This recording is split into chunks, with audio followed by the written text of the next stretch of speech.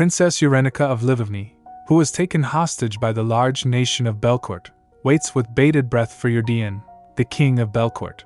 The king came and said, Princess Urenica dashes towards him. After reaching, she excitedly said, I've been waiting for you, and then she calls, De Kalb's dad. The king looks her for a moment and then asks, Who's what? Regretting what she said. Oops, why'd I say that? Stupid mouth, stupid mouth. Observing that the king doesn't look angry, she chuckles and said, I mean, your majesty, would you marry me? The king was in disbelief hearing that. He said, Princess. She was sniffling and had her hopes high. She replied, Yes. The king responds, I did not abduct you to marry you. I know that. She replies. He asks, Then why did you ask? Why? She glances at him. Because, she blushes and said, I'm totally in love with you, your majesty. From the moment I first saw you. The king declined. No, I don't love you, princess. And more importantly, you know I am engaged. Laughing it off, she said. But you said she wasn't your fiancé, he responded. Well, true. I suppose it's more like she is a future candidate to become my fiancé. Hearing that, Urenica thinks in her mind. See? I know that. Who do you think you're fooling? She then said. Yes. I suppose there's no knowing what the future brings. However, do you love Lady Elodia, your majesty? She inquires. He admits. I can't really say that I do. She asked. Then why won't you give me a chance? He glances at her and asked, Is there a reason that I should? She replied. Because I like you. He added. I don't know if that's true. Shocked from his reply, Urenica thinks. I said I like you? I even said I love you. What other reason do you need? She explained. If you marry me, you'll gain a lot more than if you married Lady Elodia. He asked, for example. She replied. I hold the title for the western region of Livovny, the breadbasket of our country. I'm sure you know of that region's reputation as land blessed by the goddess. He countered. Belcourt also has plenty of fertile lands, she continued. Anne, as the much-beloved youngest princess, my father will give you a handsome dowry, so much that you'll be unable to refuse. He countered again. Is a princess of Livovny actually concerned about the state coffers of Belcourt? She added. If you marry me, my father will immediately open up Gluckman Road. He again countered. Gluckman Road? I have a feeling he'll open the road soon, even if I don't marry you. Urenica felt defeated and despair. She thinks in her mind. It's moments like this that make me feel sad my country is small. If only he knew why I was doing this. He'd accept my proposal on the spot. So frustrating. I'm trying to save you here. If you marry Lady Elodia, a horrible villain will be born. That woman will raise your son to follow the evil path of dark magic. And as the father of the villain, you'll be murdered by your own son when you turn 40. Clenching her fists, she thinks. But if I say that, he'll either interrogate me to find out how I knew those things, or he'll think I'm insane. I really didn't want to have to do this, but... Resolving herself, she quickly turns and asks, Don't you think I'm pretty? He immediately answered, I don't know. I'm not sure. Hearing that in disbelief, Urenica wonders. What? The king chuckles and said, I've never seen a proposal like this, so it's refreshing. But I wish you'd understand that I have no intention of marrying you, princess. I'm not the type to get married if there's no love. He shrugs, hearing that Urenica was fuming and in shock. Dude, you just said you don't love Lady Elodia, he added. And now, I want to try loving her the best I can. What? She exclaims, he said. I'll return you to Livovny as soon as the king opens access to Gluckman Road. Good day. As soon as he said that, he turns and walks away. After he left, Urenica was standing there trembling with anger. She thinks in her mind, Put up all the walls you want, but I won't give up so easily. There's a reason why I'm trying so hard to make the king of Belcourt marry me. I was actually transported to the world of a web novel I was reading, specifically 20 years before the main story takes place. I'm trying to stop the birth of the novel's villain and the tragedy that's about to befall the characters. At the same time, I'm trying to save myself from my own character's fate of dying within 5 years after her body reacts badly to magic. The only person who can save me is King Eurydion, but he totally rejected me. My desperate attempts to save the both of us from becoming tragic supporting characters begin with the villain's father turning me down with no hesitation. Urenica asks, What are you going to name her, Teresa? Duke Levon already has a name, I bet. What did he say?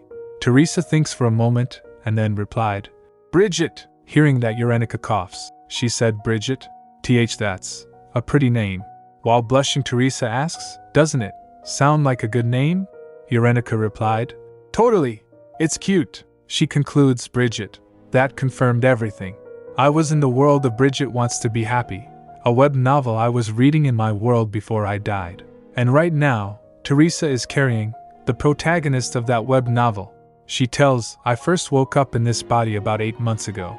When I opened my eyes, I had skin as white as snow, fluffy light pink hair like sweet cotton candy, and clear, pale blue eyes. I was a total beauty. So pretty. Looking in the mirror, she asks, is this really me? As she spoke, she realized, was I just talking in a strange language? As she was wondering, Teresa came barging. She asked, Urenica, are you okay? Urenica got blinded by Teresa's beauty. The maids asked, Your Highness, did something happen? Urenica was shocked after hearing, Your Highness? Because she didn't realize yet who she was. Teresa asks, I heard you scream. You scared me. Are you sick or something? Come on, Yenny. Don't look at me like a stranger. Urenica was still in shock. What? That's when she met her so-called sister. She wonders, looking at maids. Are those maid costumes? Teresa asks, Really, what happened? She replied, Nothing. She wonders seriously. What the heck is happening right now? Then she asked, But who are you? And where am I? Teresa and all the maids were shocked after hearing that. Bakiuste thinks that Urenica lost her memory. The room was in chaos. One of the maids shouted, Get the king! No, the royal physician! Your Majesty! The princess has lost her memory. Teresa asked, Yenny, what are you saying? After a few minutes, her mother and father came. They were crying after hearing the news that Urenica lost her memory. Her mother asks, Urenica, oh dear Yenny, do you not remember your own mother? She recalls her past life memories. What are we going to do with that girl? Do you want to take care of her? As you know, I have a family of my own to take care of. She was wondering as to what happened. Some people showed up saying they were my parents, but I don't really have anyone I can call family. She wonders, what is this place? Where the heck did I end up? She recalls her past life. I thought I died in that accident.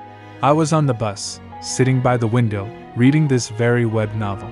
Then, the whole bus suddenly lurched, and with a huge crash, I lost consciousness, and I woke up here. She concludes, I was grateful enough to still be alive.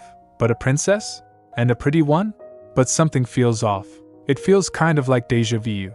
This place should be unfamiliar to me, but strangely, it's like I've heard of all this before. While she was busy in her thoughts, a guard came and bowed. He introduced himself. Princess, I am Fernando Cardona, your personal guard. She asks, Huh?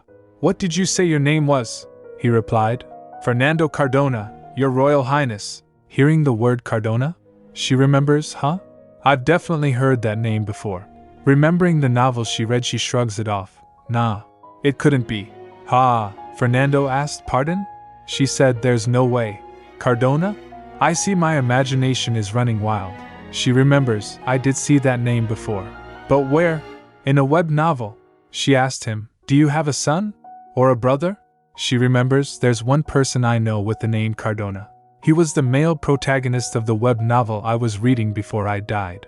The heart-stoppingly handsome knight, Alexio Lazaro Cardona. Fernando replied, A son? Your Highness, I'm not married yet, and I'm an only child. Urenica thinks, familiar words. And names. No wonder they all sounded so familiar. These are all from the web novel Bridget Wants to Be Happy. She wonders, am I really in that world?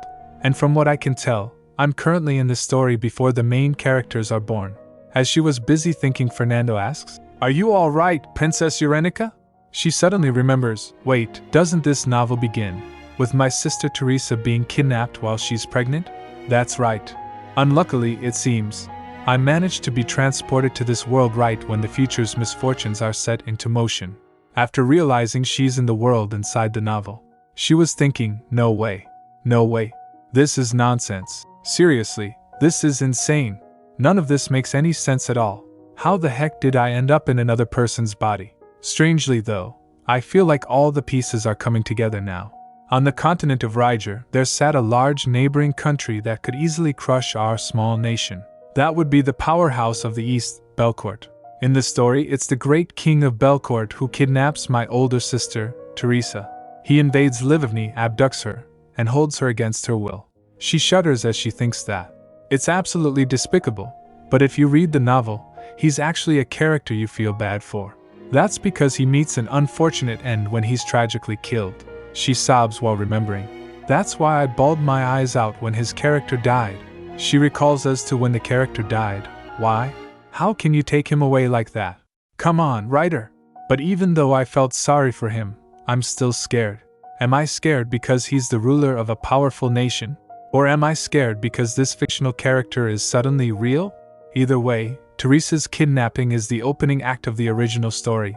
It's also the beginning of the disastrous events that befall the generation of the main character's parents. It's a passionate yet strange love story about a princess and her guard. Bridget wants to be happy.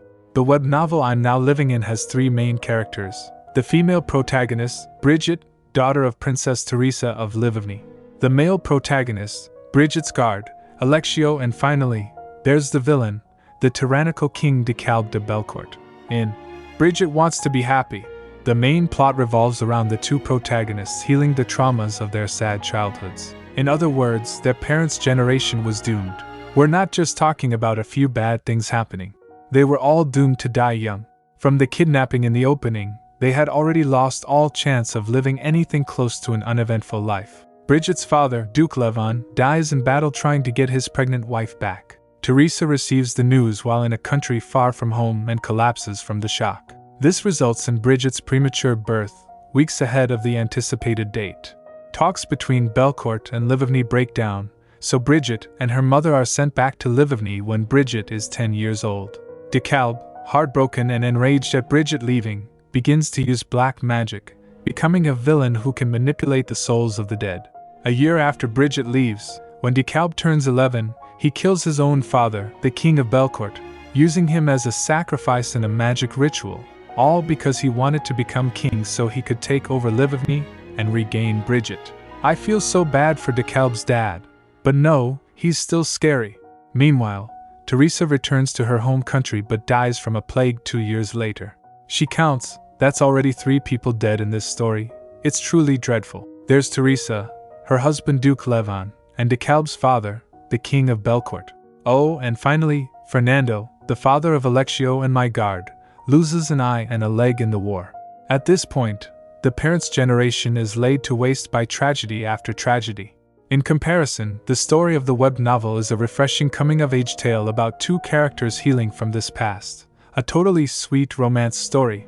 If I were still reading the web novel, I could dismiss all this as some sad backstory. But shockingly enough, it's now reality. This has to be a dream. I'm in denial. The real me must be lying in a hospital bed in a coma right now from the accident. Or maybe I was abducted by aliens. At first, I didn't accept this as reality. But I can't escape the truth anymore. I'm living a second life. Teresa is far along in her pregnancy, which means Belcourt will come barging in any time now. Teresa asks, Eurenica, why are you staring at me like that? While startled, Eurenica replied, What? Nothing, Teresa said. You're making me feel self-conscious. Eurenica said, It's just a little hard to accept that little Bridget will be born soon. Later she resolved, Yeah, I can't just sit here and do nothing. Who else can do something about this besides me? I know everything about this story. I'll do whatever it takes to stop this tragedy from happening. She devised plans. Plan A, stop Belcourt from invading Livigny. Let's break down the cause and effect. Why does Belcourt invade Livigny? I don't know. I hit a block already. It's not like the parents' stories were all that detailed in the web novel. The only thing I remember are, Livigny refused to fulfill the conditions of an agreement, and this obviously angered the King of Belcourt. She wonders, so, what in the world was the agreement? Fernando asked. Princess Eurenica, is something the matter? You don't look too well, she replied. I'm worried about your right leg and left eye, he asked. Pardon? While waving her hand she said, Never mind. It's nothing. She thinks, it's not like you'd understand. I mean, how could you understand? She then asked him. Hey, Fernando! Did Livigny and Belcourt sign any kind of treaty or agreement? He answered. With Belcourt? Are you speaking of the Glupman Treaty? Eurenica wonders. The Glupman Treaty? She then asked. Did you say the Glupman Treaty? Fernando added. In exchange for Livovny opening access to Gluckman Road, Belcourt promised to provide us with magical ore from Ezekiel, she recalls. The Gluckman Treaty. I'm pretty sure I read that when the characters in the original novel talked about what was going on between the countries. That's it. She paused for a moment. Her mind was racing. So that means the king of Livovny broke the agreement first? Bold moves for the king of a small country. The king who is now my dad, she concludes. I got it. I just need to make sure he upholds the treaty. Fernando stammered, confused as she rushed past him. Why, Your Highness? Where are you going? He called after her, Princess Eurenica. She was taking her steps as fully determined to resolve this. She said in her mind, Sorry, Ferdy. I think I have no choice but to become the hidden hero who saves this kingdom. She barges in and calls, Father. Her father replied, Oh, Eurenica, sweetie. What brings you running to my? She gets close to him, stomping. Her father gets shocked as she calls, Father, about the Gluckman Treaty, after realizing that she had come on too strong. That came out a little too bold. She tells, I knew my father's weakness was my sweet charm, so I switched tactics and turned on the cute factor. She calls, Father. He replied, Yes, sweetheart? Doting her, she said. About the Gluckman Treaty. First her father didn't say anything. She again said, the Gluckman Treaty. Her dismissed with a roll of his eyes. Oh, that? Her father turns her head to the other side and awkwardly said, Now, no need to worry your pretty little head over complicated matters of state, sweetheart. It'll just give you a headache. Looking at that, Eurenica wonders, what the heck was that supposed to mean?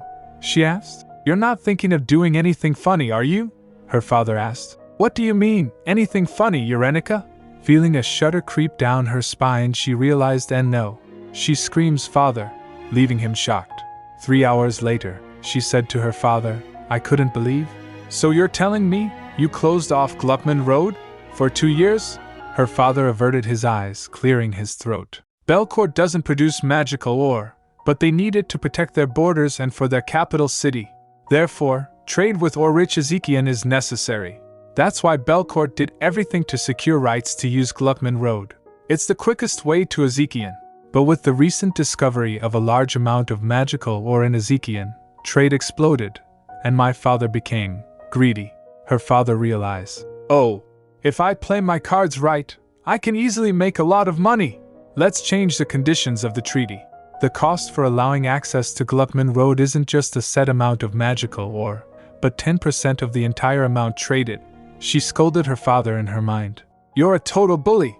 For the past 50 years, Livovny had received 100 magic ores per payment. Now, father was basically demanding 1,000, with no prior agreement. Realizing all of this, she asked her father, Aren't you afraid of Belcourt retaliating? He waved off, unconcerned.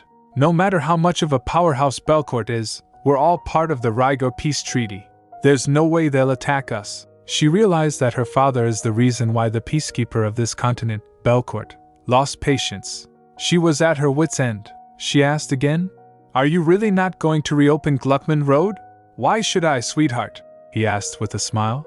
She stormed away, frustrated beyond belief. Earg, is this guy for real? She failed before she even had a chance to get started. Later, while walking in the garden, she felt defeated thinking about it. She was fuming. Teresa asked while concerned, Eurenica? Is something wrong? You're sighing so much. She tried to brush it off. No, nothing's wrong. Teresa asked again. If anything's bothering you, you have to tell me, she replied. It's nothing. She thinks, I don't want to cause undue concerns while she's pregnant. Teresa said, Whatever happens, you can count on your big sister. I'll do anything to help my Yenny. Eurenica considers, Teresa, you're an angel, she said, grabbing Teresa's hand. No, you count on me. I'll make sure nothing happens to you, Teresa. She thinks, if Plan A failed, then I'd have to resort to Plan B. Plan B, stop the king of Belcourt from abducting Teresa. While feeling determined, she thinks, if I couldn't stop the invasion, I could at least keep her from being taken. But when exactly does Belcourt invade? She quickly made her way to Duke Levin's castle, to meet his younger brother, Sergei Levin, her childhood friend. He asked, What in the world are you doing here? Why aren't you at the palace? She replied, Did he have any idea of all the things going on in my mind? He replied sarcastically, No, I doubt you have much going on in there. but she knew the only way to prepare for the future was to stay by Teresa's side and protect her. A few days ago, she was wondering as to remember when does Belcourt invade. She read it but couldn't remember. She resolved that she can't keep Teresa at the palace. She's a married woman. Sergei sighed. Not that you were ever really ladylike, but you've been acting out of control the past few months. Sergei shook his head while saying, Who'd believe that I was a princess? She replied, If you don't shut up, I'll make you.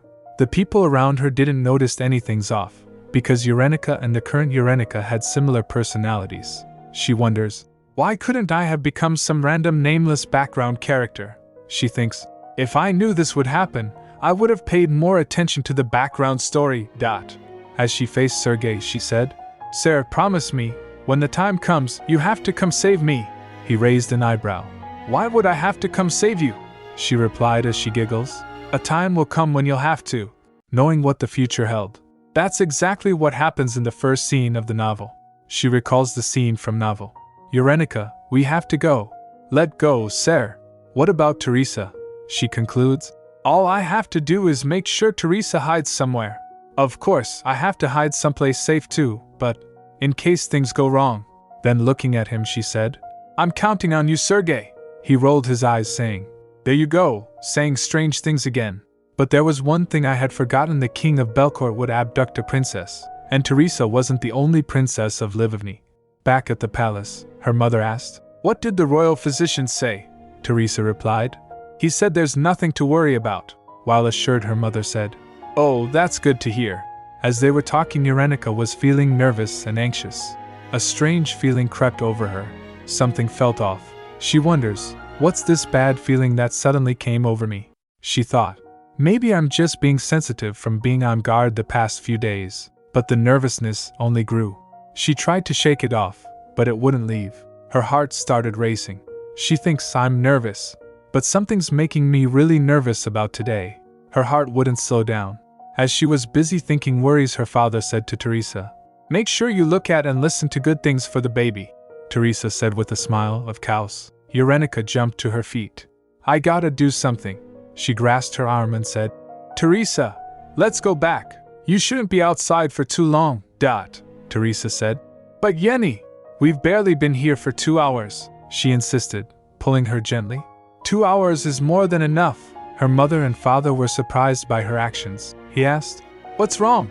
Urenica responded, Teresa gets tired easily if she's out and about too long. She said to Teresa, I'll get you home. Let's go. Hearing that, her mother said, Oh dear, I thought you were all right, Teresa. While leaving, Urenica waves and said, You should all stay in the palace today. Promise, her father said as she hurried away.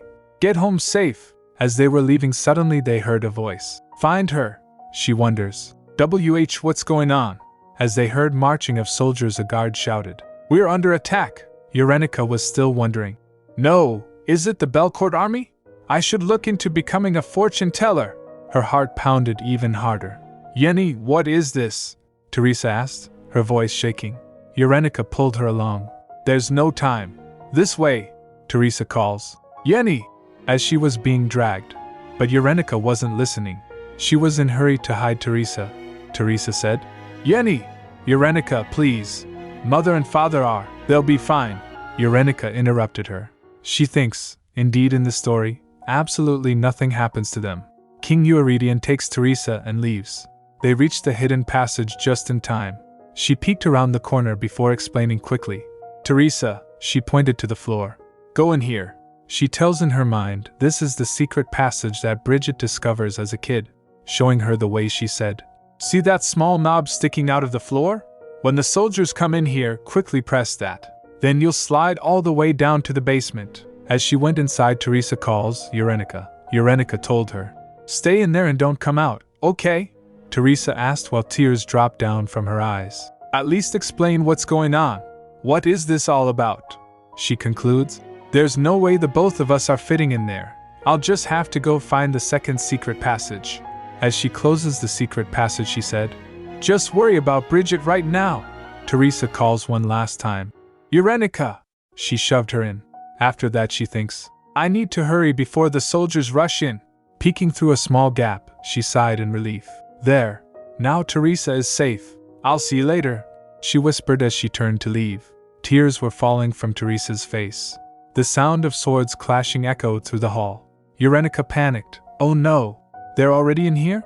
Holy crap, this is totally serious. She was hiding from the soldiers behind the pillars. She needed to go to the east wing of the palace if she wanted to get to the second secret passage. She was wondering, should I even go there? Or should I just wait here for Sergei? She hesitated, torn between running to the east wing to reach the second secret passage and waiting for Sergei to find her. She remembers, what could Sergei possibly do to save me? He doesn't know where I am. Late in the game, she realized that breaking from the original plot means she can't trust things to work out like it did in the web novel. As she was sobbing, she resolved that it's not that far. I should just make a run for it. Wiping her tears, she gathered her courage. Alright, no one's looking. She cautiously moved forward, thinking the coast was clear. I don't think anyone's looking now. While she was hoping from pillar to pillar someone was looking at her. Suddenly, she froze, realizing that the person was looking at her. His gaze was sharp. She stops and tries to cover her breath with her hand and wonders, what? How long was he looking? The person went towards her, and she trembles as he gets close. She sits down while trembling behind the pillar as her heart raced. She prayed that he just walk by. She thinks, Sergei, now would be a good time for you to come save me. If you show up, I'll give you 100 kisses. Please show up. The person gets close to her, and both of them looks at each other. Standing before her was a man with shiny silver hair and red bedroom eyes glinted with amusement. The person said, looking at her, pink hair and light blue eyes? Got you, Princess Urenica of Livovny, he said smugly. Her heart sank. The king of Belcourt. No! Sergei, you jerk, she thought desperately. The king of Belcourt abducts Urenica and lifts her up on his shoulder. He put her on his shoulder and starts walking. Urenica thinks, I'm screwed. Why is the ground above my head and the sky below my feet? She starts counting, 1 brick, 2 brick. When their soldiers saw the king taking her, they shouted from behind, Princess Urenica, unhand the princess, you brute. The soldiers came rushing to them and attacked them. The king of Belcourt kicked a soldier, while the other were confronted by his soldiers. TSK, such a nuisance. Urenica's stomach was hurting. She thinks, I said I wanted to stop Teresa's abduction, not take her place. Suddenly Sergei came running, calling her name. Urenica. Seeing him running towards her, she shouted, Sergei, what took you so long, you big jerk? Eurydion was fighting with soldiers while carrying Urenica. Urenica sniffles and said, Excuse me? Mr. Belcourt, sir? Hey, could you put me down, please? Eurydion asked. You want me to let you go? She shouted while tears fall from her face. I'm not even asking for that. I just want to be put down. I'll walk on my own 2 feet. Or could you at least hold me right side up? She added. It's just that, HNGH. It really hurts. It hurts. Your armor hurts. Eurydion put her down, but on a horse. She got shocked while seeing that she's on a horse. She hit her head on the horse's neck. What's happening? Put me down. I'm scared. Eurydion hushed the horse. Hush, hush. He rode the horse beside Urenica and said, Keep your back straight and lean against me. Urenica did as he said and asked. Like this, he replied. Yes, like that. He then ordered. Army of Belcourt, we ride. Then the horse lifts her legs and then starts galloping. We'll pass through the magic circle. Don't fall behind. Urenica wonders. A magic circle? She saw the circle, it was bright. My eyes. Eurydion cover her eyes with his hand and orders. Don't stop. Keep going. We won't stop until we're on Belcourt soil. After a while Urenica was unconscious. She opened her eyes while Eurydion was talking with Mage.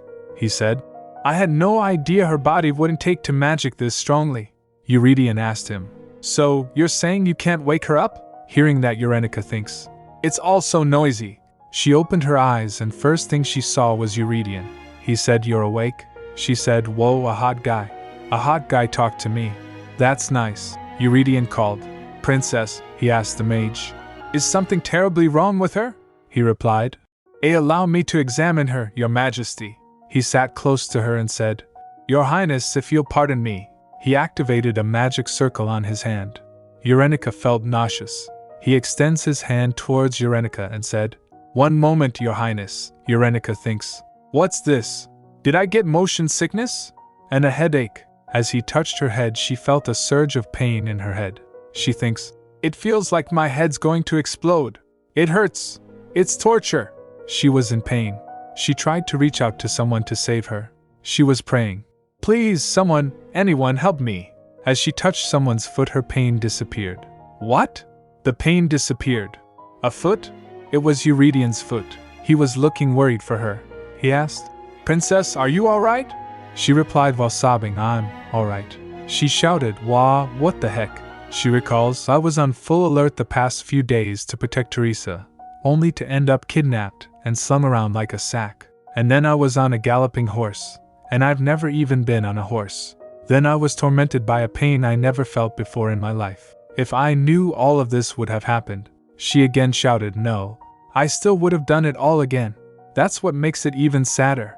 Eurydian calls, Princess. She complained, you mean it? Horrible. If you couldn't get my sister, why didn't you just go home? Why'd you have to take me? She thought, on top of that, of all the things to grab, why did I grab his foot? Eurydian then lifts her up, and she was surprised. Huh. She looks at his face and thinks, so, handsome. Tears were falling from her face. Eurydian asked, what are you so sad about? Then she realized that she was floating in the air. Her foots were not touching the ground. After that, Eurydian put her down, and she was sitting on a Belcourt's flag. Eurydian wipes her tears and said, I did not know you were sensitive to magic. I'm sorry. Did it hurt a lot? She replied. Why yes, he added. And for the sudden abduction, seems like it was quite the shock. She thinks, ugh, this is humiliating. She snatches his handkerchief from Eurydian and said, I'll do it. She then tries to understand. But what was the pain I felt earlier? Not that I feel it anymore. Then Eurydian asked, were you sensitive around magic or magical ores before? She replied, I have no idea. A magic sensitivity? He again asked. You don't know? She shakes her head and said, I've never had something like this happen before. She then said to herself in her mind, though when I say before, I mean just the past 8 months that I know of. Eurydian then asked, Rolf, what happened? He turns his head to look towards him. Looking at him, Eurynica recalls, one moment, Your Highness. The guy who touched me before? The pain got worse after that man touched me. I know it, Rolf explained. If someone is more sensitive to magic than the average person, something like this can easily happen. Eurydian asked, could the person with the sensitivity not know about it? Rolf takes a glance and said while thinking, maybe if one grew up in an environment with little to no exposure to magic. Eurydian again asked, then why is she fine again? Rolf replied while anxious, I'm not quite sure myself, Your Majesty. He bowed and said, perhaps I can find out if I examine the princess a bit more, but it seems difficult to touch her. Eurydian takes a sigh and said, I see. Anyhow, I guess this means it's impossible to use a magic circle again. He stands up and instructed, we've crossed the border, so from this point on, we go by horse. The soldiers replied, yes, sir. Eurydian then said to Eurynica, you also seemed unfamiliar with horse riding. Eurynica quickly replied, I can ride a horse, he said. You look too scared to be saying that, she said. I can't ride one on my own, but, she thinks in her mind, for some reason, I feel like I'm being a huge bother. Wait, hold up. I'm the one who's kidnapped here. Why am I worried about bothering the kidnapper? The reality struck her, he said. Then you'll come with me. If we ride all day, then we'll arrive the day after tomorrow. Eurynica thinks in her mind. Yeah, it's all because that guy's being too nice. No matter how I think about it, he's way too considerate for a kidnapper. DeKalb as a character easily became obsessive because he felt deprived of love and affection. I thought his father would be a lot colder. Asterisk. Eurydian extends his hand to offer her. Get up. Eurynica grabs his hand and said, thank you? She asked. Do you have any intention of returning me to Livivny? Eurydian doesn't speak for a moment. Eurynica thought, I knew it. No matter how nice he looks in the novel, he's the guy who kept Teresa captive for 10 years. Eurydian spoke. Once I reach a settlement with Livivny. Until then, I'll guarantee your safety and comfort. I swear on the name of Belcourt. Hearing that, Eurynica recalls, this is a man who will be brutally slaughtered by his own son before he turns 40. This is probably what it feels like, to be the only person in this world who knows how his life will end. He asked, so may I request your cooperation, princess? Eurynica thinks, I feel a similar sense of responsibility that I did for Teresa. he continued. Thought there's not much I can do if this comes across as a threat.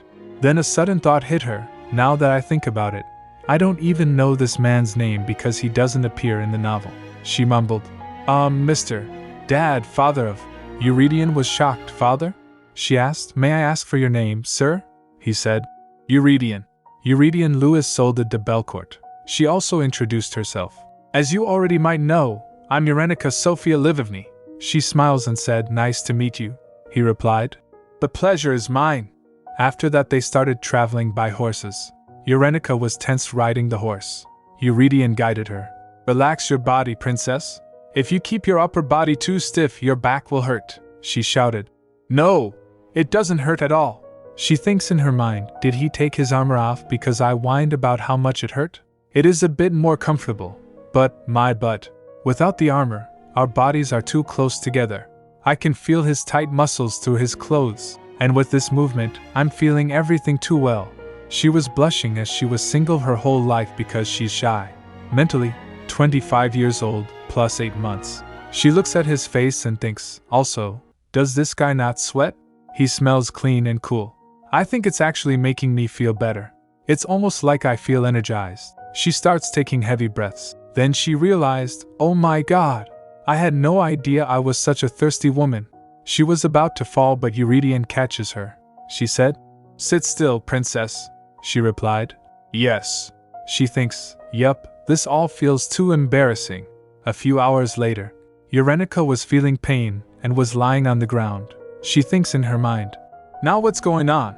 Humph, all I did was watch Rolf make a fire. I'm dying.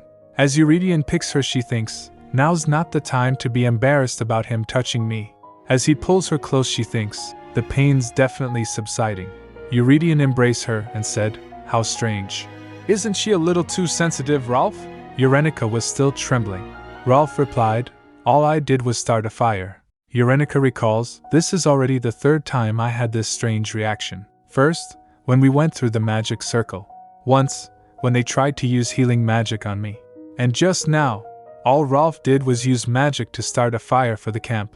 Rolf said, It seems that the princess is a person unadapted to magic. Eurydion asked while patting her. Unadapted to magic? Rolf said. Yes.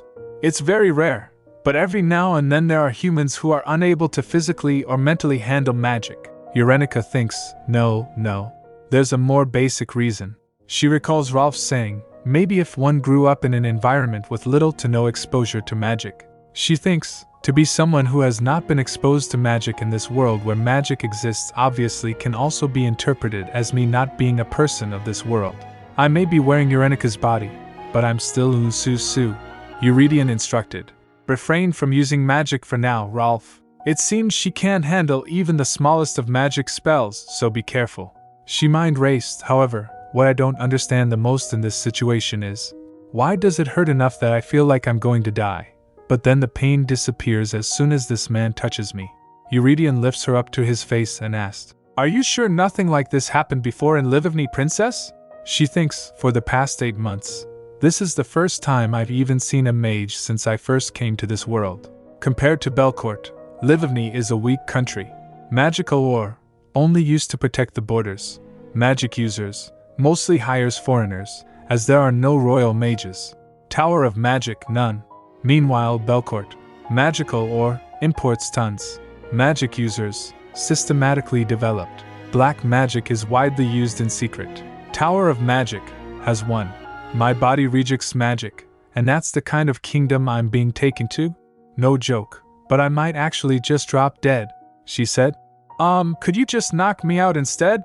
Eurydion asked. What? She said. Just whap a real quick one in the back of the head. You should be able to quickly make it to the palace while I'm out, he asked. So you want me to hit you? She said. At least that pain is momentary. It'd be nice to open my eyes and be in a bed, he said. I reject your request. He put her down and said, I won't allow the mistreatment of another kingdom's royalty, she asked. Why do you have to be such a considerate kidnapper? She then pointed and said, That guy over there has an arm that's sliced open, and look at that guy's leg. You can't even light a fire without magic. That means we can't eat, and you can't heal them either.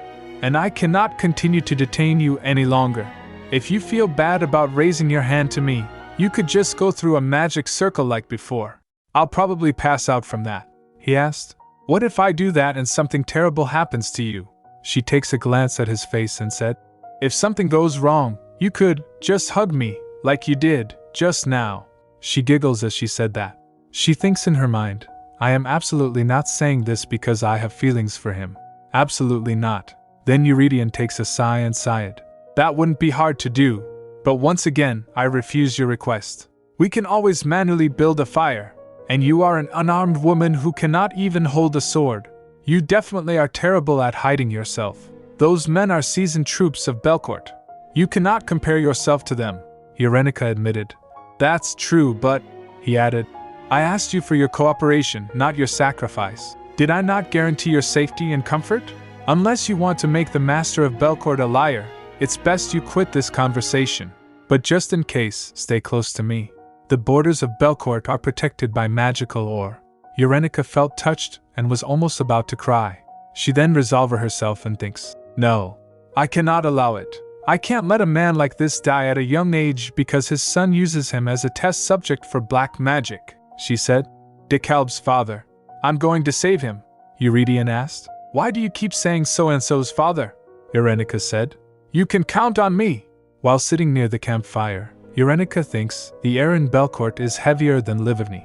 It's so imbued with magic that I felt like I could hardly breathe. Yet, just being next to him makes it easier to breathe. This man definitely has some kind of miracle cure coursing through his body." Eurydion asked. "Is there no treatment then?" "Nothing has been discovered yet," Rolf replied, keeping his distance for her safety. Eurenica thinks, "This is a serious situation."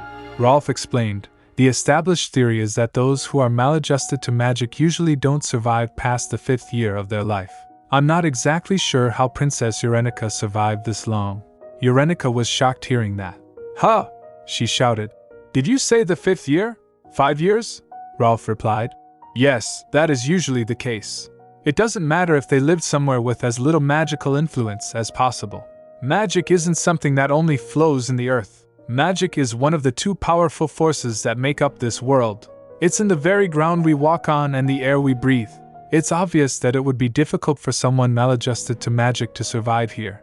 "Don't give me a death sentence with such a calm look on your face," she exclaimed to herself. Rolf replied, "I'm simply stating that you're an exception, Your Highness. You made it totally fine into adulthood." She thinks, "That's because the real Eurenica was fine until now.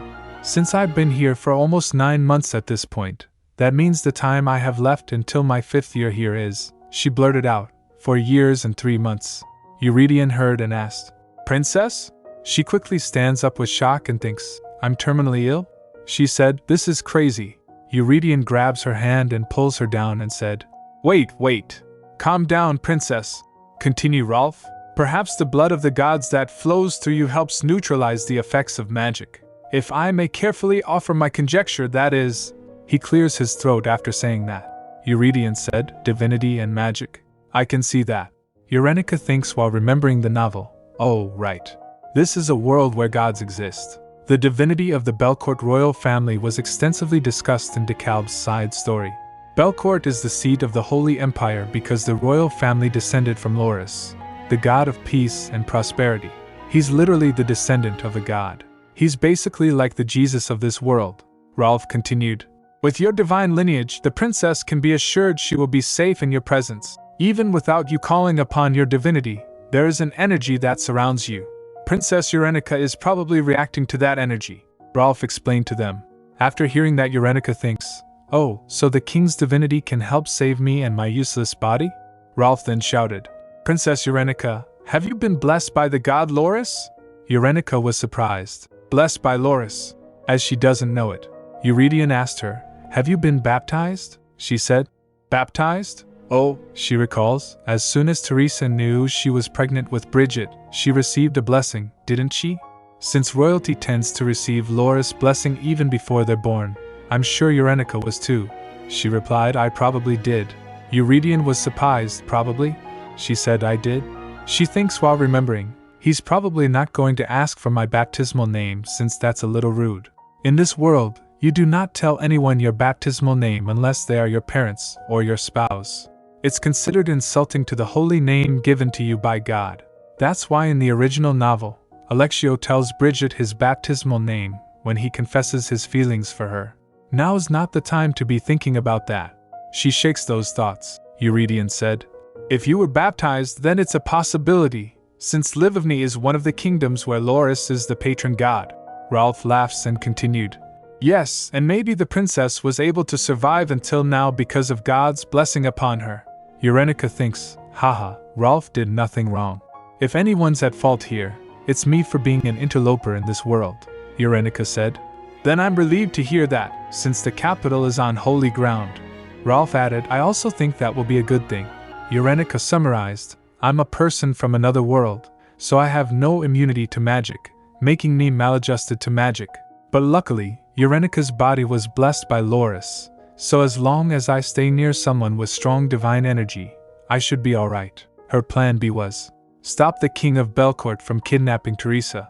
The plan was almost a success, but I stupidly ended up kidnapped. On top of that, I'm absolutely useless since I unexpectedly found out I'm sensitive to magic. She takes a sigh and thinks, my survival is most important, so now's not the time to be worrying about someone else. She takes a glance and thinks, but I can't believe that the supporting character who dies a tragic death in the original novel is now the person who'll save me.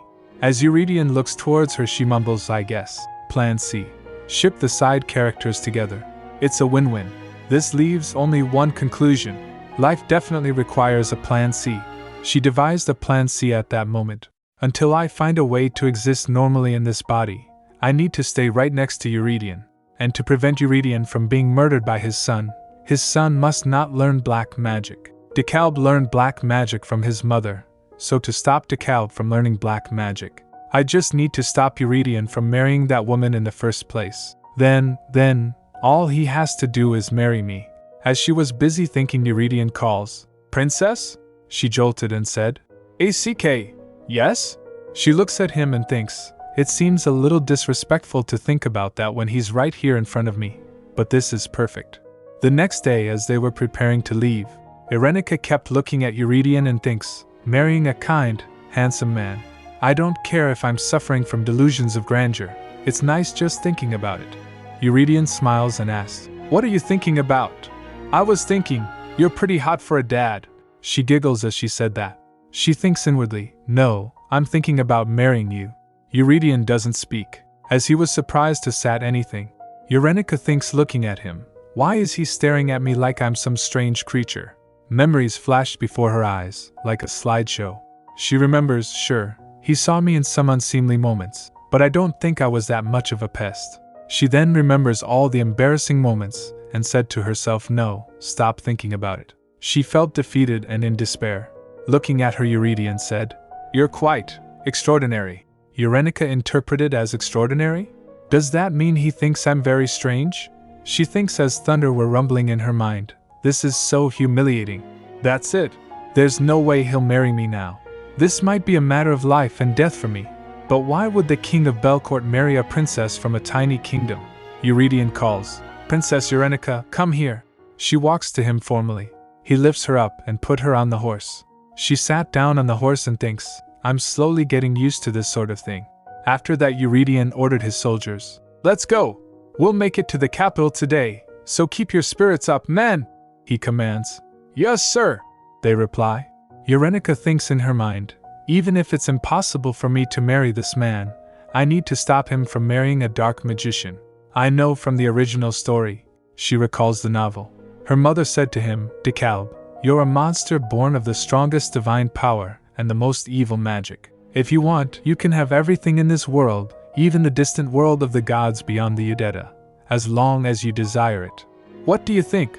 Do you want to hold all the power in the world in your hands? She concludes she's at fault for DeKalb's corruption. She led her own son down the path of black magic. She must be out of her mind. She thoughts, then how do I stop this marriage? A sudden thought hits her, wait, hold on. When does Eurydion get married? I know Bridget will be born in 2 months. No, since Teresa didn't get kidnapped, maybe it'll be 3 months from now? Bridget and Alexio are the same age, and DeKalb is 1 year younger. DeKalb is 1 year younger than Bridget? If I'm being generous, I have only a year to stop this. Your Majesty? She asked hesitantly. He replied, What is it? She thinks, how should I ask him this? He calls, Princess? She blurted out, Your Majesty, are you unwed? Or are you expecting a child? What? He exclaims. She thinks in her mind, I know this is ridiculous. He replied, First, I'm not married yet. She asked, Yet? He continued, Therefore I obviously don't have a child and I am definitely not expecting one. After hearing that, she thinks, unmarried with no kids is a good thing. But why did he say yet? Why do I have a bad feeling? He said you ask peculiar things, Princess, and with no provocation. They finally arrive in Belcourt. The city looks old and historical, while Livovny looks more charming in comparison. She was glancing all around. Eurydion puts her robe on her and said, The crowd's gaze might be uncomfortable. Irenica looks at the Corrid. The crowd cheers. Sire, long live Belcourt! Eurenica thinks, this is a huge crowd, and if it wasn't for this cape, I would have been completely overwhelmed. He's so kind-hearted, the perfect husband material. After reaching the palace, Eurydion puts her down the horse. She thinks, if I could, I'd kidnap him myself and make him my husband. Not that I really could. But a girl can imagine. Suddenly someone came running to Eurydion and said, Your Majesty, I'm so relieved you made it back safe and sound. You have no idea how worried I was. Eurenica was surprised looking at her. Lady Elodia starts the conversation with an emotional declaration. I miss you, Your Majesty. Her passionate words immediately grab attention, but Eurydion's calm and distant demeanor contrasts her fervor. The protagonist watches the interaction, stunned, thinking, whoa, no freaking way. Lady Elodia continues dramatically. Every day, my tears wet my pillow. Do you understand how that feels? The protagonist is speechless at the scene unfolding before her, observing Lady Elodia's stunning beauty and noting, she's gorgeous. Her voice is beautiful. The way she talks, it's absolutely bewitching. Even though the protagonist is a straight woman, she admits, I can't help being drawn to her. I wonder how Eurydion. Her thoughts are cut short when Eurydion responds to Lady Elodia's emotional plea with a flat. It's only been 3 days, Lady Elodia. Lady Elodia isn't deterred and counters passionately. Those 3 days felt like 3 years to me. Eurydion, however, seems unmoved, and the protagonist notices this, thinking, what's with that look on his face? How can he look so uninterested with this beautiful woman in front of him? She observes his reaction, or lack thereof, and muses. He says he's thinking of falling in love, but he looks like she barely registers on his radar. Making a pretty lady cry like that, so cruel. The least he could do is say something to reassure her. The protagonist debates intervening herself but ultimately stays quiet. Lady Elodia presses on, saying, Oh my, don't you think you're being a little heartless, Your Majesty? I might live in this very palace one day, so why should I not be here? On top of that, she pauses dramatically before adding, The man who might become my husband has returned. Who else would come out to greet you? Eurydion gives a short, polite response. Yes, thank you. This leaves the protagonist reeling, her mind racing. She might live here one day? The man who might be her husband. What? Does that mean this beautiful woman is the Kalb's mother? The protagonist pieces together more clues, thinking, the one who will be the queen of Belcourt and Eurydion's wife. The evil black magician and necromancer who can control corpses and summon souls from hell. The true nemesis of the protagonist's parents' generation in the original novel. So Lady Elodia? Eurydion finally clarifies. I'm not married yet. The protagonist, however, misinterprets this as confirmation that he's already betrothed. Her thoughts spiral into despair. When he said he wasn't married yet, he just meant that he was betrothed. Lady Elodia asks softly, Are you hurt, Your Majesty? The protagonist reflects bitterly, it's hopeless. No way could I compete with that pretty lady, not a chance. She even considers absurd ideas. I'd probably have a better chance flirting with the villain's mom and convincing her to not teach DeKalb black magic. She labels this her Plan C, shipping the side characters as a win-win. The emotional tension builds further when Lady Elodia says, Enough crying, Lady Elodia. I don't have a handkerchief right now, Cuas. I have all of his handkerchiefs, covered in tears and snot besides. Eurydion shifts the conversation, saying, It's probably best if you go back home right now. I can't keep my men standing around like this any longer. I also have an important guest. Lady Elodia is taken aback but doesn't relent. Meanwhile, The protagonist observes Eurydian's rigid demeanor. I knew Eurydian could be a rigid guy, but he's not falling for her charms at all. She compares her own position to Lady Elodia's, concluding, considering that he doesn't treat her any differently than me, and they're engaged, my plan definitely doesn't have a chance. The protagonist is still deep in thought when she notices Lady Elodia glaring at her. Suddenly, her head begins to spin, and her body feels heavy. She panics, thinking, this feels different from anything else I've felt. This is strange. My body feels heavy. I feel like I'm sinking into the ground, deep into the ground, deeper and deeper, down into the underworld. The realization hits her. The underworld? Wait, did the pretty lady? Before she can piece it all together, Lady Elodia makes one last plea to Eurydian. Then at least promise me we'll see each other again soon, so that I can look forward to something while waiting. See you next time. Meanwhile, the protagonist struggles with an overwhelming sensation. It feels like the blood is being drained from my body. I'm being dragged down. The guards and onlookers notice her distress, shouting, Princess Eurenica! Your Majesty, the princess! She gasps, struggling for air. I can't breathe. I feel like I'm going to die. Eurydian steps in, saving her from the brink once again. The protagonist looks at him in awe, thinking, once again, this man saved me. But Lady Elodia's presence looms heavy, and the protagonist hears someone say, I don't know who you are, but it looks like you're being haunted by the damned. The protagonist's thoughts race. That feeling I just had. She definitely tried to kill me with black magic. Invisible hands of the damned that can drag a living person into the underworld. That's exactly how DeKalb's magic was described in the novel. Eurenica's mind races as she pieces together her predicament, silently screaming, What the heck did I do to you, lady? Eurydian's commanding voice interrupts, addressing Soliae Elodia directly. Lady Elodia, she responds with a composed, Yes, your majesty. His tone sharpens as he continues, You speak imprudently to royalty of another foreign nation. As a vassal of Belcourt, you should not embarrass me. Soliae immediately shifts her tone, offering an apology. I was simply worried for you, sire. The tension rises when Eurenica stammers internally, what? Soliae now turns her attention to Eurenica, adopting a diplomatic front. I see that you're royalty from Livivny. I'm sorry if I insulted you. You seem very unwell. If you'd like, as an apology, I would like to show you to your quarters. Would that be alright? The offer, however, sets Eurenica's nerves on edge. Her thoughts run wild. What? Sorry if I insulted you. She wants to show me to my room. I would have fallen for that pretty face if it wasn't for the attempted murder. I'm not an idiot. No way I'm following. Feigning illness, she collapses dramatically, gasping. Princess? I'm dying. Eurydian sighs with exasperation. Your Majesty, you don't give me a moment's rest. Eurenica inwardly grins. Nice, just as I planned. I'm not much of an actor, but I was the queen of faking illness back in the day. Eurydian dismisses his knights with a simple command. Men, good work. You may go rest now. They bow and respond in unison. Yes, your Majesty. He then turns to Soliae, his voice firm.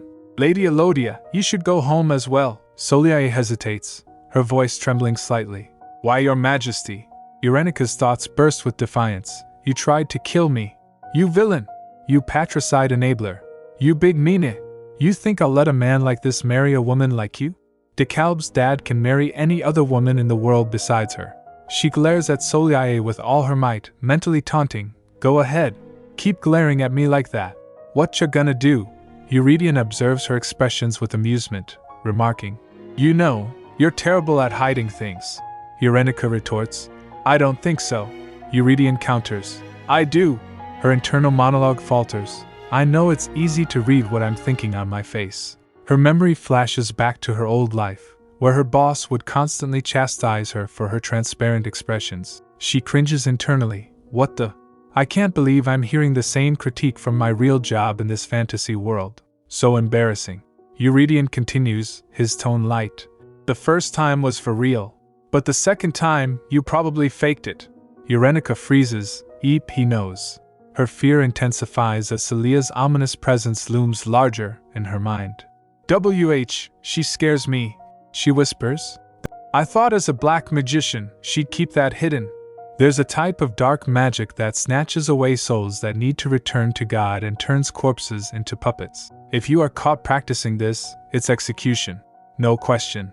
That is why black magic is secretly passed on, from teacher to student, and from that student to their student, and so on. Eurenica reels as the pieces come together. Yet the fact that she openly holds the spot of second in command at the Tower of Magic is. Her thoughts trail off as she considers Celia's immense power. Oh, she must be very powerful, but she gives me a strange feeling. A sudden realization strikes her. I think I messed with the wrong person. Eurydion addresses Eurenica, his voice calm but resolute. I'll speak with Soleil so that she doesn't use magic in your presence. Eurenica protests weakly. No, what I mean is, I felt cold, damp, invisible hands. Eurydion reassures her. But it might be best if you two avoid one another.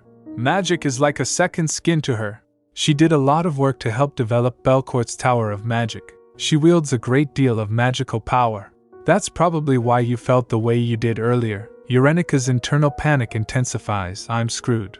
I can't even try my luck here. She's struck by the futility of her situation, whispering internally, that woman you trust so much is a black magician who should be executed right now. I found out because I read it all in a book. It's not like I can tell him that. She glances nervously at Soleil, thinking, besides, if I don't watch what I say, I feel like that scary lady would totally slaughter me. Euridion's commanding presence returns as he asserts. She will no longer freely enter the palace as she did today. Eurenica's heart flutters unexpectedly. Whoa, DeKalb's dad is so cool. Her composure falters as she stammers. Thank you? She catches herself, embarrassed. I almost fell for that handsome face. The scene shifts as Eurenica's attention is drawn to a palace in the distance. She marvels at its architecture. The onion-shaped white domes, the big windows, the ivory curtains. A little palace that looks like the royal palace in Livivny. As realization dawns, she gasps, is this? Let me down, please. Her thoughts flash back to the original novel. There Zia held her pregnant stomach as she looked up at the white onion-shaped castle in a daze. It was an exterior that reminded her of her home, and tears poured down her face. Did the king of Belcourt arrange this for her? She realizes. This is where Zia and Bridget lived in the original novel. Beryllia Palace. Eurenica stood in awe, thinking. It looks exactly like how it's described in the novel. She was interrupted by a polite greeting. It's an honor to meet you, Princess Eurenica. Confused, she replied with a hesitant. The maid, with light brown hair, approached her with a warm demeanor, pulling back the curtains gracefully. Your Grace, how are you feeling today? She asked, her tone gentle and precise. Eurenica observed her attentively, recalling the novel. This particular maid looked after Teresa with the most care out of all the maids in Beryllia Palace. Trying to mask her familiarity, Eurenica responded, I'm all right. But the memory of the novel lingered. Teresa and Bridget were closest to this maid, Marianne, during their time in Belcourt. This is my first time meeting her, yet I feel like I know her already. What the? This feels strange. Walking through the palace, Eurenica noticed every detail. The grand staircase, the radiant sunlight streaming into the room. This is where Teresa and Bridget lived, where Bridget's story began. The vivid sunsets described in the novel. It's all here. The world that had once existed as words on a page was now tangible. Standing in the room, Eurenica felt conflicted. Even though I confirmed a long time ago that this was the world of the novel I was reading, why do I suddenly feel this way? Is it because this is where Teresa spent 10 painful years? She steeled herself.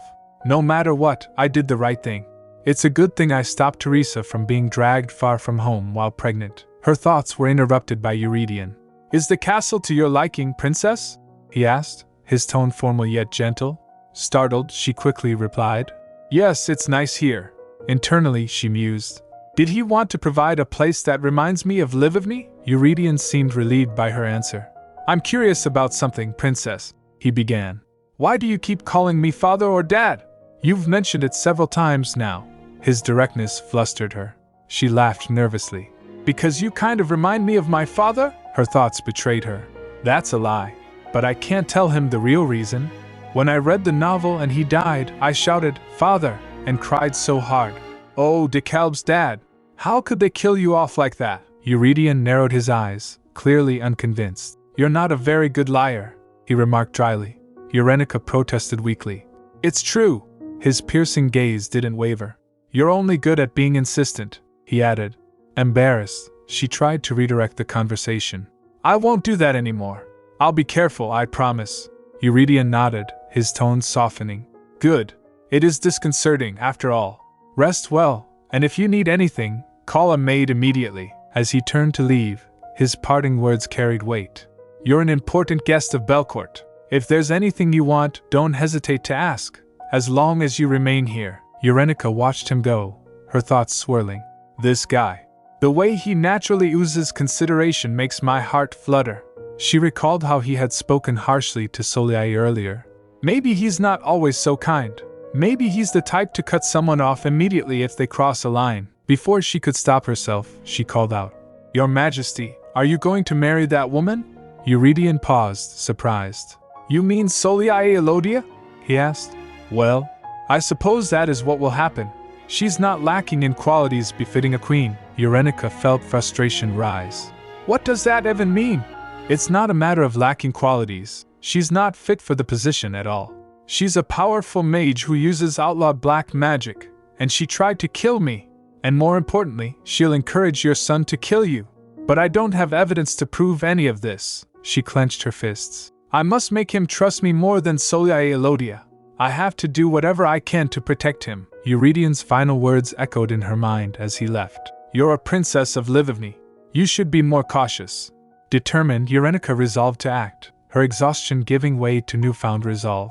Eurenica finds herself in an unexpected lesson as Eurydion begins to lecture her about being cautious. Eurydion advises firmly. Be more cautious. First, in private places like your bedchambers, you should not allow just any person inside. Eurenica responds cheekily. But you followed me in here, sire. Ignoring her comment, Eurydion continues. Secondly, if anyone follows you in, you should immediately order them to leave. Eurenica tilts her head in confusion. What do you? Eurydion doesn't stop, stating his third point. Thirdly, do not hold on to any man who willingly leaves. Eurenica is taken aback. Why'd he have to specifically say man? Is he talking about this situation right now? Deciding to push her luck, she considers this a chance to test his boundaries. What if I have feelings for him? How far can I push this? She resolves to use her charm to gain the upper hand over Soliai Elodia. Trying her best to be alluring, Eurenica boldly asks, What if I were to say I have feelings for you, sire? Would I still have to be cautious? Eurydion's expression doesn't waver. He responds calmly. And fourthly, don't say words like that to just anyone anywhere. That's not... He sighs, glancing at her antics. You really should not try to fool me, princess. Eurenica freezes, but her thoughts race. He thinks he notices things well? Yet he has no idea how evil the woman he trusts is. She quips aloud. So you don't see me as a woman? Eurydion's expression hardens. Why are you not a woman? And that sort of thinking does not justify your reckless behavior, princess. He pauses, then adds with a sigh. You truly are unpredictable. I leave you to your rest. As Eurydion leaves, Eurenica slumps. Dang it. I failed. So not just any old trick is going to work on seducing this man, huh? Fine. Just you wait and see. In Eurydion's thoughts, he reflects on the curious princess. What in the world does that young princess of Livivny wish to do? Such an interesting woman. Nothing about the cute way she looks says she's strong or determined, yet I can definitely sense that inside her. He recalls the reasoning behind his recent actions. I never intended to harm whomever I kidnapped. The attack was supposed to be a warning to Livivny, nothing more. I thought stepping in myself would send a direct message. I even ordered my elite unit to cause minimal damage. Yet, somehow, I feel like I brought back something quite troublesome. His musings are interrupted as a subordinate reports. We've removed anything that might have magic within a 200-yard radius of Berillia Palace. Eurydion nods, but after a moment's thought, he orders, Make it 500 feet. The subordinate hesitates. Sire? That will reach the royal garden. Eurydion remains firm. That's all right. Go ahead and do it. I promise to guarantee her safety, and I wouldn't want to find her harmed by accident. Later, Eurydion observes Eurenica from afar, smiling faintly. She's like a kitten who doesn't know anything about the world. Turning serious, he commands Ferric. Don't allow Soliai Elodia to enter the palace grounds for now. Let the staff know. Ferric is taken aback. But, Your Majesty, Lady Elodia may not take this kindly. Eurydion brushes off the concern. Until now, I didn't concern myself with Lady Elodia, but with such an important guest to protect, I cannot allow her free rein. Her unchecked magic is a risk. The next day, Eurydion reflects on his decisions, only to slightly regret one of them as unexpected developments arise. Eurenica wakes up and stretches groggily. That's strange. You must have been exhausted from your long journey. You slept almost the entire day, a maid informs her. The whole day? Eurenica gasps. She feels her body, noting, my body does feel a little lighter after sleeping for so long, but I don't feel any more refreshed. Her thoughts swirl as she considers, wonder if I'll feel better once I wash up and eat. Also, it's strange that I slept almost 24 hours without waking up once. I definitely felt like I was recovering when I was standing in front of Eurydion. With a shrug, she rationalizes, I guess I was just exhausted. I did sit on a galloping horse all day. As Eurenica accepts her situation, a maid enters to speak. Your Highness, I was given special instructions for looking after you. Oh? And what might those be? Eurenica asks. You are sensitive to magic? The maid inquires. Yes, quite a lot actually. Eurenica admits, quickly adding, but I'm alright, so don't worry. She waves off the concern, determined not to let her weakness define her. After all, the treatment for being maladjusted to magic is the king himself. Despite her reassurances, the maid looks at her with pity. Eurenica mutters to herself, that's the face of someone worried for a terminally ill princess who's putting on a brave face. She raises her voice to clarify. No, that's not me. No need to feel that way, the maid then shares. All the magical ores in Beryllia Palace have been removed, not just here, but also within 500 yards around the palace. So you can put your mind at ease. Eurenica considers this, trying to calculate the distance. How far is a 500-yard radius? She notices the maid looking at her amusedly. She probably thinks I don't know the palace layout at all, and she'd be right. The maid suggests, would you like to go out and walk the grounds? There are markers as you reach 500 feet, so it won't be difficult to spot. Markers? What markers? Eurenica wonders aloud. She decides whether I flirt with Eurydion or chase off Soliae. I'll be staying here for the time being, so I might as well get a lay of the land. Better to see for myself than ask a bunch of questions. As Eurenica begins her exploration, she marvels at the scenery. She really meant it when she said the markers wouldn't be hard to spot. She mutters. She notices a garden in the distance. It looks like a garden of sorts over there. Is that the palace garden? The maid confirms. Beyond those markers is the royal garden by the main palace. The 500-yard radius goes to the main royal garden in the east, Chiarda Palace to the west, the drill hall to the south, and the northern gate of the palace grounds. That is what makes up the boundary, the maid adds. Within those boundaries you are safe, but if you were to go beyond them, it's dangerous because there's no way of knowing where and how magical ores are used, Eurenica finishes. She reflects, overall, this is much better treatment than any typical hostage would receive. But I'm still trapped. I can't exactly complain since the source of the problem is my own body's reaction to magic. The maid continues. The king ordered that if you wish to leave the boundary, to inform him immediately. Eurenica perks up, thinking, does that mean he'll come see me himself? She then sighs. Maybe I was just imagining it when I thought he was being weirdly guarded yesterday. Still, I'd like to go beyond the garden. Where should I take you, Your Highness? Before Eurenica can answer, a new voice interjects. I was assigned by the king to escort you wherever you wish to go, Your Highness. And you are? She asks. I am Thierry Schumart, a priest at the Temple of Loris. He introduces himself with a bow. Eurenica's thoughts race. I can't believe this king. He actually assigned a priest to me. Is this his way of saying he doesn't even want to see me? Thierry gives her a brief tour, explaining. The garden we just passed is Verishad Royal Palace's central garden. It was a special place for the late king and queen. Since there is no queen at the moment, the gardener manages the grounds, Eurenica pries. Does the king ever take a walk there? Thierry responds. The king's personal residence is Belcourt Palace, which faces the garden. He walks there frequently and also has tea time with Lady Elodia there. At the mention of Soliae, Eurenica's interest sharpens. Are they betrothed? They are not officially engaged, but there are considerations to make her the next queen. Thierry replies cautiously. Eurenica frowns. So it's not official. Lady Elodia is the one clinging to the king. But Thierry's next words throw her off. In my opinion, they might be engaged before this year passes. Eurenica reels, I'm back at square one. If he's not refusing outright, that means he doesn't dislike her. Does the king have feelings for her? Thierry clarifies. It seems more like he doesn't particularly dislike the idea of the union. Lady Elodia is a great strategic match as his partner. She's to be the next master of the Tower of Magic. Eurenica thinks bitterly. For a weakling like me, Belcourt Palace is basically the final dungeon. How am I supposed to seduce the king if I can't even get close to him? She steals her resolve. Then I'll wait until he comes out here. I have time, and I'll focus on the garden first. From that day forth, Eurenica makes the central garden her base of operations, keeping an eye out for the elusive king. She marches off to the garden, where she spends day after day, waiting. But no matter how long she waits, Eurydion de Belcourt is nowhere to be found. On the fourth day, Thierry approaches her cautiously. Your Highness, Eurenica glares at him.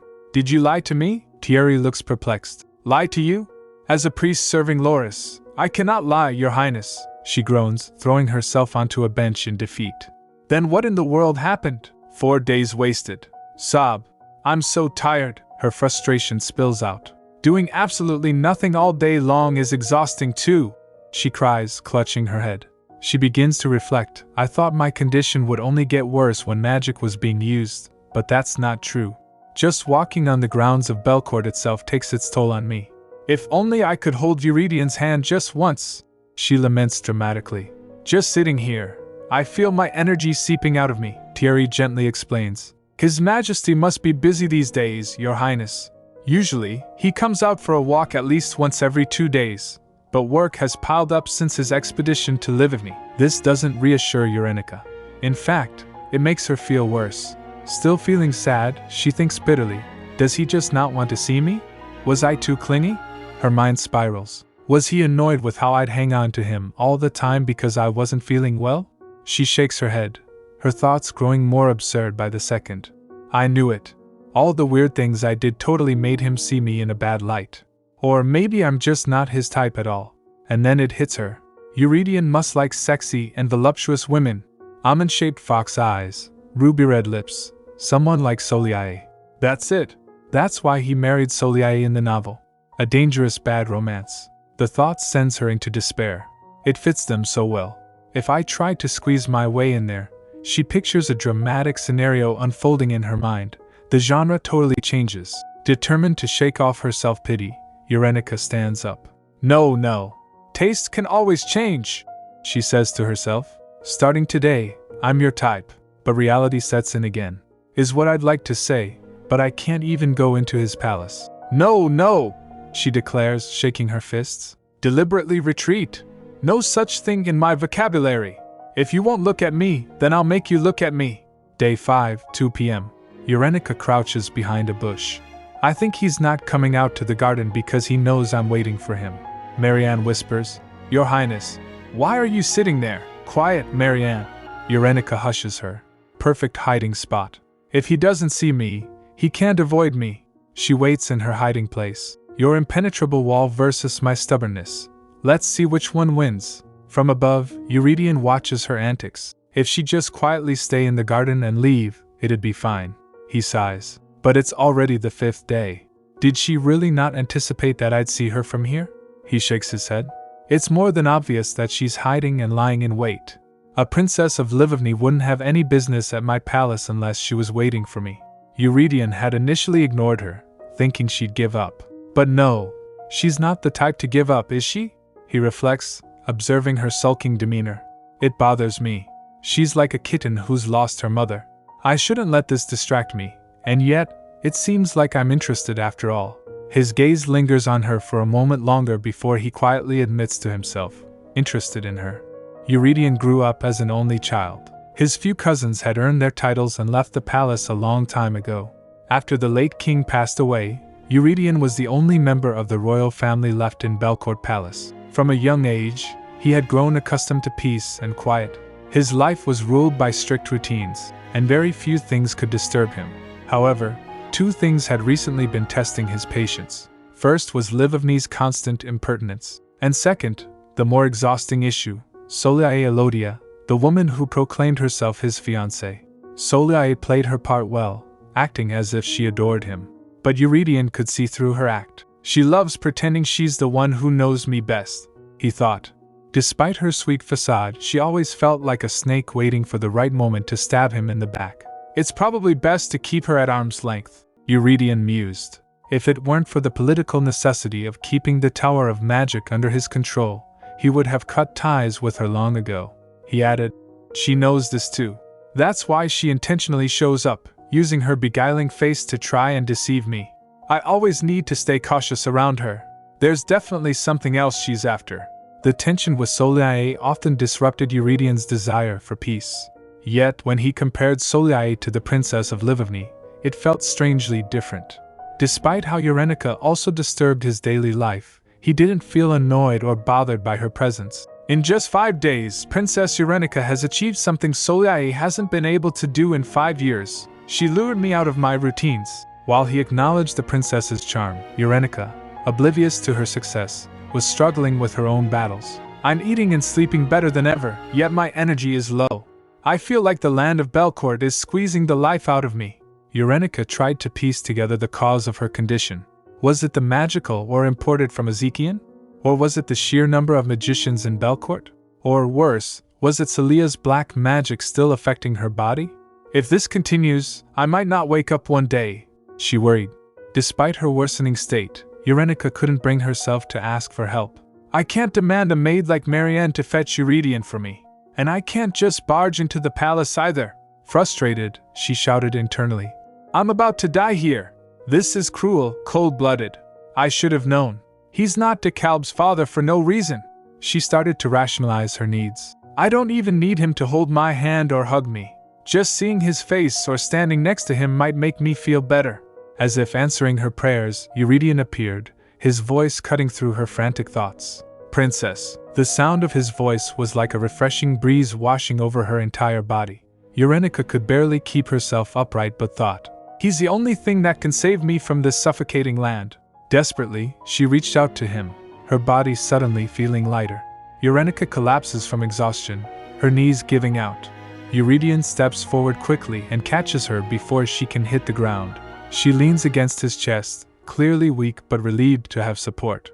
A soft glow begins to emanate around them, suggesting a magical connection or something unusual. Eurenica's face softens with relief, her tension fading. The scene ends with Eurydion holding her, the surrounding atmosphere calm and still. Eurydion, noticing Eurenica's weakened state, softly calls out, Princess, your condition. Eurenica leans into him, thinking to herself, I can feel my depleted body slowly being re-energized. Desperate, she clutches onto him tightly, mentally pleading, I don't want to let go. If I do, this heaviness I feel from the earth will squeeze me again.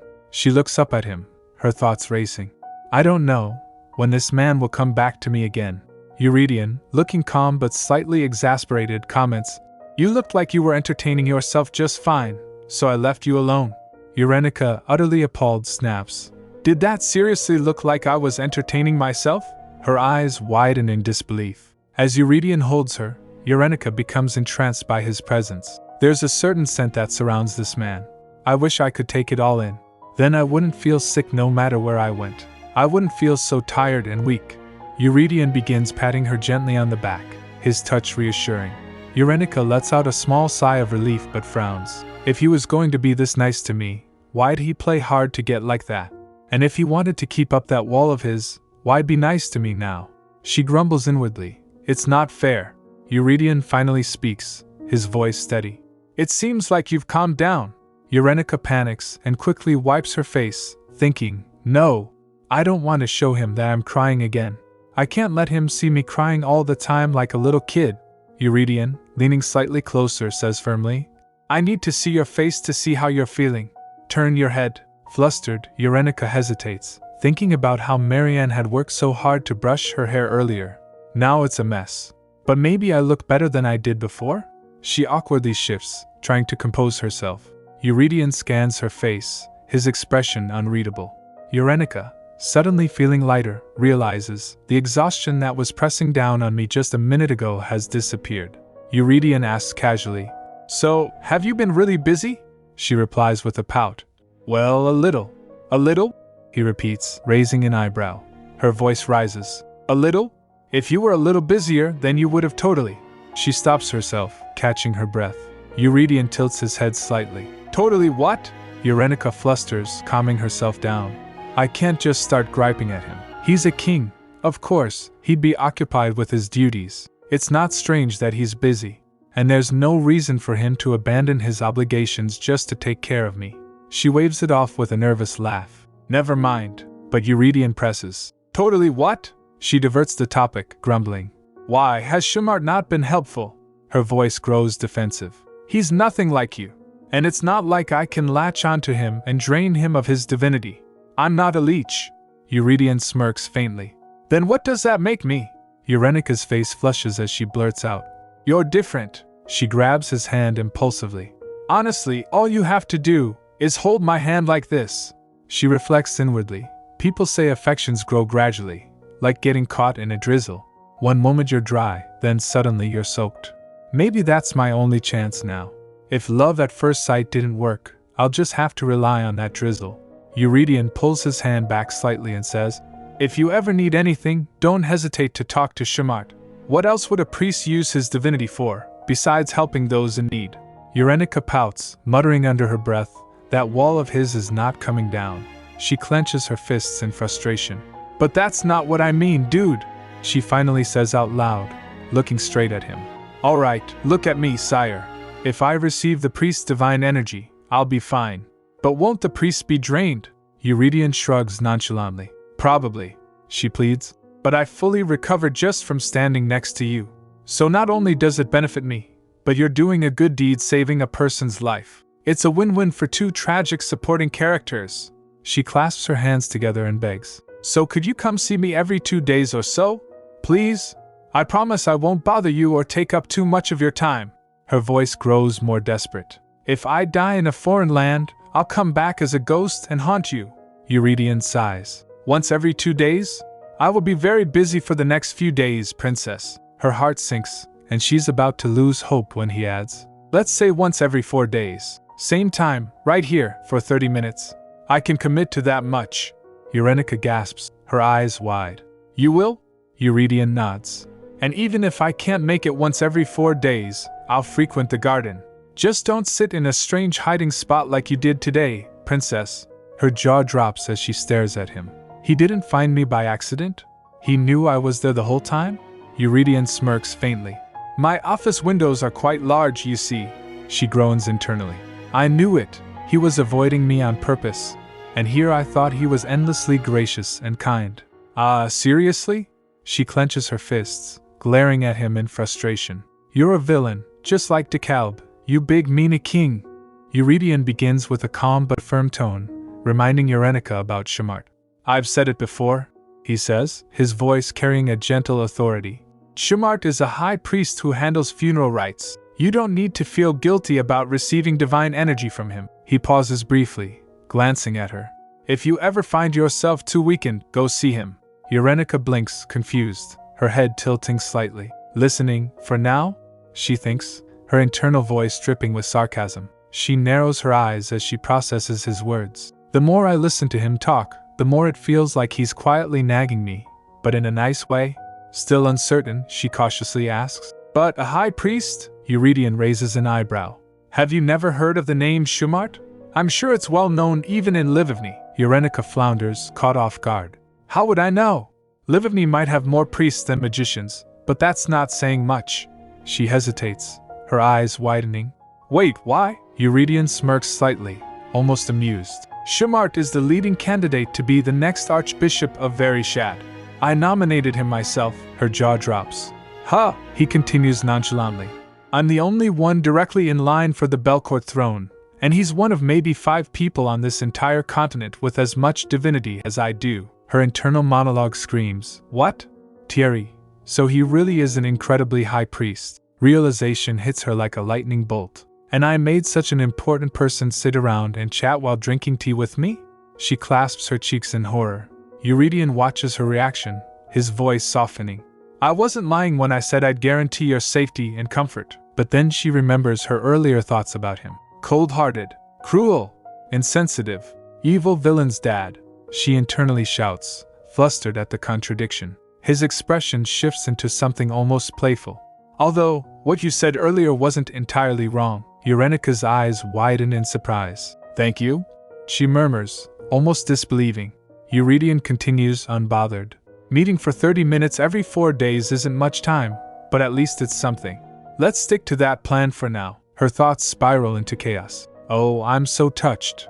Just a little while ago, I was crying my eyes out, but this guy is like a walking, talking healing potion.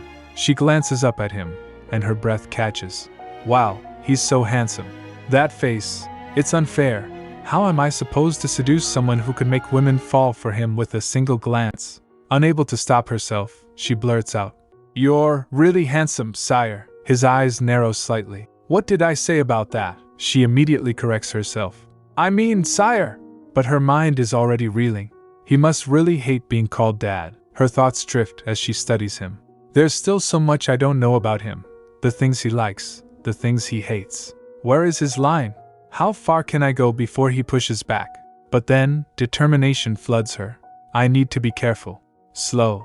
I'll hover around and wait for my chance. Find every weak point in that impenetrable wall of his and attack them one by one. As if sensing her scheming, Euridion's voice cuts through her thoughts. I see you're thinking of something ridiculous again. Her cheeks flush. Not at all, she insists. But inwardly she panics. No, I can't let him reinforce that wall. Please, your majesty, let your guard down. Despite her internal battle, her plan takes shape. She reflects with satisfaction. From that day on, I visited the garden every 4 days. His presence alone melts away my exhaustion. He's like a miracle. Yet, she notices something different about him. He seems more on edge lately. Even his normally calm demeanor can't completely hide it. Is it exhaustion from his duties? Her heart softens as she catches glimpses of him relaxing. That expression, it suits him better than any of his usual seriousness. Breaking the silence, Eurydion asks, Princess. She snaps out of her reverie. Why yes? His voice drops, almost hesitant. Do you think you could write a letter to Livni? Her confusion is evident. A letter? Why? He hesitates before explaining. Your father threatened to demolish Gluckman Road if he didn't receive a handwritten letter from his daughter. The shock on Eurenika's face is palpable. Demolish it? What? Oh my god. Father! Her thoughts spiral into panic. Don't tell me Euridion's been on edge because of Livni? Eurenika's thoughts spiral further as the realization sinks in. It's already been 3 weeks since I was kidnapped. She clasps her hands together, guilt gnawing at her. I was so relieved that Teresa wasn't the one brought here, but I didn't even think to worry about anything else. Her expression softens as she recalls her past. In my real life, my parents passed away when I was young. I don't know much about filial love, but Eurenika, the youngest daughter of the king and queen of Livni, was so deeply loved as the baby of the family. Her imagination kicks into overdrive, picturing her family's reaction. Give me back my baby girl. Yenny! Yenny! Her hands tremble slightly. I can totally see how the royal family would react. They must be frantic. Tears prick her eyes as she berates herself. What's wrong with me? Sure, keeping myself alive is important, but how could I forget about my family? I completely forgot all about Livni. Eurenika reflects on her situation, guilt bubbling up. I really should have thought more about the family I left behind. My father probably thinks I'm locked away in some dark room without water or food. But then, her perspective shifts. To be fair, Eurydion has provided me with dresses, 3 full meals a day, snacks, and a safe place that even reminds me of home. I'm practically living in luxury. But still, guilt. Her thoughts turn to Livni and the family she left behind. I didn't even think about them properly until now. How could I have forgotten? Determined to reassure her father, Eurenika thinks about writing a letter but hesitates. It would be easier if my father could just see me through a magic sphere. Then reality hits. But that wouldn't work. Livni doesn't even have a magic sphere to connect to. Livni is a little bit of a backwater kingdom. Resolving to write a letter, she carefully drafts the contents. I'm doing well, father. The king of Belcourt has not been untoward to me. Please don't worry too much. Is Teresa alright? I hope nothing happened to her, especially with her delivery date approaching. As she's writing, Euridion's calm voice interrupts her. Write whatever you like. I won't check it. Eurenika freezes, her mind racing. Oh really? Maybe I can sneak in a clever hint to stall negotiations about Gluckman Road. But before she can implement her plan, Eurydion adds, "Actually, I'll read it after all." That look on your face made me nervous. Flustered, she sighs inwardly. How does he always see through me? When Eurydion eventually sends the letter without checking it, she feels a mix of relief and regret. If I knew he wasn't going to check, I would have written whatever I wanted. I hate him. Why is he being so mean today? Her thoughts grow more desperate. If my father opens Gluckman Road, Eurydion will send me straight back to Livivny. I can't let that happen.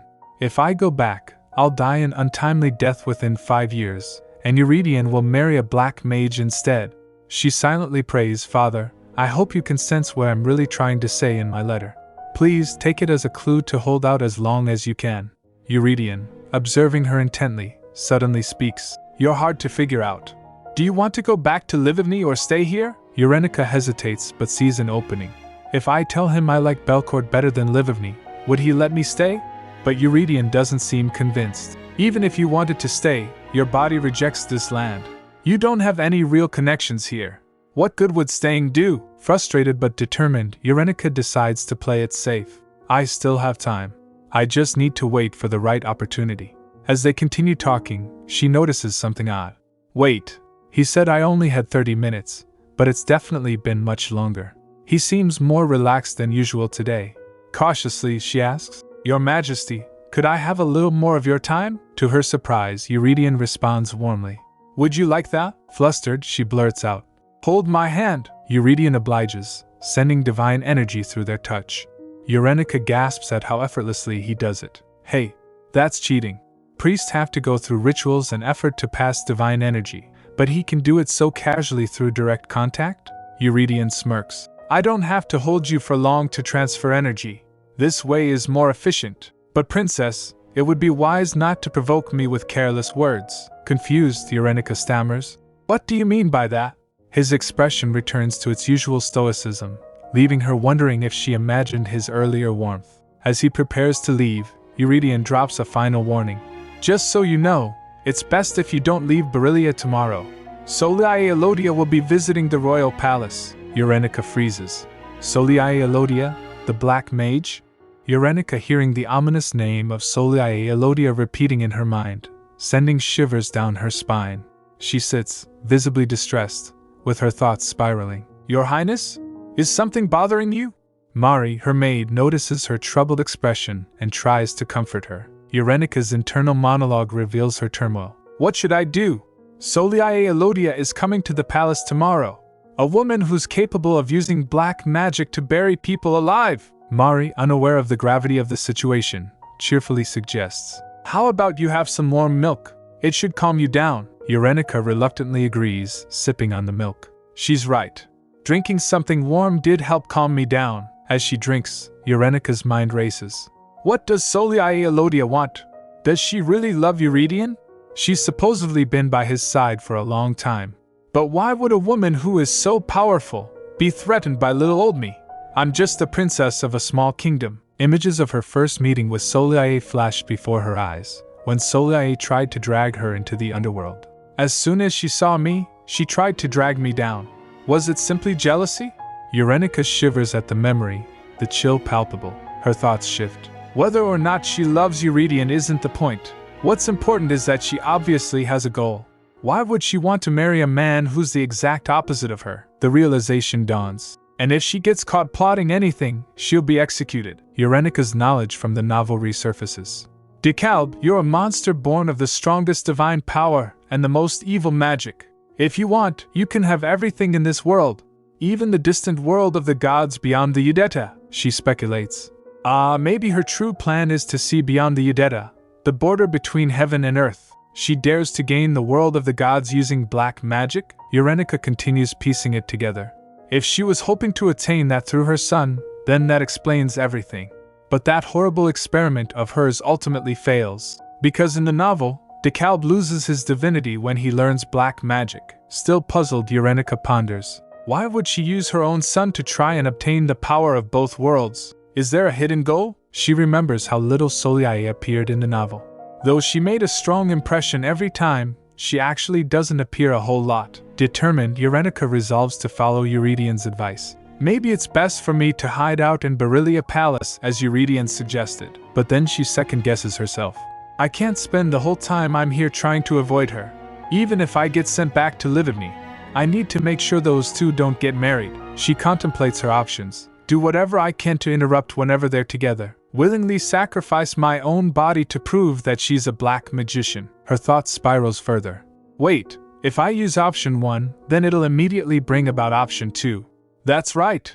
If I try to get between them, and she kills me with black magic, then Soliae will get caught red-handed. She imagines the outcome. Through my death, Eurydion will avoid an untimely death, and he'll live a long, long life, happily ever after. Eurenica shakes herself out of it.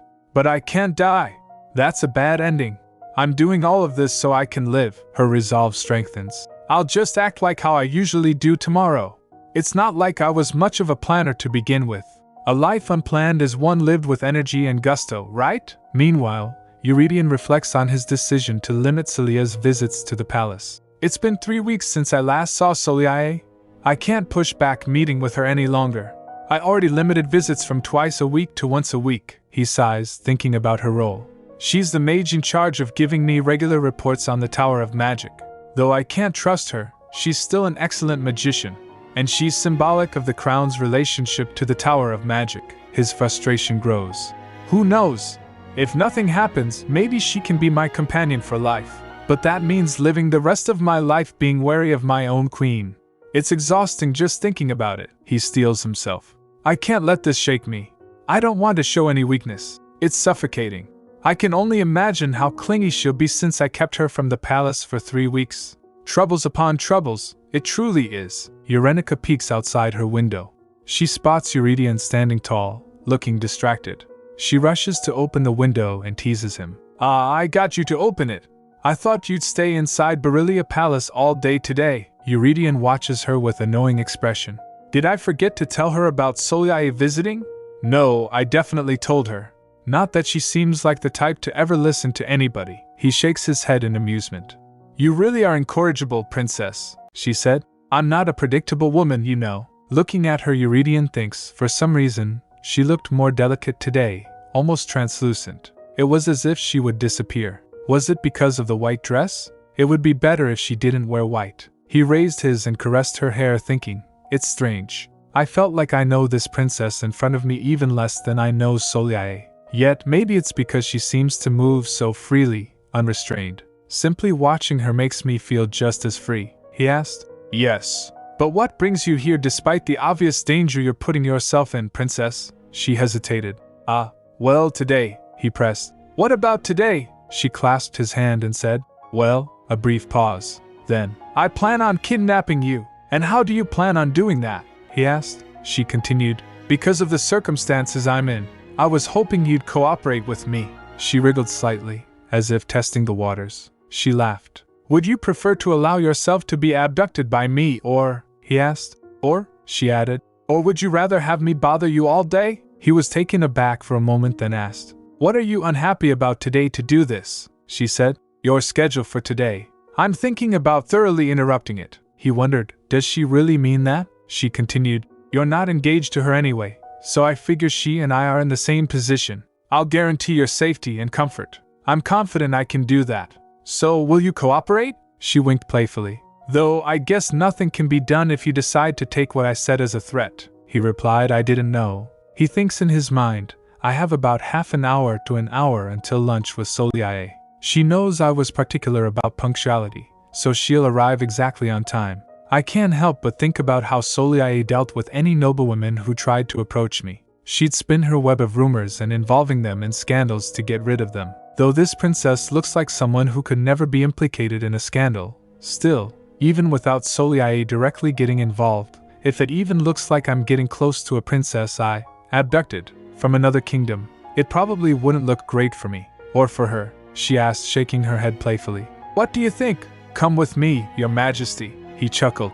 I can't say no. He thought, it's as if she knew I wasn't looking forward to my meeting with Soliae. Eurenica was shocked. Your majesty? Eurydion jumped outside from window and said, go on, tell me, princess. She blinked. What? He asked. What do you plan on doing with me once you abduct me? She was in shock. What? It worked? He pursued on confused while she was in shock. Princess? She thought, did I actually manage to lure him in? She had tried to flirt subtly before, and he had avoided every attempt. Maybe being direct had been the right choice all along. She rolled her eyes slightly, then said, well, first, how about we run away? He's strangely going along with everything today. She extends her hand towards him. He agreed, accepting her hand. Then they walked while Eurenica leads the way. Her mind was jumbled, thinking, he's strangely going along with everything today. Did he decide to humor me? I mean, thanks. If Soliae were to see me stealing Eurydion away, I wondered how she'd respond. She might literally bury me alive with her own 2 hands. I need to get back to Beryllia and lock him up with me for the day. But why did I feel like I was the only one distressed about this situation? She stopped and turned towards him, thinking, I'm doing this so the both of us could live. She pouted, saying, one day, you'll be grateful to me, Your Majesty. He smiled. Perhaps one day I will. There's no telling the future. She felt annoyed, then resolved.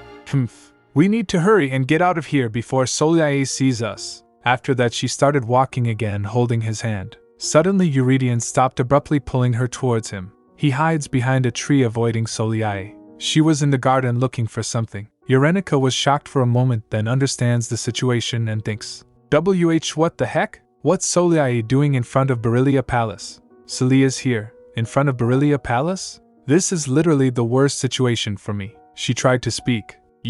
But he stopped her. He mumbled, this is a problem. Eurenica thinks, if Eurydion leaves me to go to Soliae, that's going to be the real problem. She looked at his face that was watching Soliae and observed something strange. This isn't how people look at someone they're thinking about getting engaged to. What's he looking at? Soliae is the only thing he could see from this vantage point. What is she doing? But it was pointless to struggle, as Eurydion squeezed her tightly. She thinks I can't get out. Actually, it's strange that Soliae would be here to begin with. Any way you cut it, the most logical conclusion is that she's here to see me. As she shivers thinking about it, he whispered to her, Princess. She panicked. What? Her heart raced being so close to him. He asked, would you like to go look at Verishad? She nods back. She said inwardly, I'll go anywhere where Soliae isn't. Meanwhile, Knight Ferric approached. Lady Elodia. She halted and turns to him.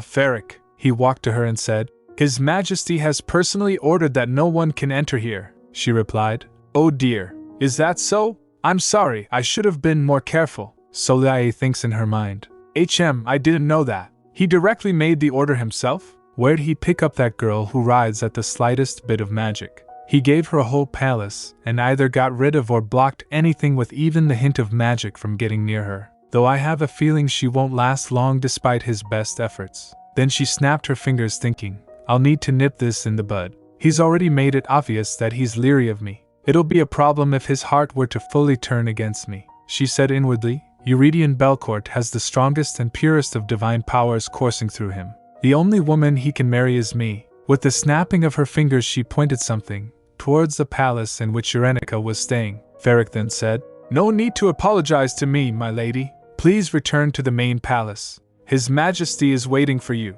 She nods and said, All right, let's go. She said in her mind, following Ferric. Liar, that man measures time down to the exact minute. There's no way he'd show up 10 minutes early and wait. It makes no sense. As she was following him she asked, Was it His Majesty who told you I was here? Ferric flinched and stopped. No. I saw you here, and knowing this area is restricted, decided it was best to warn you, she replied. I see. She thinks in her mind, I'm not detecting anything in particular. Divinity and black magic. The two are opposites, and the only thing that can cancel each other out. Yet paradoxically, they are undetectable to each other. That is why they are able to exist in the same world without much problem. Obviously, I wouldn't be able to detect his presence. But that also means Eurydion wouldn't be able to detect me here. Then, I wonder where my king is watching me from. The path on which she walked, the greenery withered away as to something ominous past. After she left, Eurydion asked Eurenica, Princess, do you have some kind of blood feud with Soliae Elodia? She averted her gaze, thinking, No, I didn't know better is all. I didn't think sticking my tongue out at the most powerful black magician in this world would bring about such severe consequences. He continued, I truly do not understand what this is all about. Eurenica blurted out, I don't have any ulterior motives. I simply wanted to keep you captive today. He was stunned for a moment, then said, I wasn't talking about you. I was talking about Soliae. But what you just said makes me suspicious. She retracted. I misspoke. I just need to shut up and stay still. She looked at her as he was busy thinking. What in the world could he be thinking about? Then he asked, what are you scheming this time? Her heart raced, feeling guilty. Surely, he's talking about Soliae again.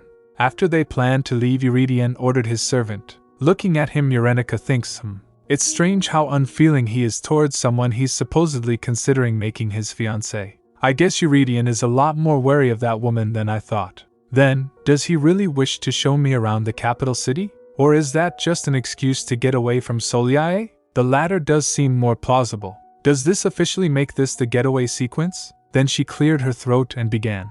Your Majesty? Are we running away right now? He said. No. You're abducting me. What am I supposed to do with such an inept kidnapper? She was shocked. What? Is he messing with me? Looks like he's trying to evade explaining himself any further. He continued. At this rate, you'll lose me as soon as we walk the streets of the city. She asked, lose what? Then he turned to his servant and said, give me that. The servant brought robes. Eurydion puts the robe on Eurenica. He bundled her up. Every button buttoned, ribbon tied tight. She felt, I'm choking. Then he said, this is much better. She spined around, observing, is there a reason to wrap me up like this from head to toe? I guess it would be dangerous for a pretty girl like me to walk around the streets in an obviously expensive dress. But I'm not the only one who'd stand out. Eurydion would definitely stick out like a sore thumb more than I do, he said. I wonder what you'd like to see the most, Princess. The Temple of Loris? The wolf statue in Yuval Plaza? Or maybe the mural that depicts our nation's founding? She said. Oh, the temple. I'd like to go there. Then she snapped. No, wait. But what about you, DeKalb's I mean, Your Majesty, he assured. Oh, you won't lose me so easily. She agreed, that's true. You really stands out in a crowd. She shouted after realizing, wait, no, she thinks. That's not what I meant. Has he lost his mind? He can't walk around in public dressed like that, with that face. I thought we were trying to get away from Soliae, he asked. What's the problem? She said inwardly. There's a lot I want to say, but I don't have the space to list it all here. She flapped the robe and said, you have to wear this too. He hesitated. I don't think that's a good idea, but if you want me to, she said, you have to put the hood up too. After putting it on, she giggled. Hee. All done? He asked. Do you enjoy wrapping things and covering them up? She dead seriously said. No. My tastes lean more toward taking things off, but that doesn't really work in this situation. Also, you're one to talk, Your Majesty. She thinks he's the one who wrapped me up in this robe so only my face peeks out. He then remarked, it's almost scary how naive you are. She asked, startled. What's that supposed to mean? I'm a grown woman. I know lots. He smiled playfully. Yeah, right. Then he grabbed her hand so her heart raced. He said the palace might be quiet, but Verishad itself is a busy city. There's also the Tower of Magic and the Magic or Market. She thought to herself, I've held his hand many times before, but why is my heart pounding like this? He continued, all sorts of magicians and magic practitioners walk the streets too, so make sure you stay by my side.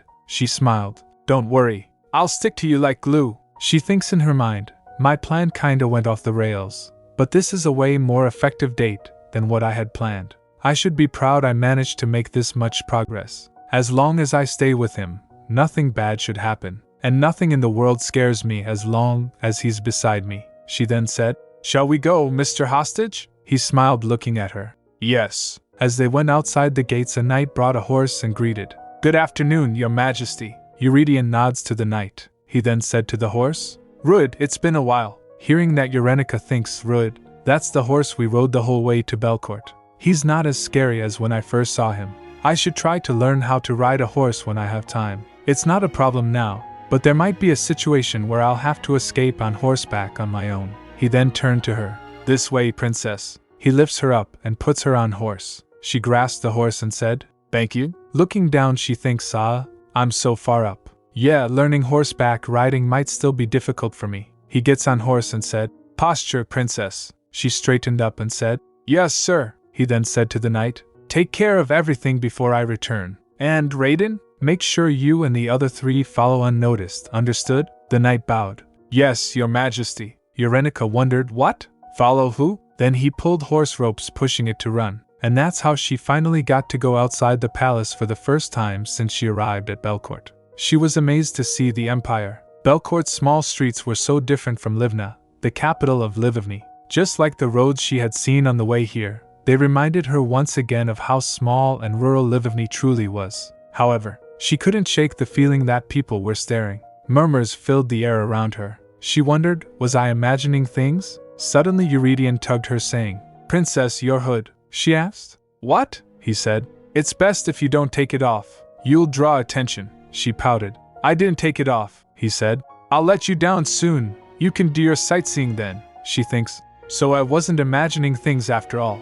I didn't particularly like people staring at me. "Yes," she mumbled, slumping slightly in the saddle. He asked, "Who do you think you are, raising your voice at me?" The city bustled around them, lively and full of energy. "Extra, extra! Read all about it!" The chatter of townspeople, the rustling of newspapers, and the sounds of the busy marketplace surrounded them. It had been a long time since she had heard the sounds of other people like this. A little change of pace was nice. She thinks, I'd been too busy worrying about things all on my own. I should enjoy this. We are away from Soliae, and most importantly, I'm with the most trustworthy escort in the whole world.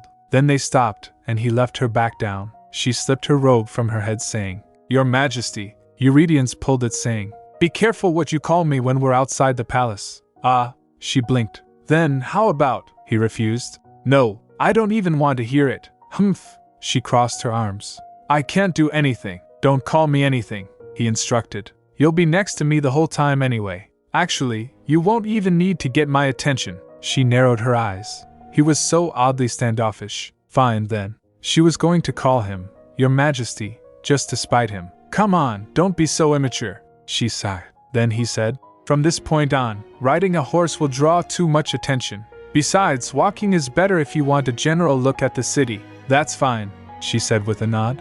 "I like walking." The truth was, Eurydion had no obligation to show her around Verishad like this. She felt a little guilty making him walk with her, especially without his usual guards. "I have to inspect the capital anyway," he said as if reading her thoughts. "No need for you to look so down like this." He hesitated before adding, "And there's something I wanted to check in on. Don't let the hood fall off," he reminded her. Sometimes, it was almost like he could read her mind. She hoped what he said was true, though she would be grateful even if he was only saying it to make her feel better. She couldn't figure him out at all. Sometimes he was kind and considerate, but then he would suddenly be cold and distant. He made her let down her guard, only to hit the wall he had built around himself. And yet, how could she not fall for even the smallest bit of kindness when he had a face like that? As her heart raced, she thinks, "First, I need to calm her heart down," she said. "Thank you in advance, Your Majesty. Since today, you'll be my health elixir, my shield," he said.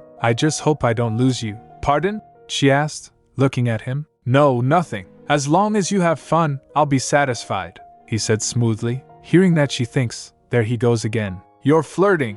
Admit it, you're flirting with me," she thought, exasperated. He then extends his hand and said, "Come." He kept messing with her feelings. As her heart raced, she said, "It's all because of that face of yours." "What?" he asked, puzzled. She said, "I'm saying you're seriously handsome, Your Majesty." He looked completely taken aback. "What in the world are you? Let's go," she said quickly, grabbing his hand. Her heart started beating really fast. Her face turned red. She thinks, what was this? It feels like I shot myself full of caffeine. Did I overdose on his divine energy? She avoided his gaze.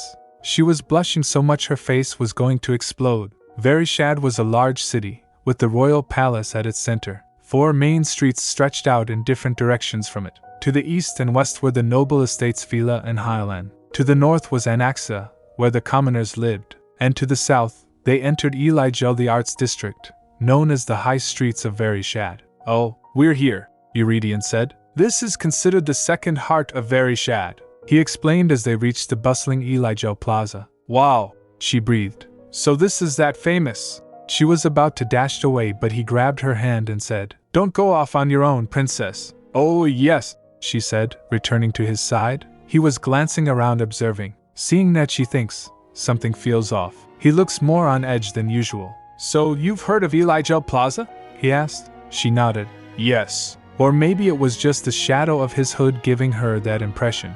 I heard it's a place worth visiting, she explained. It was recommended to me, he asked. By who? She smiled at the memory. You must visit Elijah Plaza, Thierry had told her excitedly. It's the fruit of centuries of Belcourt culture and arts coming together in one place, she said. Thierry did. Eurydian's expression was unreadable. I see you two have gotten close, she blinked. Why is that your response? Am I not allowed to make friends? He replied. Of course you can. Wouldn't it be stranger if we didn't get along? She wondered. I spent much more time with Thierry and Marianne than I have with Eurydian, after all. Then, he asked, does Thierry Chimard allow you to call him by his name? She frowned. Wait, are you jealous? He was at a loss for words. He said. Who? Me? Jealous of you? She said. Don't look at me like I'm talking absolute nonsense. You're hurting my feelings. And yes, Thierry and I have gotten to know each other, so of course, we're on a first-name basis. He said it's fine if I call him Thierry. She thinks, though that's only because we came to a compromise after I kept calling him by his proper title. Marianne had a similar experience, Eurydian said. Yes, well, if you mutually agreed to do so. But surely you're not allowing him to call you by your name, she hesitated. Yes. Well, I am royalty after all, he replied thoughtfully. I see. He looked a little disappointed, seeing that she thinks in her mind. Huh? What? Would you like to call me by my name? What is it? She asked. What is he so unhappy about? He asked. What? She said. Urena Navica. It's kind of a long name, so people shorten it however they like. Urenica, Yenica, Yeni. Any one of those three are fine by me. Those are pet names that only my family uses, so I'm making a special exception for you, Your Majesty. Hearing that, he thinks, it looks like she has no idea that in Belcourt, names are only used between extremely close people, and that shortening names to make nicknames is never done. Though the real issue is, I doubt she'd care even if I explained this to her. She's not really the type to be cautious around people. He spoke. There's still a lot that you don't know about Belcourt, Princess, she asked, confused. Like what? He replied. I'm saying that I refuse to call you any of those names. Anyway, do you remember what I told you before? She pewed, thinking. That's not the reaction I wanted, she asked. What was that? He sighed. You leave me no choice. I suppose I'll just have to be vigilant for you. She was confused. What's that supposed to mean? He keeps saying things I can't understand. Then the realization hit her. Oh no. Does he not like the fact that I'm friendly with a priest that he puts a lot of trust in? That sounds like his problem, not mine. She frowned. I don't see what's wrong with me and Thierry being friendly. It's your fault for not appearing in the garden often. You were more than happy to make me wait, he clearly replied. I was busy. She felt annoyed. No, that makes me sound like a bored little kid throwing a tantrum because I want him to play with me, she said. I was only joking. I'm grateful that you agreed to be abducted all the way here. It's not like I can nag you to keep me entertained, he replied. Glad you're quick to accept things, she snapped. Seriously? Suddenly she felt a sudden surge of energy behind her. Someone was running and crossed near her. Eurydian guarded her, pulling her close. Careful. The person doesn't stop and a marble rolled back from him. Seeing that, Urenica wondered, a black marble? Did that man drop it? I felt a sharp pain like something just scratched me, but it's gone now. What was that? Due to Eurydian's divine energy, the pain vanished. Coming to her senses, she giggled. I guess he has someplace to be. He was in a rush. Oh, thank you for catching me, he smiled and said. It's times like these that make me glad you're careless, she asked playfully. Haha, are you mocking me? He replied. No. Like I said, I'm relieved, she said. I don't understand how that's supposed to make you feel that way, he said inwardly. It'd only scare her if I told her what it was, he replied. Heh, you don't have to do anything out of character. She was confused. Really, what is it? Did I totally miss something? But I don't notice anything in particular. She glanced around thinking. Then he tapped her forehead and said, Shall we go? She nods back. Looking around, she observed, just as Thierry said, the entirety of Yugal Plaza was like a work of art. You couldn't ignore a single thing, from the tile work on the ground to the howling wolf statue in the large fountain at the center of the plaza. And then there's the mural on the massive wall surrounding the plaza. She ordered 2 grilled skewers at a stall. Unknown to her, another black marble rolled near to her. Eurydian averted her attention, saying, I feel like the cotton candy over there is more fitting for you to eat than what you're holding now, she complained. Are you teasing me again? That's not nice, he pressed. Do you not like your hair? She replied. That's not it, but, she said in her mind. I don't like the idea that Eurydion might compare my hair to Celia's. Shiny, healthy, beautiful hair, she turned while chewing her food. Anyway, I don't want to eat cotton candy. I'm going to eat something else. Another marble rolled to her. Eurydion quickly hides it before her and said, Sure, you can do whatever you like. He crushed another with his foot. Then he looked ahead and she was standing still. He asked, Why? What would you like to eat this time? As she chewed, she said inwardly, What? That question just popped out of his mouth reflexively. Looking at him, she thinks, something seems to be distracting him from the street food we're eating. He then said, Actually, maybe it's better if you hold on to the money. She panicked, thinking, I'm not asking you to buy something from me. She quickly stopped him. That's not it. Don't treat me like a child. She pointed. I wanted to ask about the wolf. It has a cross on its back, he said. What? She said. That statue of a howling wolf. I didn't notice it when we were further away, but now I see there's a cross on its back, he replied. The wolf and the cross are symbols of Belcourt. That's because Loris, the god of peace and prosperity, is known to frequently appear on Earth in the form of a wolf. So the wolf is the symbol of the Belcourt royal family, who descended from Loris. The cross on the wolf's back symbolizes the one in the royal family who inherits most of Loris' divinity. That is, the king, she began. I see. So it symbolizes you, father of… He cut her off. Watch it, she retracted and smiles. So the statue symbolizes you. As he stared at her, she thinks. Finally, he's actually looking at me. He doesn't seem particularly different from how he usually is. Yet, every now and then, I notice he looks like he's on edge. Or am I just imagining that? Then he asked, Why do you keep looking at me like that? She replied. How am I looking at you? He said.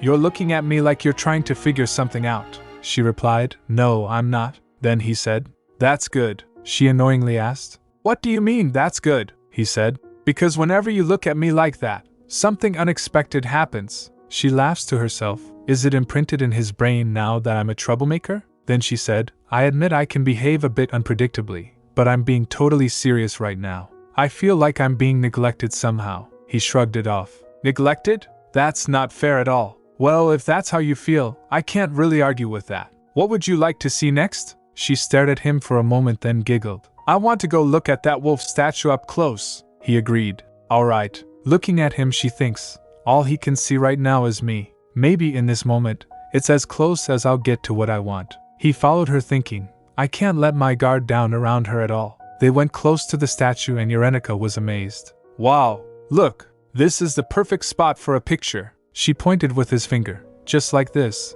with the wolf in view. Click, she blurted, Oh, I guess they don't have cameras here. Looking at her, all playful, Eurydion thinks, she must have been pretty restless, cooped up in the palace. She said, This is so different from Livivny. We don't have a big plaza like this. Our royal palace is small. The houses are small. Even the roads are small.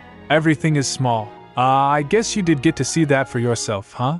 Our royal palace is tiny compared to the one in Belcourt. What did you think? He replied. It looked bite-sized, she responded. How rude. Bite-sized? Our palace isn't that small. It's just that Belcourt's is ridiculously large, he replied. Sure, let's go with that. She turned her head. Wow, that was a total turn-off. Then another marble rolled near them. Eurydion was cautious of another boundary stone. Looking at it, he thinks, I've never seen a boundary stone that gives off a swirling dark aura like that. Yet strangely, today I've seen quite a few.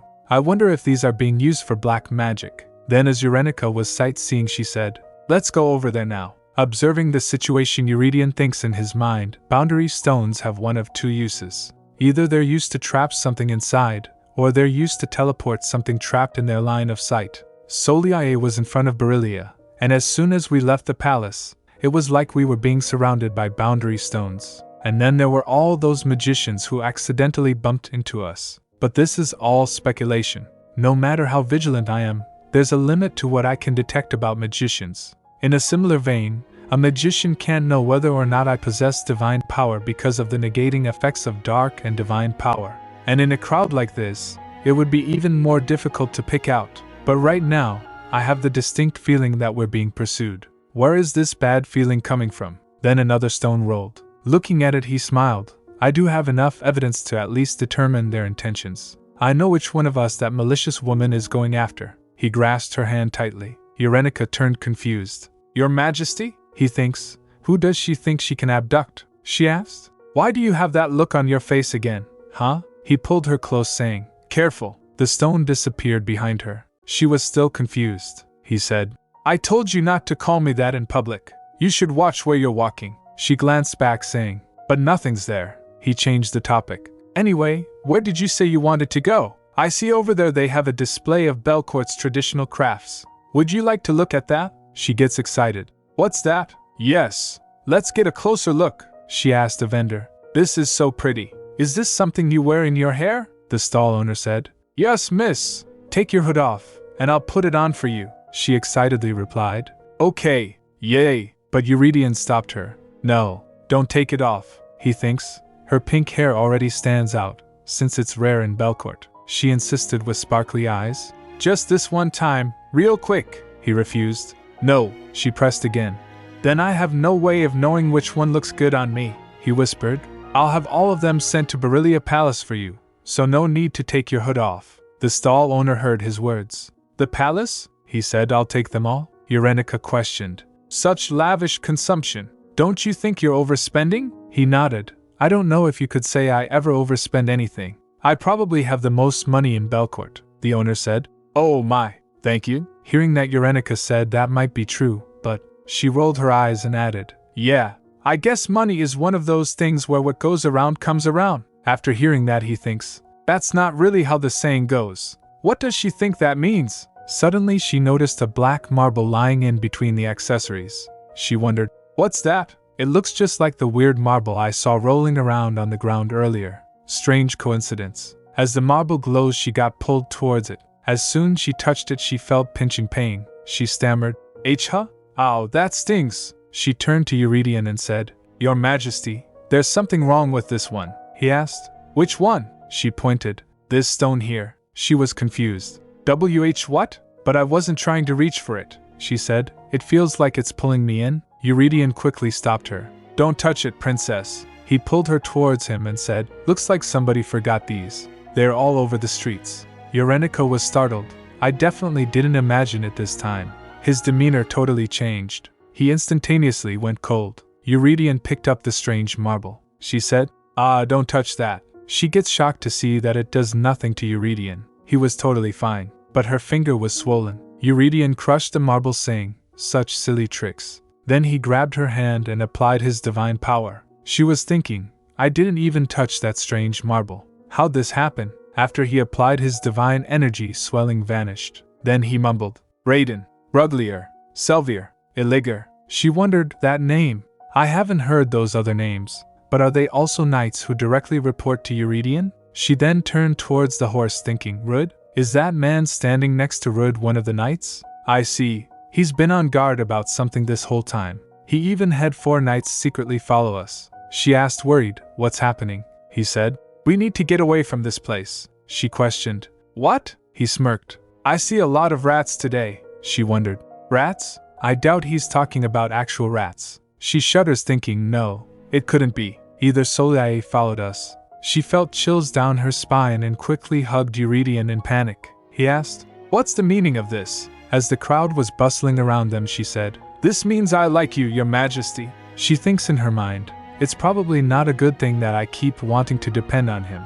But maybe it's because my body instinctively knows this is how I can feel better. I'll count to 3, then let go. 1, 2, 3. As she backed away, she felt, now healthy in both body and mind. Then she said, Okay, we can go now. He murmured to himself, Seal off the plaza. Raiden, contact the Tower of Magic. Hearing that, she thinks, his voice sounds so cold. But where are his knights? She glanced around to find them. Then he picked her up and started walking. He said, Didn't you say earlier you wanted to go to the temple? She asked. What? She remembers, the temple. She realized, Hold up. That's not what's important right now. She shouted, Your Majesty, I think that's enough sightseeing. Maybe we can just return to the palace and… He doesn't stop and quickly gets in his horse. Giddy up, she panicked. You're speeding. You're speeding. As they reached the temple, one of the clergy saw the approaching horse and said, Horse riding is not permitted here. What's your name? Tell me who you are and why you're…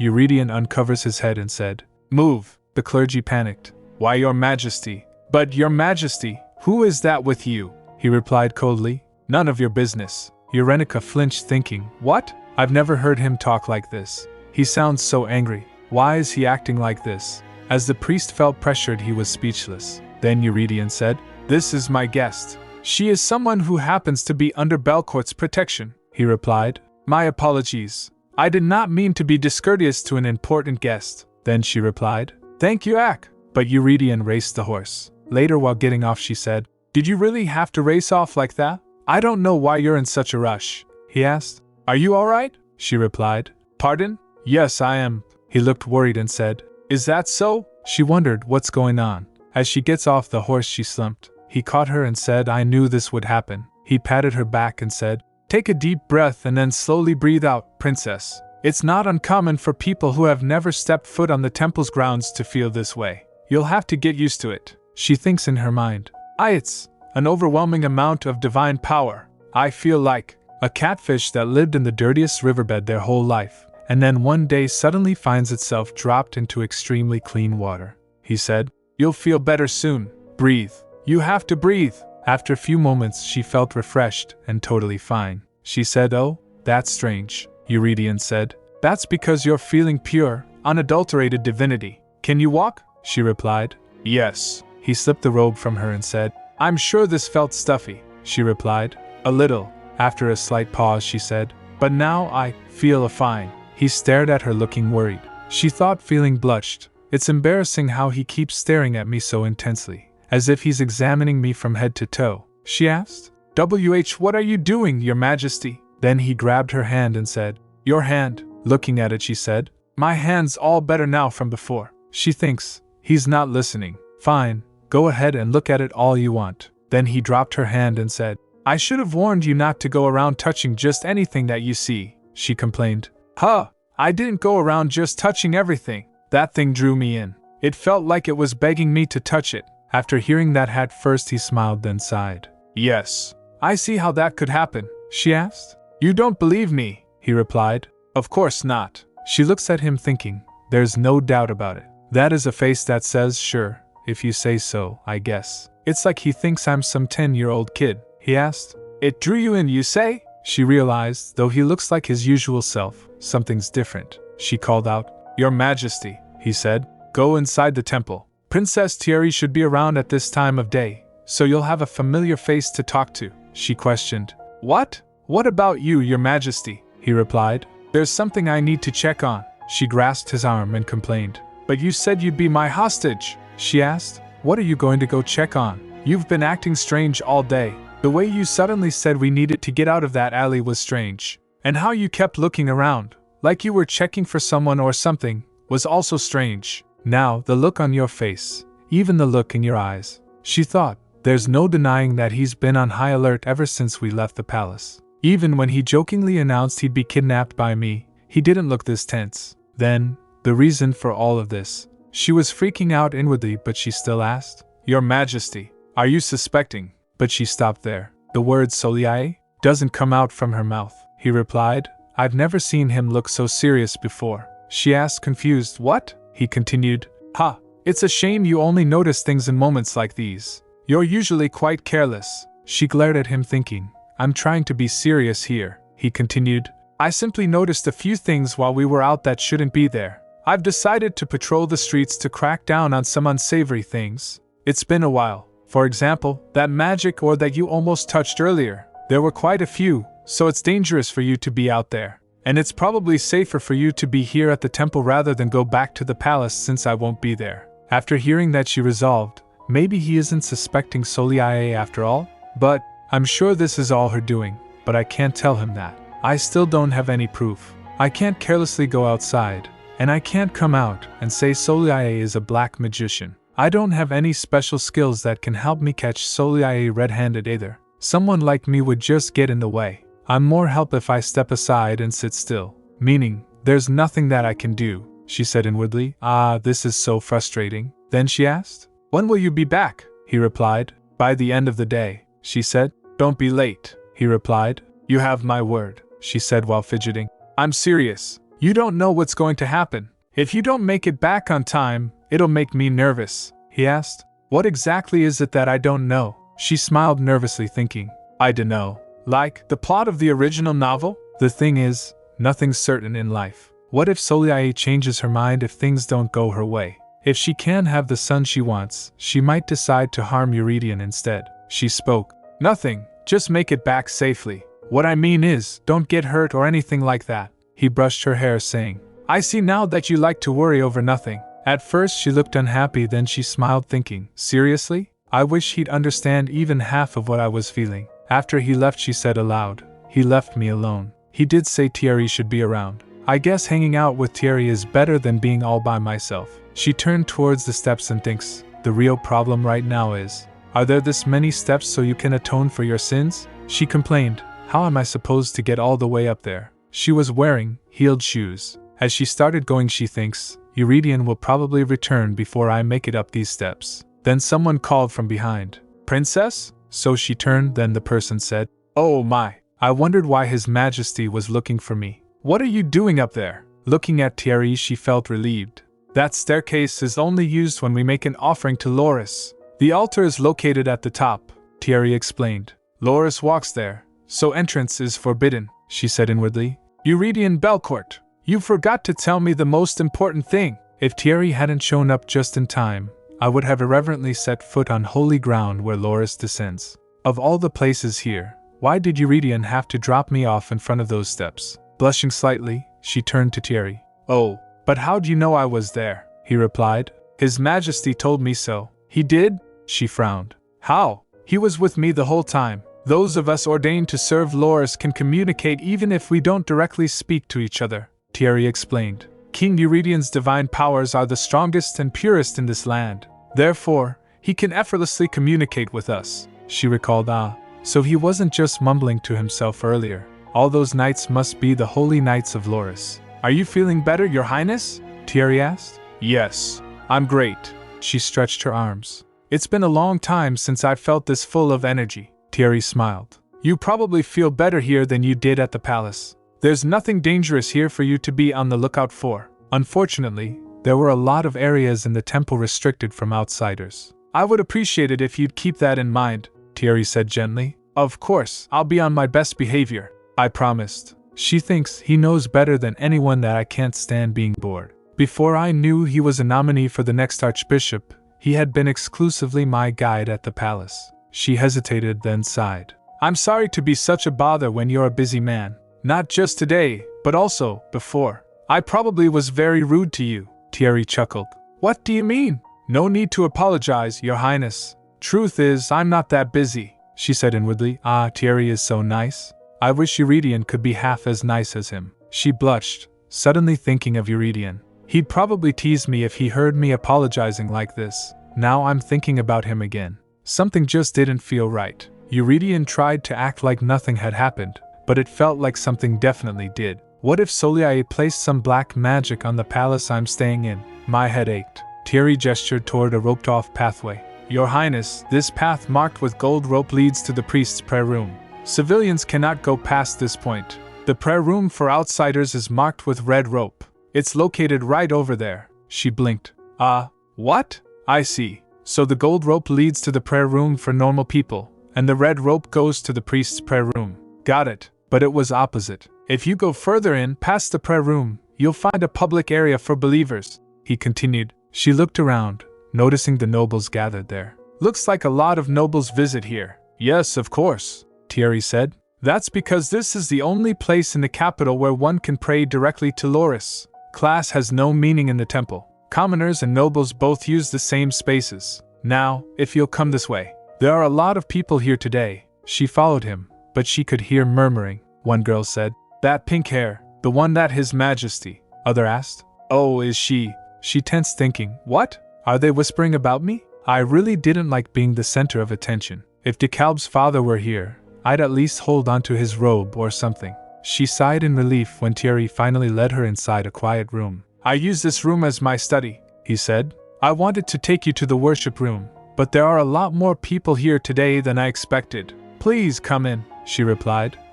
Thank you. She sat down, finally relaxing. He inquired, Would you like some tea? Yes, please, she said quickly. She flaps her hand, thinking. They kept staring at me. I thought they'd stare a hole into my face, Thierry asked. It looks like you went somewhere today, she replied.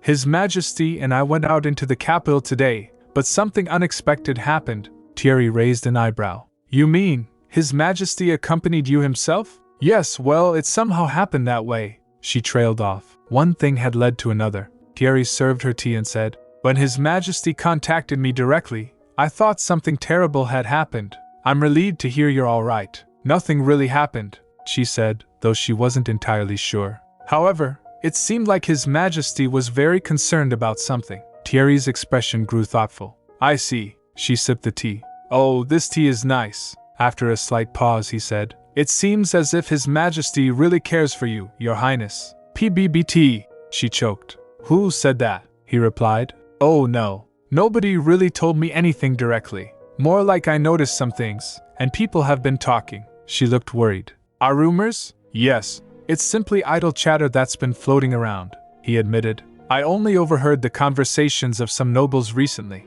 I don't know anything for sure myself. She leaned in. So what are the rumors? Thierry hesitated. It just seems like there are rumors, tying you to King Eurydion a little. Her eyes widened. In a good way or a bad way, he replied. I don't think I should be the one to judge that. If they say there's something between those two, that's good. But if they say some strange woman appeared in the palace, then that's bad. Is it the former or the latter? She asked, waving her hand. He hesitated, then recalled the conversation. A noble woman said, I heard His Majesty wanted to teach Livavni a lesson, so he captured their princess and has her locked away in a dungeon. Other replied, What? Not at all. My husband told me he saw the princess around the palace. Another noblewoman had apparently said, I heard the king brought his true bride from Livavni. Someone else had murmured. Another said, If that's the case, I'm all for it. I don't know what this princess is like, but she has to be better than that snake of a woman. He then said, I think it's closer to the former. She grinned. Hee, that's fine then. She felt relief. I don't know who saw or said something to get those rumors going, but this meant the public's behind me. Then she asked, Thierry, do you think there's hope for me? He asked. Pardon? Hope for what? She asked. For things to work out between me and the king. Thierry nearly dropped his tea. What? She began. Thing is, with my body the way it is, I figured remaining close to the king is the best thing for me. Don't worry so much, Your Highness, Thierry reassured her. If things don't work out, you could always just come live here at the temple. She shakes her head. I'm not a member of the clergy or an acolyte. I haven't been born with a single speck of divinity, and in fact I need it like a leech. Besides, a layperson can't use the holy temple as their own personal residence. Don't you think so? He got flustered. That's true, but if you're really having a hard time, you should try talking to the king. No, she said quickly. Honestly, I personally like being close to the king. She smiled. Speaking of, Thierry, could you help me out? I need you to do something so His Majesty will like me. You know better than anyone else that I'm desperate here, Thierry. My life's on the line, she said to herself. Of course, it's not just my life, but Eurydian's too. Thierry hesitated, avoiding her gaze. You really need this. Please, she pleaded. He then said, I don't think you really need my help, but I'll see what I can do, Your Highness. Then let's shake on it, business partner. She grinned, reaching out her hand. She echoed, Be my emissary of love. Deliver my love to him. Thierry took her hand, giving it a firm shake, but then said, But really, Your Highness, I don't think you need my help at all. I'm certain His Majesty cares a lot about you. She blinked. Of course, he has to. I might be a hostage, but I'm still foreign royalty. Thierry smiled.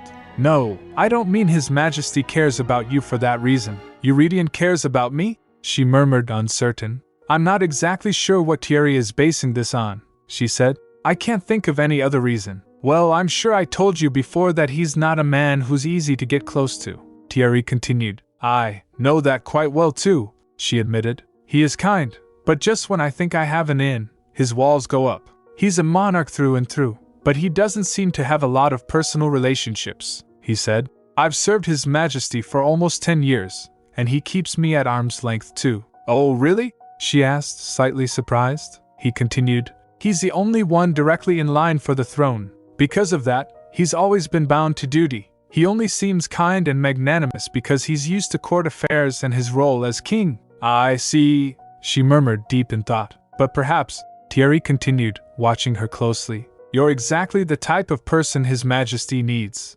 Someone who breaks down his walls and loosens the tension. Someone who can let him relax and be more free. That's why I don't think you particularly need to worry, Your Highness, he said reassuringly. Keep doing what you're doing, and you should be fine. She pondered his words. I don't know if I'm special enough to do all of that. Anyway, Thierry said with a small smile. I'm happy that it seems you had an enjoyable day, she brightened. You're right. I had a lot of fun. I got to explore outside the palace grounds for the first time since I arrived here. I see, he said.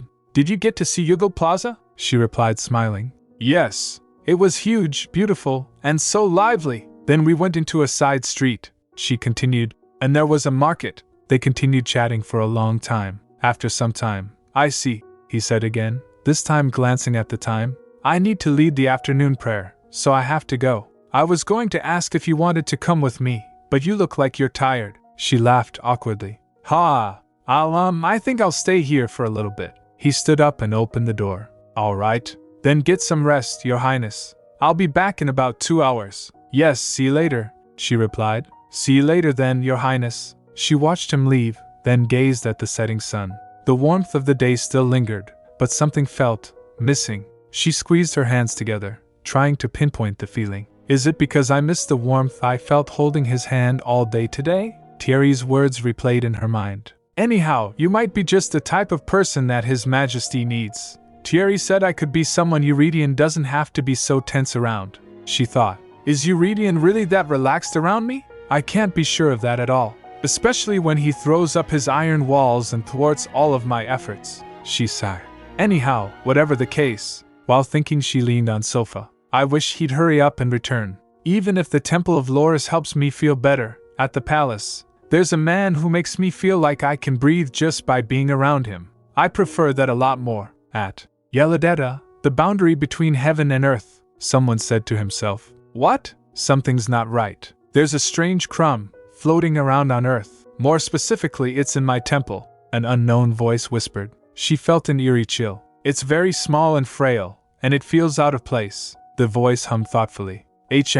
Now I'm curious. Later Urenica opened her eyes. It was night. Her eyes fluttered open. How long was I sleeping? She sat up groggily, rubbing her eyes. What the? She frowned. It's dark. She yawned, stretching. I think I slept for about an hour and a half since Thierry left. Her eyes adjusted to the dim light. He might still be leading prayer. She glanced at the clock. I probably have about another 30 minutes until Thierry comes back. What should I do until then? She looked down at her options. Option 1, wait 30 more minutes. Option 2, go to the prayer room. She nodded to herself. Yeah, I'm at the temple, so I should go see the prayer room. She ruffled her hair, making a face at the mess. Maybe I should just wear it down. She brushed through it with her fingers. Still messy. Then she walked to the garden. She exhaled and stepped into the quiet hall. It's empty. I feel like I've taken the place over. She froze. A strange noise echoed. Her heart pounded. What was that noise? She turned, glancing around. I'm the only one here right now. She shudders. What the heck? Now I'm scared. She swallowed hard. Maybe I heard wrong. She remembered as she walked. The prayer room. Thierry said he'd be in the public prayer room. She strange beep sound continued. Just as she was about to rush forward, a voice called, Hey, her breath hitched. What? Who is that voice inside me head? A voice echoed inside her head. You, come over here. Her blood ran cold. Am I going crazy? She laughed to herself. Ha ha ha. I must be hearing things. She cried to herself. Ach, what's going on? She tried to convince herself it was nothing, humming a song to shake off the creeping fear. The sun will come out tomorrow. Bet your bottom dollar that tomorrow there'll be, the voice said. I said come here. A chill ran down her spine. Goosebumps erupted on her arms. I wasn't hearing things after all. She started running down the stairs. She said to herself, the red rope leads to the priest's prayer room. The gold one to the public prayer room. The voice added, that's it. Good girl. She squeezed her eyes shut and covered her ears. I can't hear you. I can't hear you. While running, she called out everyone. Thierry, Marie, Thezebia, anyone. Finally, she saw the prayer room. She grasped at the door handle, her voice rising in panic. Thierry, there's something evil that dares to lurk in this holy temple. The room was silent. She glanced around and said aloud, No one's here. She gasped. What? Is prayer time already over? I think I came to the wrong place. Then the door locked by itself. The voice in her head said, Where do you think you're going? She freaked out. She grabbed the handle and yanked. No way! It wouldn't budge. Her pulse pounded in her ears. Why is this happening to me? The voice echoed in the head. Geez, you seem like a total cutie. No need to be so shy. Just come over here, child not of this world. Are the children of humans these days all as fearful as you are? My child is so sassy. Who are you? She whispered. Her voice was trembling. I won't harm you, the voice assured her. Come closer, child. I'm curious, that's all. Urenica looked around, but she saw nothing. She thinks, I must look like an idiot, talking to nothing at all. But the voice, it's coming directly into my head. She swallowed hard. If you're a ghost, go away. If you're human, say something, the voice replied. A ghost? You should watch what you say, little one. If you won't come to me, I'll go to you. Though it'll be a lot less scary if you come first. Humph. Who said I was scared? She forced myself to sound braver than she felt. Sir? Ma'am? I'm coming. I'll come, okay? Sir or ma'am? There was something about the energy in the room. It felt pure to Urenica. Unthreatening. Familiar, like Eurydian. She resolved herself, right. This is a temple, a safe space. Nothing evil can enter here. She took a deep breath and walked towards the wolf statue. The voice said, I don't know why it has to be such a production to see your face. Urenica squared her shoulders. I'm not sure who you are, but you're committing a crime. You're holding someone against their will and haven't identified yourself. You're not supposed to do that, the voice replied. I thought you were a scared little thing, but I guess that's not entirely true. Your soul and your body are separated, the voice mused. I haven't seen a child like you before. Where are you from? She flinched, thinking. My soul and my body are separated? That's totally right, she asked while confused. Seriously, who are you? The voice replied. If I told you, you'd be scared. Urenica shudders in fear. I'd be scared. Is this one of Celia's cursed spirits? How dare an unclean spirit make a mockery of the temple? Her voice wavered. Who are you? One of Soliae Elodia's familiars? She stumbled back. The voice asked. What? Who's that? A what with a grudge? She shouted. A zombie who died with a grudge. Go away, evil thing, the voice replied. Hey, I told you to watch what you say. A sharp punch hit her head. Ow, she clutched her head. Why'd you hit me? The voice replied. You'll really regret acting so impertinently to me. Poor child not allowed on this earth. Urenica quickly grabbed the statue to take cover. She thought, they used physical force and threatened me. Maybe it really is the ghost of someone who died unfairly. She glanced around to see. Where are they watching me from? Then the voice said. If you keep holding on to me tightly like that, you're going to make me blush, she screamed. Baking away from the statue. She stumbled back and was about to fall, but she fell to the ground. She was floating, the voice said. Such a clumsy child. But it's cute, she gasped. What in the world is happening? Then the voice said. Oh dear, I need to go now. Hearing that, she shouts. What? I have to go listen to my prayer, the voice said lightly. I mean, I am supposed to be good and merciful after all. Goodbye, child who speaks so rudely. I'm leaving. Good luck with your life. With the sound of whoosh, the voice stopped. Urenica fell to the ground. She groaned in pain, her body frozen in disbelief. She wondered what. You have to go listen to a prayer, she mumbled. But you're not a god, so why would you need to? Then realization hit her like a bolt of lightning. Are you a god? No way. They didn't exactly sound godlike. She shakes her head thinking, no. There's no way a god who never appeared in the original story would suddenly appear now. She complained to herself.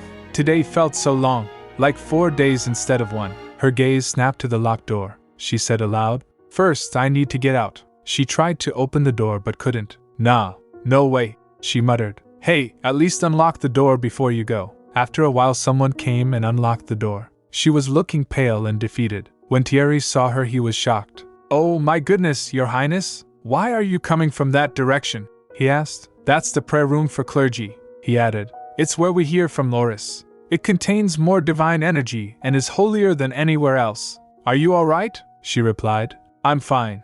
But stopped in the middle and asked nervously. Wait, what happens in that prayer room? She thinks in her mind. They hear from who? Thierry replied. Oh, you mean the priest's prayer room? It doesn't happen often, but sometimes we hear Loris's voice in there. After hearing that, Urenica reflected on what had happened earlier. She stammered, No way. Then that was really God. She was stunned and bewildered, still in shock. He asked her, "Your Highness?" She replied, "What in the world have I done?" She remembered all the bad things she said to the voice. She struggled keeping her calm. "Why you try to talk to me like that? How was I supposed to know?" Thierry grasped her arm asking, "Your Highness, where are you going?" My voice came out weak. "Thierry." Then she tried to remain calm and asked, "Thierry, do you hear the voice of Loris often?" He replied, "I'm not exactly sure what you're talking about, but hearing Loris' voice on Earth is something that only happens once every couple of years." He studied her. "Your Highness, did you do something?" She said in her mind while panicking, "I think I did, Thierry. Something definitely bad. I didn't cling to the all-powerful of this world and beg for help. Instead, I watched as my only lifeline slipped away." She spoke worried. "My life is hard as it is." He asked, "Your Highness, please tell me, what happened?" She replied, "The thing is, Thierry." As she was talking, she stopped feeling a familiar presence. She thinks, "I just felt something similar to the divine energy that fills this temple, but it's strangely different." Then someone called out, "Princess?" She jolted towards the voice, and her expression changed. He was Eurydion looking at her standing at a distance. She called, "Your Majesty!" He asked, "What are you doing over there?" She asked. "What?" He replied, "Come here." Eurenica started walking towards him saying, "You don't need to tell me twice. I was going to go over there anyway." She went close to him and giggled. "Since it's nice to see each other again, how about a hug?" She stepped up and embraced him and thinks, "His scent puts my mind at ease." He patted her and said, "I'm glad you're happy to see me, but is this a habit for you or something?" She asked. "What is?" He asked. "Running into the arms of just anybody." She pouted. "What kind of person do you take me for? I'm not unscrupulous like that." Then this excessive welcome, he narrowed his eyes, "must mean you caused trouble again?" She felt busted and thinks, "I hate perceptive people like this." He said, "I wonder what that look on your face means, Princess. I wasn't even gone for that long. Don't tell me you've been going around making a mess again." Feeling guilty, she thinks in her mind, "You see, the thing is, I went in the wrong prayer room. Strangely, I think because I'm a child not of this world, I heard the calling of God." She resolved, "That sounds insane. I can't tell him that." Suddenly Eurydion grabbed her face and said, "Go on, tell me the truth." Her heart raced. How about you let go of me first?" She stammered. "You're too close," he countered. "You're the one who hugged me first," she said inwardly. "Obviously because I wanted to get some of that divine energy before your steel walls went up again." She mumbled, "Nothing happened. I'm not some troublemaking kid." He released her and said, "All right, that's a relief." She gave him a piercing glare. "Were you just messing with me?" Then he looked towards Thierry. So Thierry said, "You're back, Your Majesty." Eurydion asked him, "Yes. Did anything happen, Shamart?" Hearing that, Eurenica gasped. "If he lets Eurydion know that I went into the priest's prayer room, I'm going to be so embarrassed." "Don't tell him, Thierry," he replied. "No, nothing happened at all." She felt relieved. "Phew," she looked proud. "See, told ya." Suddenly someone called, "Oh my, is that His Majesty?" People were coming back from prayer room. Another said, "Do my eyes deceive me, Lady Hisario?" Other replied, "Not at all. I see him clearly with my own eyes too." Hearing them, Eurenica gets nervous. "What? How long have they been watching us?" She froze, stiffened. Eurydion, noticing a change of her demeanor, asked, "What is it, Princess?" She shifted uncomfortably. "There are other people here." He looked towards them and said, "Looks like people leaving the prayer. What about them? Just, you know." She fidgeted and tugged him. "When are we leaving?" she said to herself. "I really don't like unnecessary attention or a lot of people looking at me." After a slight pause, he replied, "Yes, it is getting late. Shall we go now?" Eurenica nods back. She thinks in her mind, "I have the energy, but I don't know if I have the mental capacity. I want to go back and lie down. So tired." She said her farewell to Thierry. "See you later." Both Eurydion and Eurenica walked away. Thierry said, "Good night, Your Majesty. And you too, Your Highness." When they reached to the horse, Eurydion asked her, "But where's your robe?" She tried to remember and said, "I left it in Thierry's room." He asked again, "Where?" She replied, "Thierry's room. I took it off for a bit, but I forgot to grab it." She asked, "Should I go get it?" He replied, "No, it's fine." Then they rose horse under the heavy night sky, blanketed with stars that seemed as though they would fall down to the earth. Instead, they settled into the silence of the night. She fell asleep on the way back while on horse. Eurydion carried her and puts her on her bed. She only remembers the soft blankets on her skin and the kind touch that brushed against her. Elsewhere, in the shadows, Soleil said. So we failed in separating the woman from him. The person standing outside at the edge of the tower replied. His Majesty blocked off the plaza, and even Master Rolf went out there, so, she filled in. I see, the person added. I am sorry, they were too much for us to handle, Soleil replied. I understand, she thinks, with someone who has the most divine power in the world protecting her. I didn't expect them to succeed, she asked. What did Master Rolf say? The cloaked person replied. He said there was a limit to how much he can condone, she replied. I see, she said inwardly. That old fool. He thinks he's the one in control. Humph, she then said. You may go now, the person replied. Why yes. Then he left, jumping from one floor to other. He quickly disappeared into the night. She was impressed. They really know how to make a quick getaway. I didn't have to teach them a thing. For those like us, being evasive is necessary. If we're ever caught, it's a death sentence. Then she said aloud. He blocked off the plaza. He shut down all of Yugal Plaza just to investigate a few tiny boundary stones. She thinks in her mind. He never lets down his guard. Suspicion written all over his gentlemanly face. Have his walls finally cracked? That princess, who looks so frail and weak, managed to accomplish this. Not bad. Then someone ominous present there said to her. Why are you hesitating? Just kill her, she replied. I'm not hesitating. There's no need to complicate things by getting my hands dirty. The voice cracked. Coward, she shrugged. Caution, rather. It's the results that matter, not the process. She thinks to herself. Yes, as long as I marry him, as long as I'm able to accept that divine energy into this body, it doesn't matter whether I win his heart or not. All I need is his brilliant blood full of divinity. That body of his contains the purest form of divine power on this earth. There's no greater thrill of the hunt than pursuing him. Of course, I won't give up so easily on that. Then she said, just you wait and see. I'll take good care of it all. I need to make sure this princess slowly withers away. Make it so that she crumbles on her own, the ominous presence said. I shall eat away at her mind. For now, it is night, the time for cursed souls. At night Eurenica found herself in a past dream. What should we do about that child? Whispered one voice among the murmurs. Do you want to take care of her? Another responded quietly. The first replied. You know my situation. I've got 3 kids to support, the other said. You think I don't have a family to take care of? One said. Honestly, at 15, she should be able to take care of herself just fine. We can gather some money and send it to her each month for necessities, someone suggested. Eurenica recalled. It was a very old memory. It was one of those memories I didn't like to think about. It was my father's funeral, and I was 15. I felt their pity. Yet, at the same time, their eyes looked at me as if I were a tiresome burden. I didn't care what they had to say about me, but I would have preferred they said it to my face, not whispered behind my back. Now that I think about it, maybe my aversion to having many eyes on me, and people whispering about me, came from that moment. But that's the only impact my father's death had on me. His death itself didn't hurt me that much. My mother had passed away so long ago that I barely remembered her. And my father was too busy with his love life to be home for even a month at a time. I was always alone, with no one to lean on. Because of that, even my name, Un Su Su, had no meaning to me. Probably because that name was never spoken with any affection.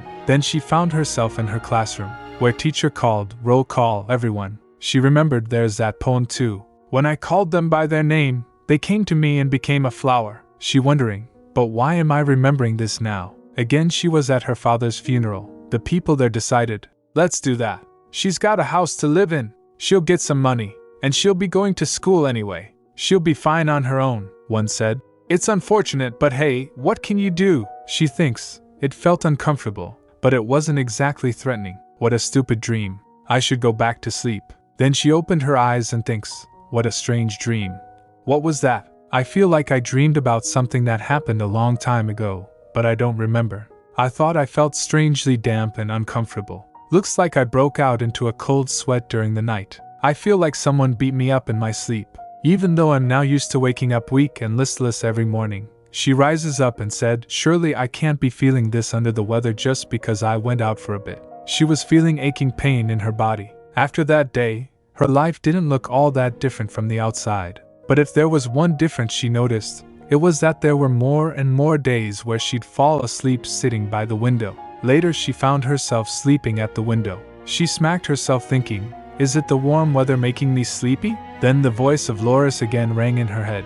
You're quite the lazy one, child, she replied. My name's Urenanovika Sofia Livovny. She thought to herself, when did this voice start talking to me in my head? The voice replied, Yes, child who does not belong. I already know your name. Urenica felt annoyed as the voice was not listening to her. She thought, so this is how Eurydion feels whenever I accidentally call him DeKalb's dad. I'm sorry. I won't do it anymore. She closed the book that was on her lap. Then the voice said, Hey sweetie, are you going to meet him again today? She flopped on table and doesn't reply. The voice said, So you won't answer me now? Urenica thinks in her mind, that flippant tone. Guess this decided to abandon all decorum back in Udetta. My abduction to Belcourt, the strange affliction I now have, even inexplicably earning Celia's suspicions, those were all things I could understand. But this sudden appearance by the god Loris? She looked at the book and continued, It's silly to say this now, but the coexistence of 3 different planes of existence feels real. Udetta separates the human world from the world of the gods, and Remordera separates the underworld from here. This is actually a universe where the boundaries between the realm of the gods and the underworld all exist. I heard even high priests may hear Loris' voice only once in a lifetime. So why is Loris always trying to talk to me? At the same time, they don't answer any of my questions. Then the voice said, I wonder how a small, inconsequential thing such as you came here. Hearing that, she jolted and questioned, Inconsequential? She felt annoyed. Arg, this god seems a lot more capricious than how people here depict him. That dude, God, probably sees me as a bit of a distraction. She said in her mind, Thierry, run away. This is the god you're serving. Meanwhile, Thierry suddenly jolted. Seeing that, his companion asked, What is it, Archdeacon? He replied, I got the feeling that someone was talking about me. Besides that, everything's business as usual. Since that day, Soleil didn't set foot on palace grounds. That's why it's just been one peaceful spring day after another. Another day the maid checked up on Urenica. She said, You don't look too well these days, Your Highness. Another maid asked. Your Highness, you look so pale. What? Later Thierry also asked. Is something wrong, Princess? If anything is bothering you, feel free to talk to me. After hearing everyone asking about her, she thinks, Am I the only one who thought everything was quiet and peaceful? She replied, showing no fatigue. I'm totally fine. I feel great. I've just had some bad dreams, Marianne said. It's stress, Your Highness. She turned to Thierry. Archdeacon, should we inform His Majesty so he can summon the royal physician? If she's having trouble sleeping, maybe a sleep aid herb would be good too. He gave the maid a serious nod. I was just thinking that myself. I'll speak with His Majesty. Urenica was confused. What? Why should I be stressed about anything? Or is that how it looks? She thinks, lack of magic tolerance. A high-profile hostage. Basically, a princess who is homesick? It's true I had some strange dreams, but otherwise, I don't feel any different. Does it look that bad to other people? Though I have been feeling tired a lot more these days. I feel better when I'm outside, but inside the palace, I'm exhausted. I just want to get under the covers and go to sleep. But it's not like I have a job or anything to keep me busy, so that just seems natural. Actually, it's already been 4 days since the last time I had my regular tea time with Eurydion. She concluded, All right, I know what will get rid of all these pesky symptoms. Time for me to go look for my all-natural cure. Then she went to Eurydion. He asked, looking at her, Are you all right? She was confused. Even you're saying that now, Eurydion said. Sounds like you've talked to other people, she replied. Yes. To the people in Beryllia and Thierry. Everyone seems to be so worried about me lately. She seriously asked. Do I look strange to you? She thought to herself. Am I dying from something? He took an examining look at her and said, Your complexion doesn't look good. You look pale. After a slight pause he mumbled, But I'm sure I got rid of anything that could cause this on that day. After hearing that, Urenica wondered, that day? She remembered Marianne telling her, While you two were out, we reorganized Beryllia Palace. You should be more comfortable now, Your Highness, she thought.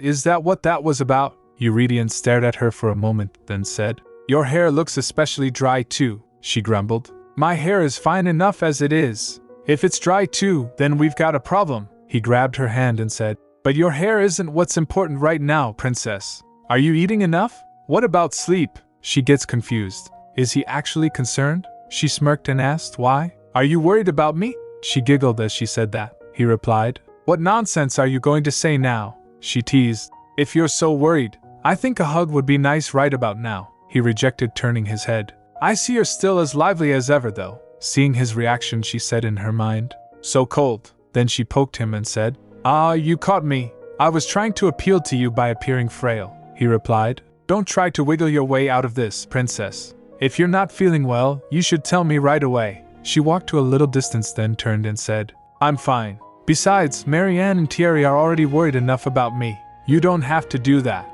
He also walked towards her. She continued, Were you able to take care of the nuisance you previously mentioned? He replied. Well, there's more than one nuisance, really, she asked. What about the rats from before? He replied. You don't need to know about that. She pressed again. You said that there was something that shouldn't be out in the streets. What was it? And what were those strange clear marbles? She thinks to herself. Was it really Soleil chasing after us? It was revealed the young acolyte of the Tower of Magic was responsible for those boundary stones. Eurydion recalled the scene. The person begged. Your Majesty, please forgive me, Rolf the Magic Tower Master said. It was negligence on our part at the Tower of Magic. These objects weren't meant to be available so easily. We'll be sure to manage such matters better from now on. 4 more stones were found in Elijah Plaza. Eurydion asked him. Are these really just your regular barrier stones? Rolf replied. Yes. After hearing that, Eurydion thinks in his mind. Am I being paranoid if I assume that Soleil Elodia is behind this? Now, he said to Eurenica. We simply found out that unauthorized magical items were out in the open streets. We searched the entire plaza and retrieved all of the stones, so that's the end of that. We don't need to discuss it further. After getting explanation, she thinks. The fact that they reorganized Beryllia that day, and the way this man is wary of Soleil confirms my suspicions. But even if I want to find out more, he thoroughly cuts me off at any attempt to dig for information. I can't even bring it up, let alone ask any questions. I can't, then she said. Your Majesty, I feel like you should have softened up a bit more by now. Let's get closer to each other. How about we have a deep conversation? After hearing that, he smiled. Get closer, huh? I feel like the distance now is good for the both of us. She stepped closer, saying, But I think it would be better for us if we were closer. She gets up close and said, like this? She said inwardly, Come on, fall for it. Both looked at each other for a moment. Then Eurydion sighed. Sure, do whatever you want. It's not like I can stop you anyway. Hearing that, she thought, what kind of response is that? Then she stepped back, saying, Forget it then. I won't, he replied. To be frank, aren't you keeping things from me too? I feel like we're pretty even there, she said. I'm always honest. He leaned closer, asking, Really? Then tell me what kind of trouble you caused at the temple. Why were you clinging to Thierry for dear life? I know you have no intention of telling me. Her heart raced, and she felt flustered. She said to herself, That face is too ridiculously handsome for my health. She stumbled while her heart was racing. She said, That's cheating. You can't attack me at such a close distance with your face like that. He chuckled. Wouldn't you say this makes us even? Then she thinks, Ugh, seriously? He's totally fine. Meanwhile, I'm the one who flinched first. This is embarrassing. Then he said, So let's stop talking about that day. It's not really an important topic of discussion. She wonders, how is it not important? If Soleil was the reason why you were so anxious that day, then it's my business too. I guess I am keeping more secrets than him. So yes, we are even. Her soul is not from this world. She went into the wrong prayer room, and Loris spoke to her. In fact, Loris is still talking to her,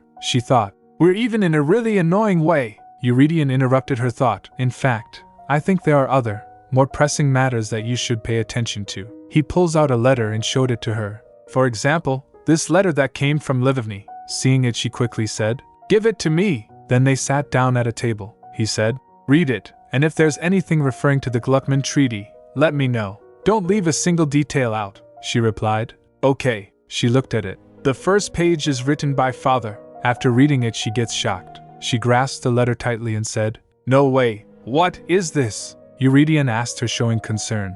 Princess? She said aloud. No way, he asked. Why? What's wrong? She said. Everything, she recalled. It's been about a month and a half since I arrived in Belcourt.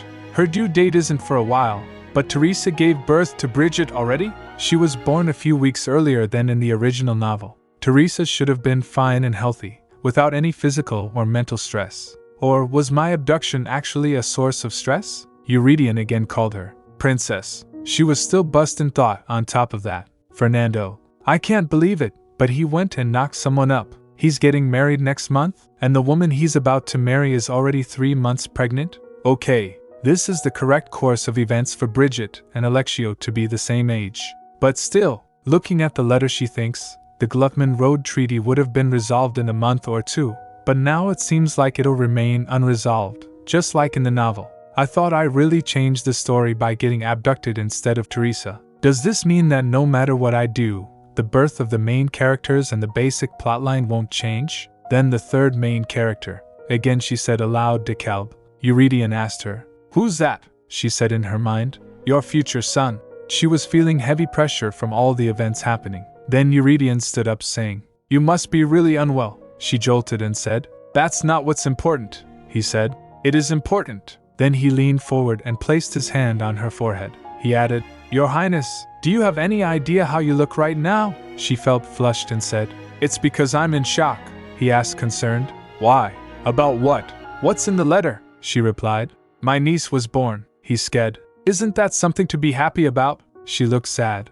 Yes, I should be happy, but, she said inwardly, Bridget, why do you have to be born so early? You're making your aunt nervous. The good thing is the letter says Teresa is in good health. I'm guessing she at least escaped her original fate of a horrible death. She said to Eurydion, I'm concerned because she was born a little early. After a pause she added, I totally went down the wrong path. Now's not the time for me to calculate what I can get out of this or not, but Eurydion doesn't say anything. Then she added, DeKalb's dad. Upon hearing that he said, There you go again calling me. She quickly puts her hand on his mouth and said, You marry me, she said to herself. At this rate, he really might end up marrying Soliae and fathering DeKalb. He frowned, then pushes her hand and said, Princess, I think you're really unwell. I think I'll have to have Beryllia inspected again, she replied. No, your majesty, I'm serious right now, he sighed.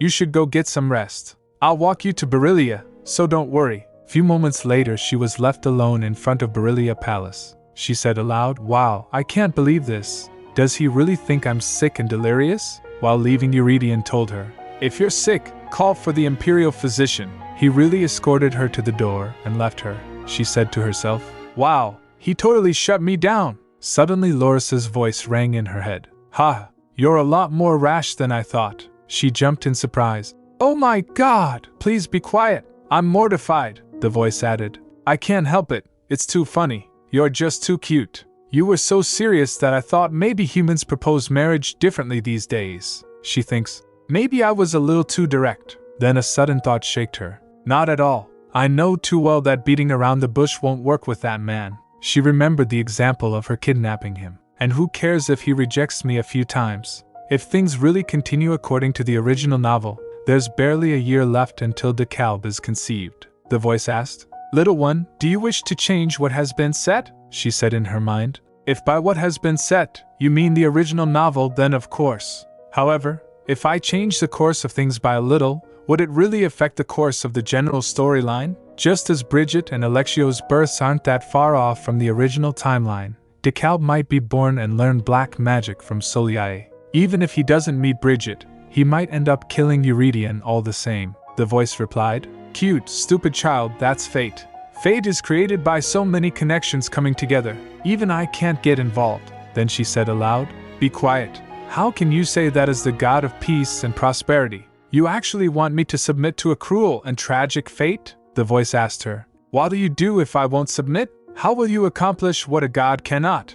Especially as one who does not belong in this world? She felt anger. So you're saying a mere side character can't change the original story? But that's if I was really Princess Uranovika. She smirked to the voice. You don't know what you're talking about. I know a lot more than you do, the voice asked intrigued. What do you plan on doing? She stood and brushing her clothes and said, I plan on making your distant descendant mine. If you're not going to help, don't talk to me. She said in her mind, I'm the only one who knows what will happen in this world from this point on. I'm human, but I might know a lot more about fate and connections than the gods who live beyond the Udetta. Later Urenica went inside still talking to the voice. The voice was saying, Little one, you are such a naive and foolish child. I cannot directly get involved with what happens on Earth. That is forbidden by the Udetta and Remordia. Besides, you're also not a child of this Earth. Then the voice asked, Little one, debris on this Earth, do you want my help? She quickly turned, asking, "Are you really going to help me? Really? Why'd you change your mind?" The voice replied. "You said don't talk to you if I won't help you," she asked, confused. "That's it," the voice continued. "I find it quite entertaining to watch you. You're quite the cute little piece of debris." "Alright then. So you plan on making him yours, little one? I can help you as long as I don't directly do anything. At the least, I can tell you where he is and what he's up to. He is the closest thing on this earth in my image, after all." Upon hearing that, Eurenica quickly changed her attitude. She replied, "Okay, I respect and honor you, oh great Loris. Please forgive me for how rude I was previously," the voice said. "Little crumb, at least try to sound a little more sincere," she replied. "I mean it," the voice said. "Yes, then go ahead and try to make him yours, the one with the most divine energy on earth." Meanwhile, Ferric was carrying books that Eurydion ordered him. The books were on topics like boundaries of the world, Udeta and Remordera, of matters that touch darkness, chaos upon the land, the age of the dead. Ferric thinks it was hard to know what he was thinking at times, but these days, I had absolutely no idea what was going on with him. Why did he suddenly want to read books like these? Upon reaching, he knocked the door. Eurydion said, "Enter." He stepped inside, balancing the weight of the tomes in his arms. He said, "I found the books you asked for, Your Majesty. Leave them there," he replied curtly. Ferric obeyed. "Yes, Your Majesty." A pause. Then, he asked, "Did Ezekiel refuse the terms again?" "Yes," Eurydion confirmed. "Now that things are finally settling with Livivny, Ezekiel is causing trouble," Ferric said. "I had no idea they'd announce an increase in tariffs for magical ore. The way they tried to sway Livivny, I wonder if they're trying to bury talks about the passage. It seems they look down on us because we didn't retaliate," Eurydion said. "They're underestimating Belcourt," Eurydion thinks in his mind. The good standing of being a protected nation under the Ryger peace treaty was destroyed with the raid on Livivny. It might be a good idea to just take down Ezekiel too at this point. He let out a deep sigh, brushing a hand through his hair. "You may go now. I'll call you if I need anything else," Ferric complied. "Yes, Your Majesty." As he turned to leave, Eurydion was deep in thought. "Though I don't plan on going to that extreme just yet, for the sake of the Livivny princess." But there was something else that troubled him. The Tower of Magic had been unusually quiet. Someone else had placed the boundary stones in Yugal Plaza, yet there were no threats in Berilia Palace. The entire palace had been inspected in secret without the princess's knowledge, but nothing out of the ordinary had been found. And yet, that only made things more suspicious. Soliae, who would throw a fit if another woman so much as walked past him, had remained silent about the Livivny princess. That day, she had been loitering around Berilia. Based on everything Soliae had done before, it would be normal for her to have interfered in some way. But her hands were strangely clean in all of this. Then, there was that thing. He recalled Eurenica telling, "That thing drew me in," as if begging me to touch it. Reflecting on everything he thinks, until now, I had thought Celia's goal was to become queen to exercise full authority over the Tower of Magic. He then recalled himself asking Rolf, "Is there magic that could enchant people?" "No, Your Majesty," Rolf said firmly. "There are no spells that can control people's minds. Even in all my years of magic, I'm incapable of that." He concluded, "If I can't trust what Rolf told me, does that mean I can't trust the Tower of Magic itself? Has an unknown darkness taken root in Belcourt's Tower of Magic?" He shook those thought. "No, that seems unlikely. What am I thinking? That's impossible. Magical ore was simply a rock surrounded by magical power. How could it possibly have any pull on a human being? I shouldn't let what the princess said get to me. It's all nonsense." Then he remembered Eurenica saying, "I'm fine now," he thinks, yet her face was strangely pale. "It bothers me, she looked like she had lost a lot of energy lately. How did it come to this? Since when did I care so much about that princess?" As he was flipping pages of the book, he saw a flower in the middle. Then a sudden ringing broke through his thoughts. "Hey, Dad!" He quickly rose up and opened the window, shouting, "What?" A bright voice chimed. "Wow, looks like I got your attention." This was the best way to get Euridion's attention. Eurenica waved his hand, saying, "Your Majesty, how about you give me some of your time?" After that, Eurydion went down to her and called, "Your Highness," she said eagerly. "I've been waiting for you." Then, without hesitation, "Your Majesty, marry me." So, to cut to the chase, "I'm totally in love with you, ever since I first saw you." "But I don't love you," he replied deadpan. "Don't you think I'm pretty?" she asked. He tilted her head. "I don't know. I'm not so sure. I'm not particularly interested in a loveless marriage. I want to try loving her the best I can. And so, this was how she came to be rejected. In the most direct and cruel way, she let out a scream. Arg. She was mad and complaining to herself. Unbelievable. He's going to try and love Soliae? What in the world is that man thinking? She was practically fuming. I thought he didn't trust that woman. Surely he doesn't mean that. How little does he think of me that he has the gall to tell me that he'll try to love another woman? Rushing forward, Marie asked. Your Highness, what were you thinking? She was shocked. Oh my word, I had no idea you had feelings like that for His Majesty, Marie groaned. Actually, I did expect something like this would happen, but how could you do that with no hesitation? You're foreign royalty. Eurenica felt embarrassed. Does being royalty make any difference? Marie pressed. But what about maintaining your dignity? More importantly, what if Lady Elodia hears about this? Rumors are already spreading within high society. Oh, that's good news, she mused. It's not, Marie shouted, looking pale. You have no idea how bad this is.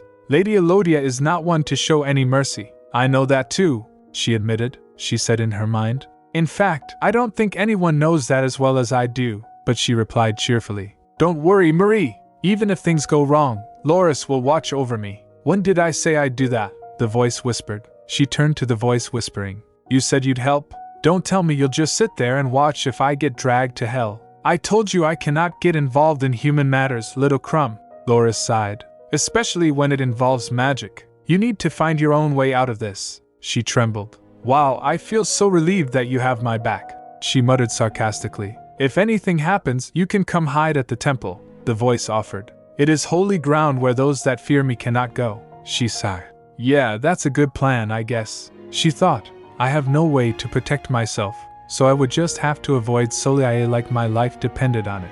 But maybe I have a chance since Soliae wasn't allowed to freely enter the palace grounds. At least, there was a time when she had deluded herself into thinking that. Later she found Soliae standing in front of her. A chill ran down her spine. She said inwardly, AGH, what are you doing here? I knew I had a bad feeling about today, and I was told that Eurydion wouldn't be at the palace either. Were the black, withered flowers I saw when I left Berylia Palace this morning a bad omen? A wave of dizziness hit her. Ugh, that can't be good luck. She began nervously laughing. Aha! Hello. Nice weather we're having, yes? The sky is so clear, too. At that moment lightning rumbled as the weather was cloudy. She said to herself, crap. Stay calm, stay calm. Yes. It is a lovely day, Soliae responded smoothly. I like days like these. It looks like you do too, Your Highness, she said in her mind, crying. No.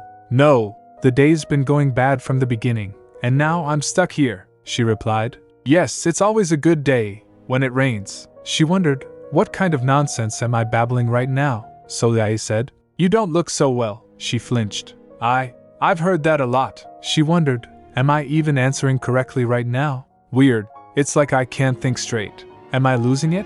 I should be running away. So why am I walking closer to Soliae? Then Soliae said, it looks like you're not getting much sleep these days. After hearing that, Eurenica recalled, the imperial physician said there wasn't anything wrong with me besides my sensitivity to magic. But for the past 2 weeks, I've had to rely on sleeping pills which weren't even that effective. I'd wake up before dawn, soaked in cold sweat. Now, it's a daily event for me to sit in hot baths just to bring my body temperature up. But how does this woman know that I'm having trouble sleeping? Then Soliae stepped up and leaned close to her. She said, are you still being tormented by the souls of the damned? Upon hearing that, she thinks, I'm pretty sure she had said something similar to me before. Her heart raced with fear. No, don't tell me. She's the reason I've been having nightmares lately. I can't let her know that I know she's a black magician. Souls of the damned? She forced a puzzled expression. I'm not sure I understand what you mean, but I'm surprised.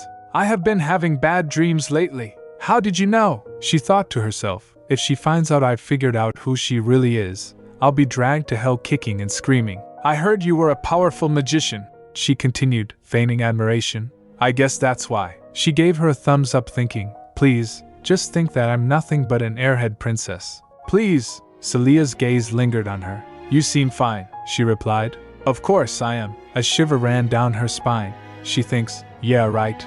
I feel like I might collapse any second. Besides, there's a strange sensation I can't shake off. A prickling feeling. Then a hunch creeped in. I've definitely felt this before. Then Soleil said, I wish for your continued health, your highness. Upon hearing that, Eurenica thinks she doesn't mean that at all. Please, please, go away already. Then Soleil said, well then, and started walking. After she left, Eurenica was standing there. She squeezed her arms close and flopped to the ground. Her hands were trembling. After a brief moment she said aloud, oh wow. Then Laura's voice rang. You should be careful, she replied. I know. She thinks in her mind, I thought Soleil couldn't enter the palace grounds, but I was stupid to think I was safe because of that. Maybe this was all part of her plan. As Soleil left Berilia Palace grounds, she said to herself, that's unexpected. I thought she would have withered away to nothing by now. She smirked. I cast a nightmare spell on her, black magic that calls up the worst memory a person has, amplifying it 100-fold to eat away at the mind.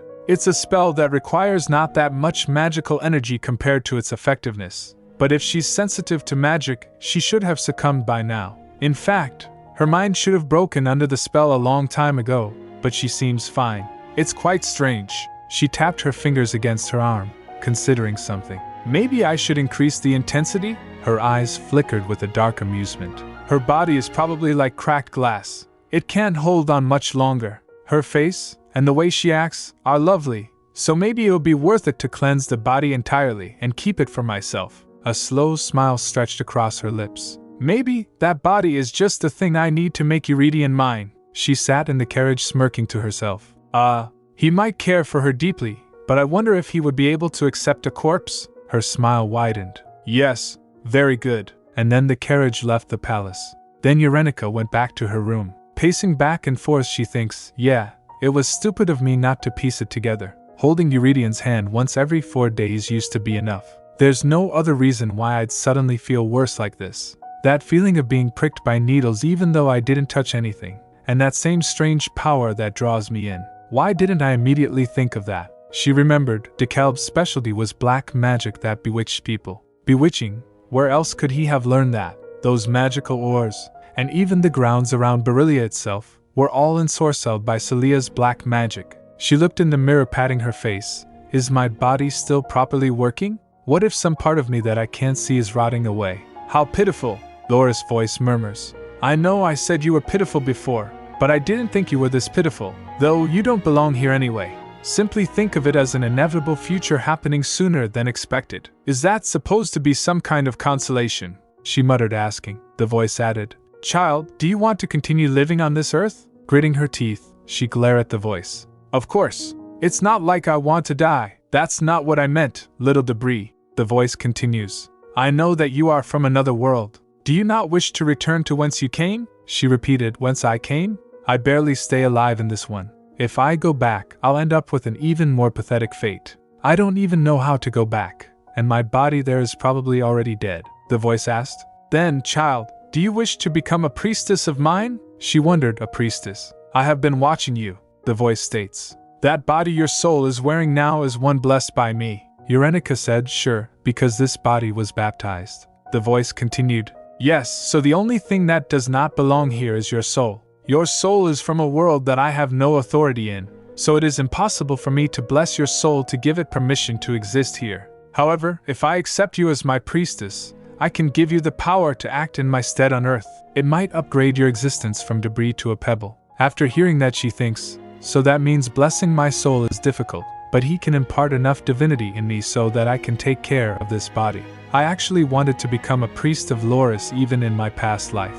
I'll do it, she said quickly. Right now, I'm in. But there is a problem, little one, the voice sighs. If I am to impart my divinity on you to make you a priestess, I must descend upon earth, and I only appear on earth once every 10 years. She nearly choked. Ayak, I might not make it to year 5. What do you mean 10 years? Her maids were listening to her from peeking through the door. They get startled at her sudden confirmation. You won't have to wait 10 years, the voice soothes. The last time was when my descendant became king, so you'll only have to wait 5 years. Eurenica argued. 5 years, 10 years, there's hardly any difference. A maid sniffled after hearing that. Poor Princess Eurenica. Later at night, Eurenica sniffled sitting outside in the garden. What did I expect? I could die today or tomorrow, so it doesn't matter whether I have to wait 5 or 10 years. She tapped the withered flower, sighing. It's spring, you should be in full bloom. Flower, Yet here we are, both withering away, she said in her mind. If only Eurydion were here today, then I could call him immediately for help. Just my luck. Her body was aching. Then a maid approached. Your Highness, she tended to her. You'll catch a cold sitting out here like this. You're already unwell. Let's go inside, she said gently. Eurydion thinks, I don't know if I'm just imagining it, but I still feel that prickling sensation all over me. I really don't want to go back inside. But if I do catch a cold while I'm in this state, I might leave this earth, so I should go in. The maid put her on bed. Then Eurydion said, Oh, Marianne, I'll turn the lights out, she replied. Get some sleep, Your Highness, she said inwardly. I can't sleep. If I do, I'll go through hell in my dreams. She gets off the bed. I just need to stay awake until tomorrow somehow. And once it's light out, I'll march straight to Eurydion to send an SOS. She sat on a chair slapping her face. I just need to stay up for a few hours. A short while later, again she found herself in the dream. As the people were talking to each other on her father's funeral, she wondered, what's happening? Did I fall asleep? I don't remember doing that. I don't even remember closing my eyes. But more importantly, I'm lucid. I guess I was trying so hard not to fall asleep that I'm awake and aware in my dream. She looked around thinking, is this the nightmare that's been bothering me this whole time? How old was I when this happened? This was it. Honestly, I'm sick and tired of it. Why do I have to dream a dream I haven't had since I was in high school? I stopped having this dream when I grad. Then suddenly her mother's ghost started haunting her. She called, Elinsa, Elinsa, where are you going? She gasped seeing her. Mom, her mother shouted. Answer me. Oh, okay. Then, sweetheart, how about you come with? Yes. You go on with your mother. Another voice whispers. Other chimed in. Yes, yes. That's for the best. Her mother kept calling, come with me, Elinsa. I won't leave you alone ever again. Her heart started beating fast. She resolved, don't fall for this. Her heart pounds violently in her chest. She said, wow, what a stupid dream. Don't be fooled by this. As her mother called, come with mommy, sweetie. She pushed her away and started running. As the voices of her mother and other chased her, she covered her ears and kept running. She said, I'm not falling for your crap. I'm going back to my room. She said aloud, Soliae, you're scary. Just cast some kind of spell on me. Why don't you? Instead of hiding behind dreams. You think you can get away with this because you're pretty? When am I going to wake up? I don't want to get devoured by some silly dream. Then Eurydion reflection called, Princess, where are you off to in a rush? She was startled for a moment but didn't stop. Then she said, You big meanie, you think I'll fall for this because you're using his voice? Eurydion never calls me Eurydion. You creepy witch. She thinks, I finally get it. What I don't want others to know the most this nightmare is going after my weaknesses. The things I hate the most. And especially, what I don't want taken away from me the most. She imagined Eurydion. She called out, DeKalb's dad. Your Majesty, Eurydion. She wondered while running, what in the world could possibly keep you away from the palace all day? I don't understand. It's his voice that I want to hear the most right now. I can call for him all I want, but he won't come to rescue me in my dream. But I can't get out of this dream on my own. Then she saw a bright flash at a distance. She thinks, an exit. It's an exit. I can finally leave this crappy dream. She jumped from the flash and opened her eyes in her room. She gasped, raising her hand up. I'm alive. Her body was looking faded. She thinks, my voice sounds strange. Then she rustled to check, who's in my bed? She saw her body lying on bed. She gets shocked. What's happening? HNH. She saw her body and thinks, this is nuts. I thought my body felt lighter, but it turns out I'm a ghost outside of my own body. She sobbed, what the heck is this? What did I do to deserve this? All I did was stick my tongue out at her. This punishment doesn't fit the crime. Suddenly Loris's voice called. I knew this would happen. She quickly turned to the voice. Loris, the voice continued. What are you doing, little debris? Go back into that body. She asked, go back in? How? The voice said, don't they see? You're a soul without a receptacle. Sometimes a soul ceases to exist, and the body draws in a similar one. That's what happened to you. If you don't go back soon, your body will die, and you'll be cursed to wander as a lost soul. Her body was groaning in pain. She crawled to her and asked, but how? How am I supposed to go back in? She brushed her hand through her body's hair. Before she can process it, her soul is pulled back. She opened her eyes and started coughing. She coughed and gasped. Suddenly back in her body, the voice scoffs. You made it in just fine. I guess this body fits your soul well. She almost cried. Ugh, seriously? I've never had anyone so unreliable watching my back before, the voice said. I showed you the exit. What do you think got you out of that terrible dream? She wailed. Damn, this whole situation is crap. If those lost souls had caught me, or if I had remained a lost soul, I would have died. My body can't take having these nightmares every night. This is ridiculous. I need to get out of this cursed palace right away. She stumbled out, trying to clear her head. As she reached outside, she was humongous flowers in front of her. They were withered. She wondered looking at them. Are these flowers from the one that was dead yesterday? She gets creeped out from them. She started running. No, I can't think about that now. I need to snap out of it. I need to get away. She was sobbing while running. I have to if I don't want to die an untimely death. After running for a while, she reached outside the Berilia Palace. Looking around, she wondered, where am I? I was so desperate to escape that I didn't pay attention to my surroundings. What if I accidentally went past the protective barrier? She then remembered, wait. His Majesty always starts his day training before dawn. That means. She looked at the building. There, at the drill hall. She went inside. Eurydion was there swinging his sword. He looked towards her and gets shocked. Eurenica was crying and sniffling. He called out, Princess? He turned at the sound of her voice, tears already welling up.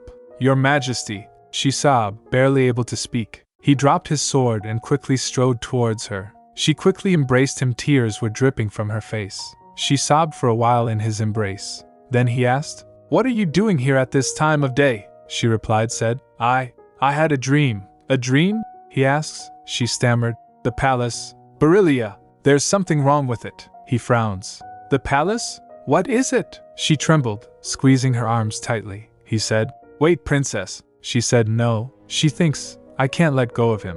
If I let go, I might really die. Let me see your face, just for a second, he says gently. She continued thinking, if I separate from him, even for a second, I might not survive, if I let him go. But then Eurydion called out, Eurenica. Her mind raced upon hearing that. Did this man just call me by my name? I won't go anywhere. Just for a second, he reassures her. She exhales shakily as he pats her head. Then after a moment she loosened her grip and stood up. Then he sighed gently. What's going on? He rubbed her face to wipe the tears. She was still crying and wobbles. As Eurydion's divinity started taking effect, she began. Your Majesty, Berilia Palace. There's something wrong with it, he replied. That's why I told them to look everywhere. Then she felt a little relieved. She thinks his divinity, pure and untainted, is seeping into me, she said, tapping him. Your Majesty. As his divinity was calming her down, she grasped his hand and said, How strange. She thinks in her mind, usually,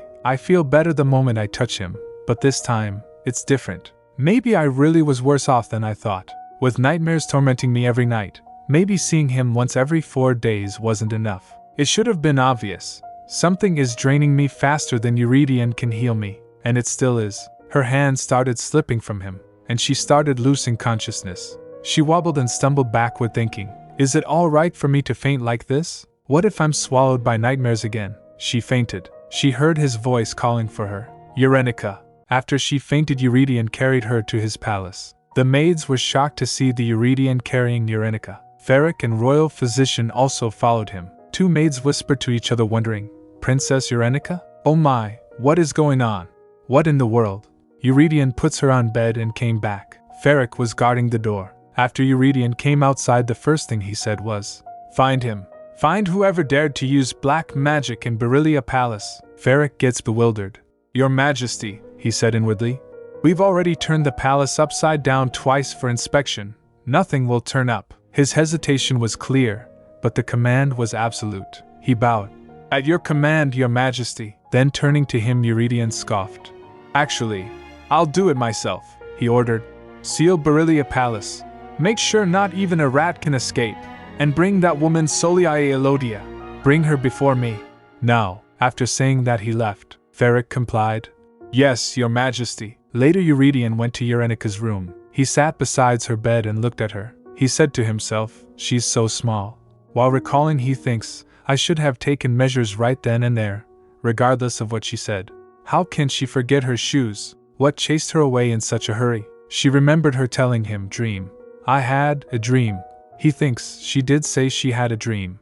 But the princess would not have run out of the palace just because of a bad dream. Then he recalled Ferric telling him, Lady Elodia departed to the southern region on a mission last night by order of the magic tower. Then he activated his divine power. It's starting emitting in air, he said in her mind. She is surely hiding something.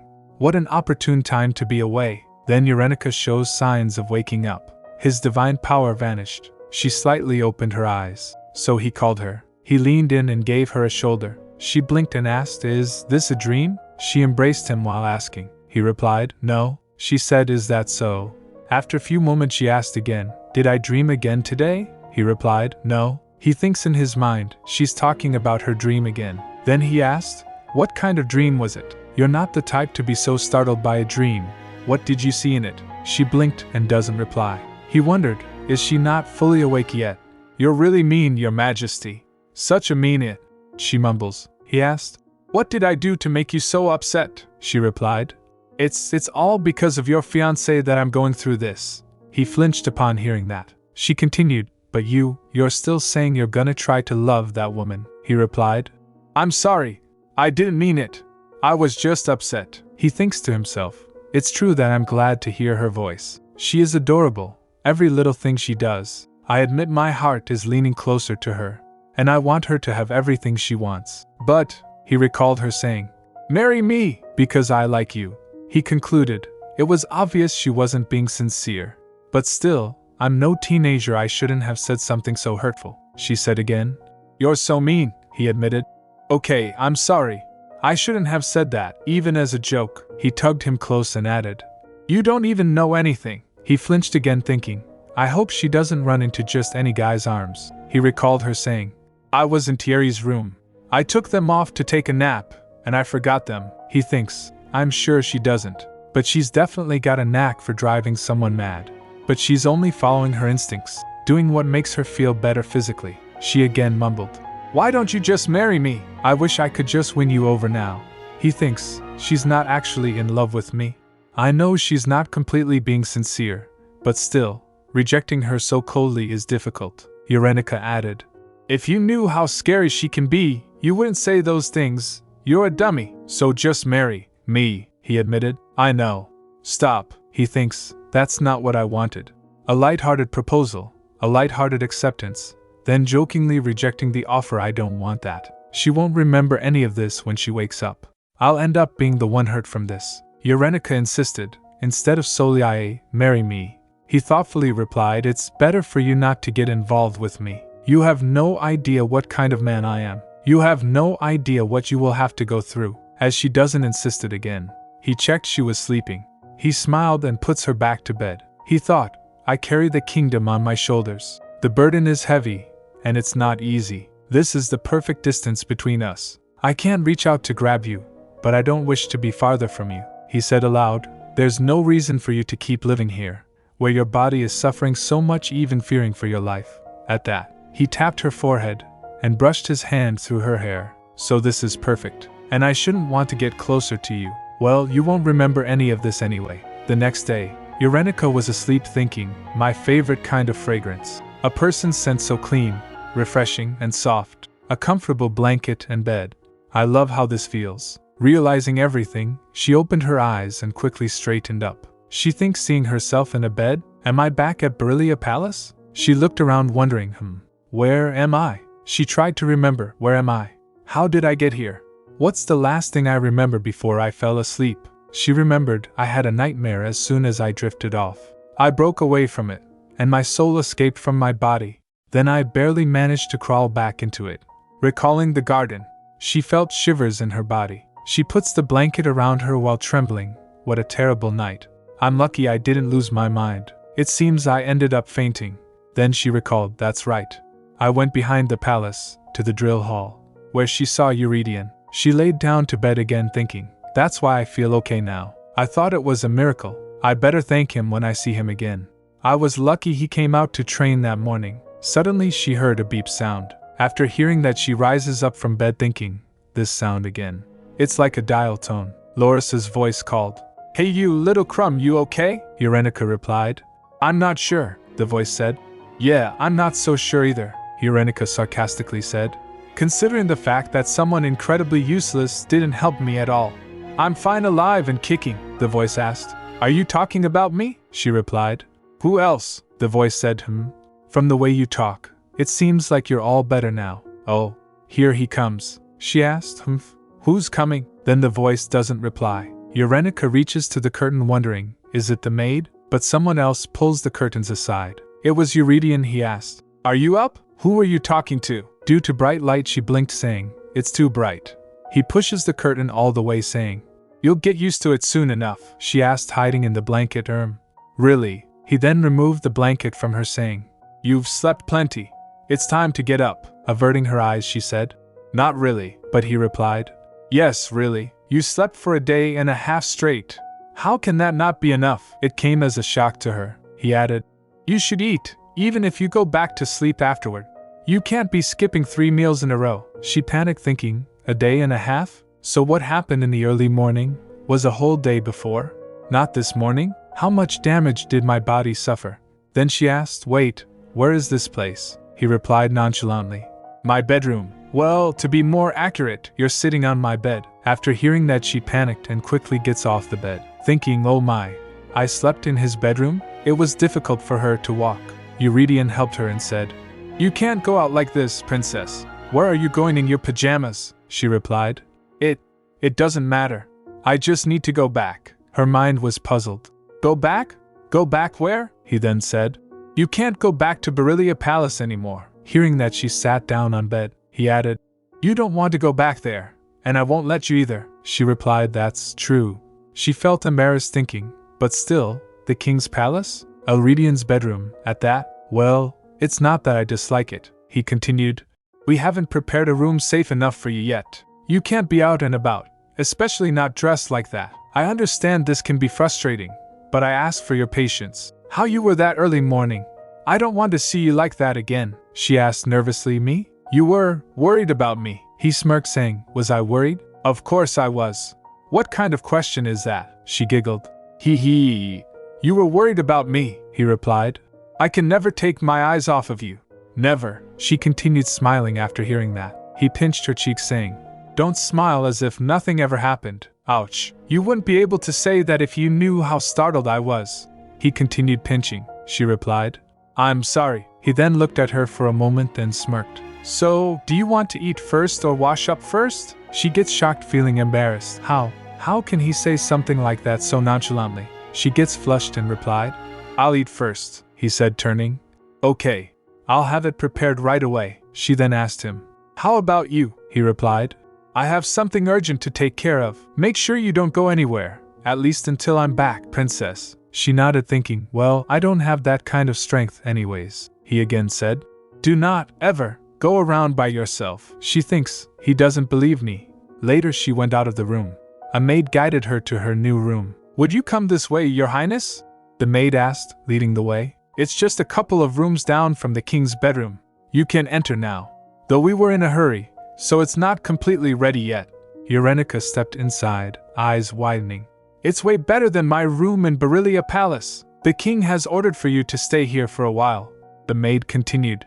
We couldn't completely get rid of security around the palace, so only the 3rd floor has been cleared. After hearing that, Eurenica remembered, you'll have to be careful, especially about Belcourt Palace. That's right, she thinks, recalling.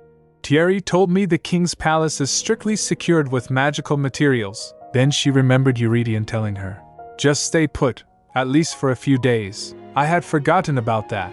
A realization struck her. That must be why he asked me to be careful. It's not like I just poke around everywhere. Then the maid added, so His Majesty understands that it may not be the most comfortable, but he requests that you stay in this room for a while. She replied, all right, I'll do that. But then, a thought struck her. She wandered the room deep in thought. The dead grass and flowers in the garden. They must have acted as magical conduits to initiate the dark magic that caused all those nightmares. I have to get rid of them somehow, but I can't go snooping around Beryllia Palace like this. She turned to the maid. So, what's going on in Beryllia Palace? The maid nervously replied. Don't even mention it, your highness. It's utter chaos right now. The king's been so adamant. What? Her eyes narrowed. What has he been so adamant about? The maid hesitated, realizing what she blurted out. Why, your highness? She questioned the maid. What kind of chaos? Then, a sudden thought struck her. Did he, Already figure out that it was solely I who used black magic in the palace? Their heart pounded. That's the best news I've heard in a while. If that's true, the maid looked uncomfortable. It's just that every person who has access to the palace is being interrogated. Her eyes widened. What? That's not right. Upon hearing that, Urenica quickly rushed to leave. No, Your Highness! The maid stepped forward, blocking the way. You shouldn't go downstairs. It may still be dangerous. She questioned the maid. If you can get the king to come here, I won't go downstairs. Other maids cut her way. One added, He'll be here soon, Your Highness. Please come this way and wait for him here. She scoffed, thinking, They're really making me feel like an immature kid. A voice in her head chuckled. An immature kid, you little crumb. She blushed, replying in her mind, I know. It's not like I want to be like this. If you can just come down and help me, everything will go smoothly. The voice replied, Stop asking for something that's unattainable, kiddo. It's beyond my powers. Her irritation flared. What kind of a god are you? You're useless. She looked towards the stairs, thinking, I can't go down there, nor do I want to. Will he come if I throw enough of a tantrum and threaten to walk downstairs on my own? A voice broke through her thoughts. His Majesty is where we dare not approach, she asked. What is he doing? Marianne and the other maids did nothing wrong. As the commotion was going on, Thierry also came there. He called out, looking towards Urenica. Your Highness, I heard you lost consciousness. What are you doing in front of the staircase? Seeing him, her eyes lit up. Thierry! But then, the voice in her head said, Oh, it's Ridier. That kid I really like. Ridier what? She gasped, stopping herself. Her thoughts scrambled. Is that his baptized name? He asked. What? She smiled nervously. Oh, it's nothing, she said to herself. Don't let him find out you know something so personal, she said to him. I want to go back to Berilia Palace, but I can't go downstairs. I was told there are many magical devices in Belcourt Palace, Thierry replied. Yes, that's correct. You shouldn't go around by yourself. Then she asked. Yes, so, can you come with me? He nodded to her. A wave of relief washed over her. Yes. I knew I could count on you, Thierry, a voice huffed. What about me? You, be quiet. She snapped at the voice. He chuckled. Heh. Then, Thierry said, extending his hand. Shall we? After she reached the Berilia Palace, she looked around. But something was wrong, she thinks. It's not here. She scanned the area. The black grass and flowers. I'm not sure if I should feel relieved or nervous. As she reached inside, her expression darkened. She heard Eurydion commanding the servants and maids who were bowing down to him. I've placed the workers with access myself, and we've searched the palace twice over. Yet, how could someone dare attempt to harm a guest of the king under the king's watch? He questioned them. Do you still expect me to be so tolerant? He turned sharply. Marianne Levasila, answer me. The maid trembled. I never dared to allow the princess to be at risk. Seeing that, Urenica said to herself. Wait, Marianne didn't do anything wrong. She stepped up, her shaky voice interrupted. Haha. Hello? They turned towards her. She approached with Thierry, looking at her. Eurydion sighed and said, Princess. She nervously stepped closer and turned to Mare. Her eyes twinkling with worry. Are you alright? Tears were dropping from Marie's face. Princess, she gasped, her voice trembling. Princess, I got so scared when I heard you fainted. Are you all better now? I'm okay, she reassured her. I'm sorry, Marie said, tears forming in her eyes. I should have taken better care of you. This is all my fault. My apologies, Your Highness. No need to cry, Marie. It was really nothing, Urenica said with a gentle smile. His Highness was there to help me, and I feel fine now. You always say that. Mayor sniffled. I heard you were asleep for a day and a half. Hearing that, she bit her lip.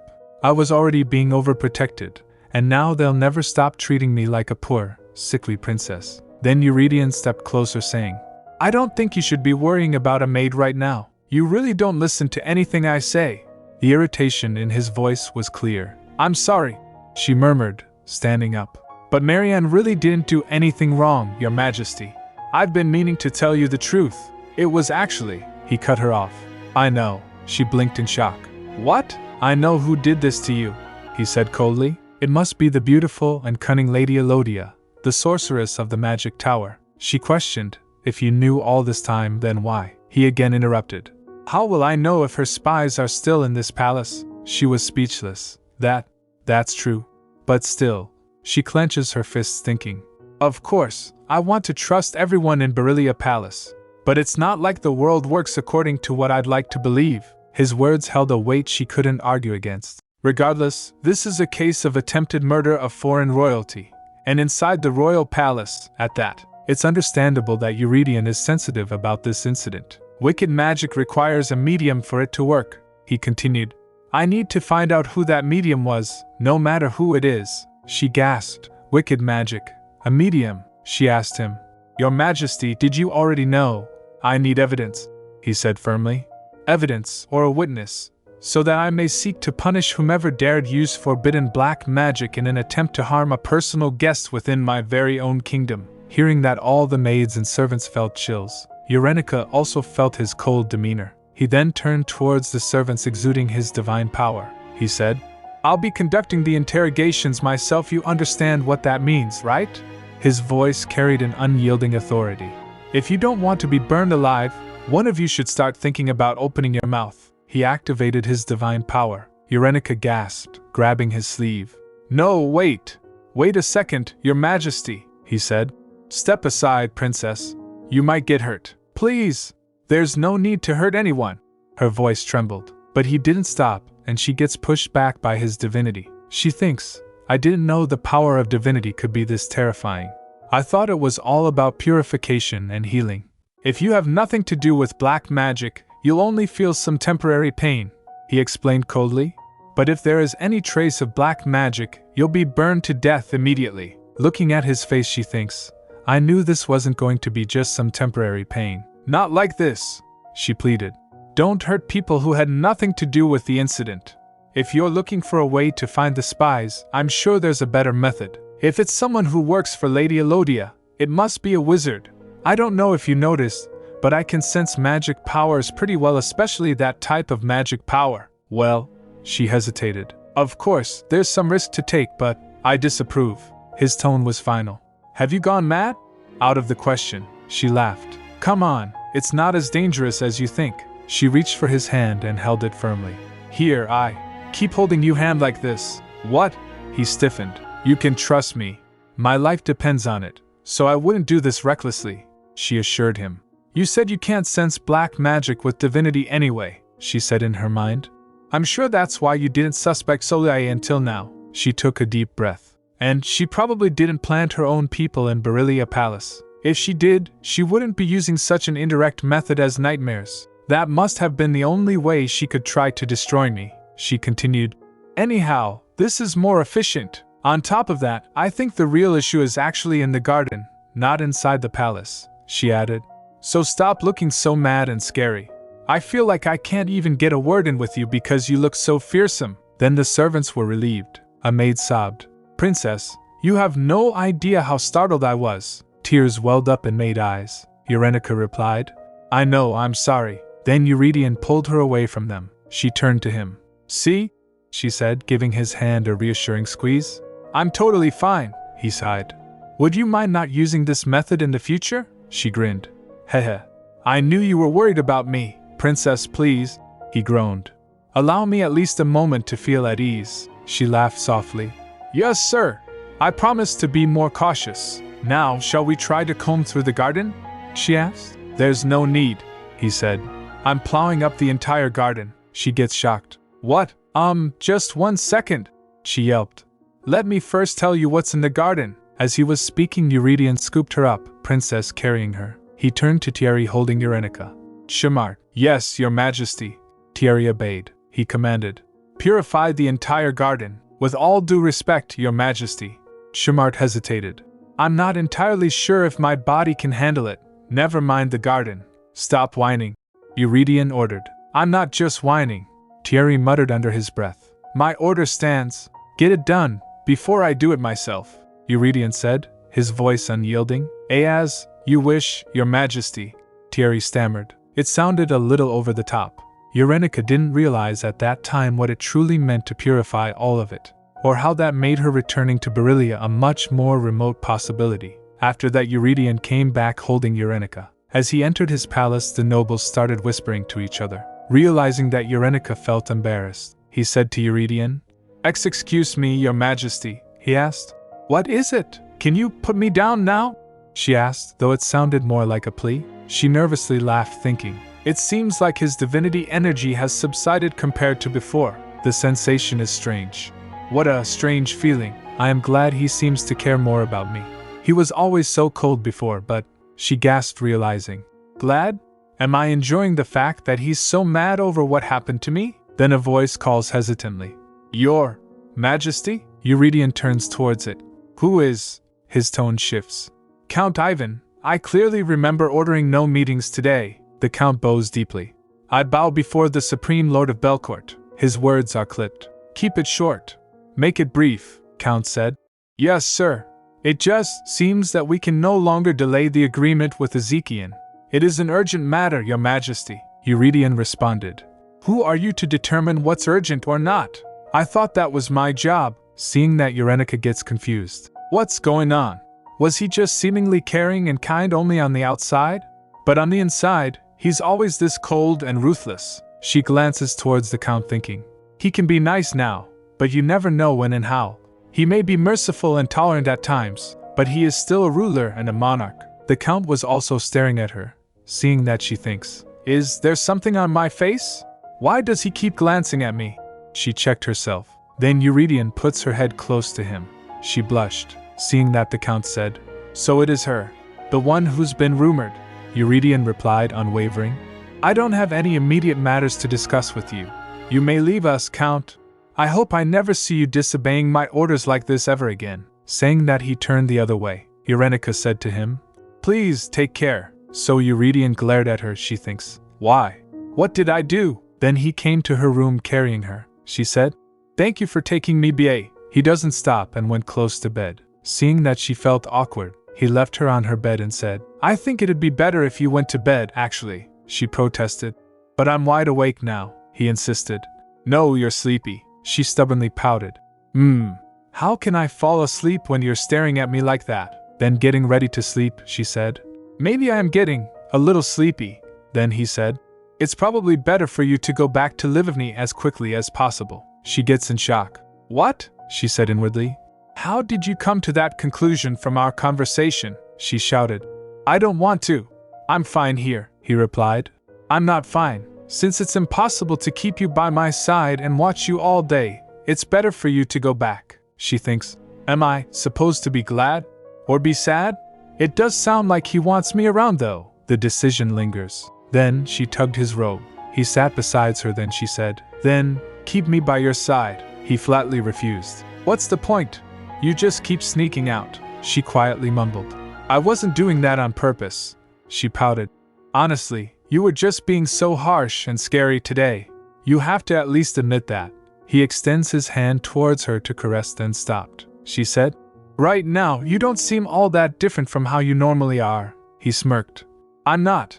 If I seem different, well, I'm sure 80% of it is because of you. Hearing that, uncertainty lingers in her thought. I just can't tell what he's thinking. Is he worried about me? Or is he mad at me? Should I still try to get closer to him? Or should I just sit quietly for today? Asterisk. Then she hesitantly questioned. Do you really mean that? He tilts his head. Mean what? She asked. You really want me to go back to Livigny? He replied. To a point, I'd probably worry a little less if I didn't see you at all. Flip. She felt sad. She thinks to herself, twitching. Maybe I should have just stayed quiet. Well, I'm the weird one who won't even consider leaving Belcourt after all that I went through. She giggled. Hee. That's a little harsh. Then a thought crossed her mind. She asked, when did you realize Lady Elodia uses black magic? He replied. Recently. However, I still don't have any solid proof yet. He asked her. How about you? Averting her eyes, she replied. Just kinda guessed? He repeated. Just guessed? She nervously said. You know how sensitive I am. I just guessed it was possible just like you did. Ahem, so you must have no intention of marrying Lady Elodia now, right?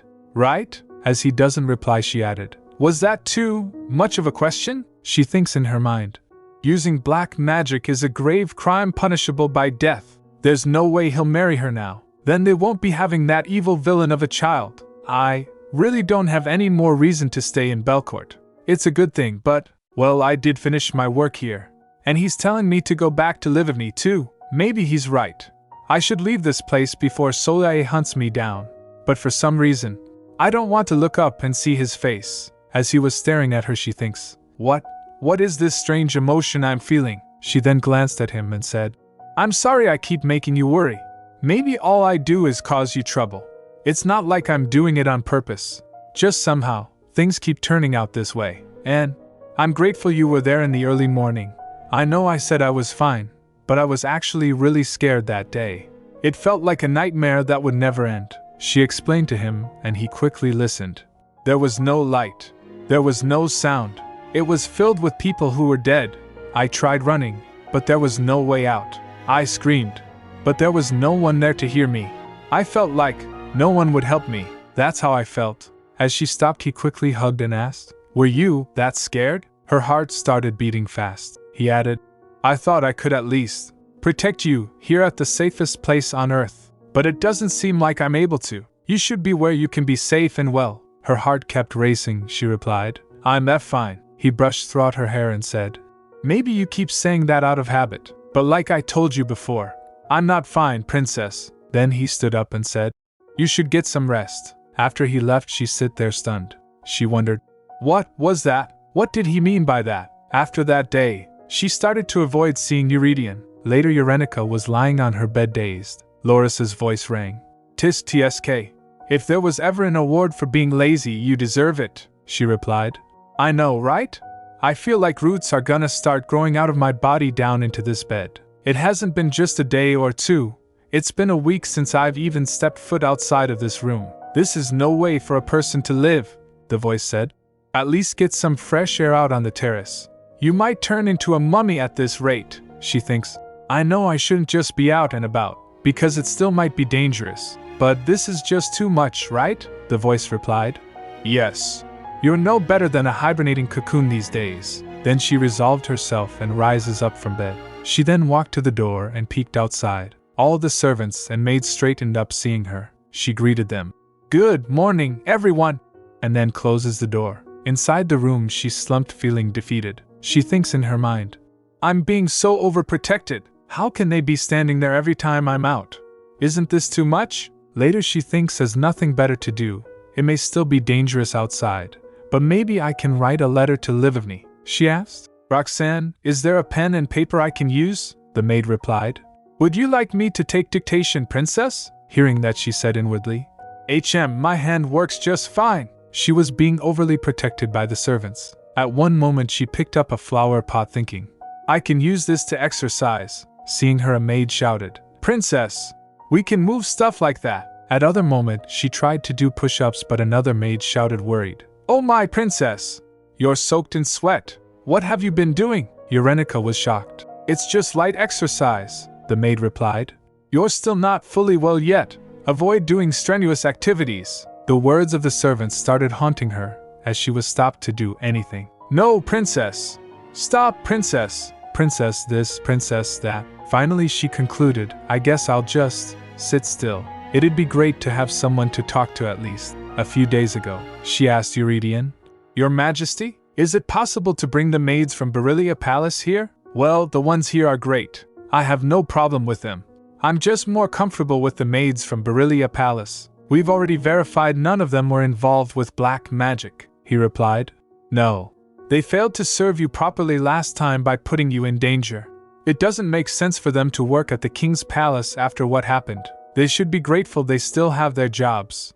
I hope you understand. She thinks he turns so cold once someone crosses the line with him. She remembered his words. I thought I could at least protect you here, at the safest place on earth. But it doesn't seem like I'm able to. Her heart started beating fast upon remembering the scene. She blushed thinking, My heart starts to race at the mere thought of him. This is a serious case. My heartbeat goes out of control whenever I start thinking about him. Marianne is banned from entering this place. Princess, Archdeacon of Verishad-Thierry is probably too busy, and Eurydion doesn't come unless I go out looking for him. Realizing, she thought to herself, You're the one who's been avoiding him. How can you be hurt that he doesn't come to visit? She slapped herself. Are you stupid? That man works like a clock, never deviating from his daily routine. I can probably figure out when he's free. Then Loris's voice called out, Why don't you try getting out of the room, you crumb? she thinks. It's probably better if I at least try to do something instead of just being locked up in this room until I'm sent back to Livivny. She said, I'm going. When she gets outside and was roaming the palace, a bunch of maids followed her. She felt irritated. I know they've been following me every day for the past few days, but this feels so burdensome. Did Eurydion order them to do this? Because, with the previous maids, I threatened to escape the central palace. I'm restricted to the 3rd floor anyway. Suddenly she saw Eurydion talking with Ferric at stairs. She called out, Your Majesty! He turned towards her. Princess. Then he went up while Ferric followed her. Upon reaching to her he said, I haven't seen you in a few days. She flinched, saying, Is that right? I didn't really notice. Then he asked, So what brings you out? You've been really good at avoiding me, she replied. That's not true. I haven't been avoiding you at all, he smirked. Really? I saw you run back into your room whenever you saw me down the hall. A few times. She gets flustered. He saw me. My heart keeps racing whenever I see him. It's driving me crazy. I can't exactly tell him that.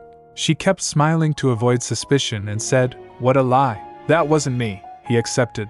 Okay, let's just say I was mistaken then. How about lunch? She replied. I ate already. He asked again. Tea? She repeated. Tea. She was surprised. What is this? This is so unfair. He got me all weirded out. But he's feeling completely normal and peaceful. Then I'll be completely normal and peaceful too, she then said with a big smile. Why, if I said I haven't had tea yet, would you have asked me to join you for afternoon tea? He was taken aback for a moment. Then he said, Yes. She gets confused. What? He smiled and asked. Would you like some tea? She said to herself, This is so unfair. Then she followed him to his office. After getting inside she said, So this is where you work. He opened the window replying, Oh, is this your first time here? She said while looking around. Yes, it is. Well, I've been inside your bedroom though. She felt awkward realizing as to what she had blurted out. She thinks, that sounded kinda funny. No, it's perfectly normal. I'm just thinking too much, she then said. It's not like I'm allowed to see many places inside the palace. He thinks for a moment then said, You're right. He looked outside at the garden and said, But why does it feel like you've completely taken over this place? She asked, confused. Sorry? He replied. Nothing. You can take a seat. I'll tell them to bring out some tea. She walked to the sofa and said, I never imagined your office to be like this. I thought it'd feel more comfortable, but it feels kinda suffocating. He sat down and asked, Is that how you see it? She replied. Well, a little, yes. Don't overwork yourself. He laughed at the remark. She then giggled. I wish we could mix it up. You and I, half and half, he asked. What? She replied. My life is just so mundane and boring now. It's too relaxing. I'm getting lazy. Suddenly someone knocked the door. Eurydion said, Come in. The door opened and a servant came with a serving cart. Eurydion instructed him. You can leave it there. The servant bowed. Yes, your majesty. Enjoy your tea, princess. Then Eurydion stood and poured the tea. Seeing that she said, I could have done that, he replied. I don't mind, she thinks. Wow, the king of Belcourt is serving me tea himself. As he presents it to her she said, Thank you. He also sat down and started drinking tea. Then she observed looking at him. He hates wearing a cravat or a tie, but he's dressed so formally today. He must have been seeing high-level officials or had important meetings. He's always thinking about something. I can never tell what's on his mind. Is this when he turns cold and sensitive? If he gets a little more annoyed? Then he smirked and asked her, What do you mean by getting lazy? She replied, I'm just not nearly as active anymore. Everyone thinks I'm like a hibernating cocoon. His expression gets serious. A cocoon? That's not a nice thing to say about a person. Who said that? She smiled. The voice inside my head? She thinks it was a slip of the tongue. But I can't tell him it was Loris, she then said. It's just a figure of speech. Maybe I should do some exercise inside the room.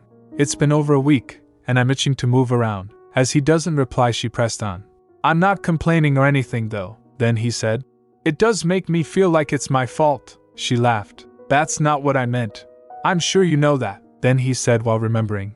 Well, I promise you wouldn't need to hesitate to ask me for anything. I guess I'm not good at keeping promises. Hearing that she thinks, I didn't mean for him to take it so seriously.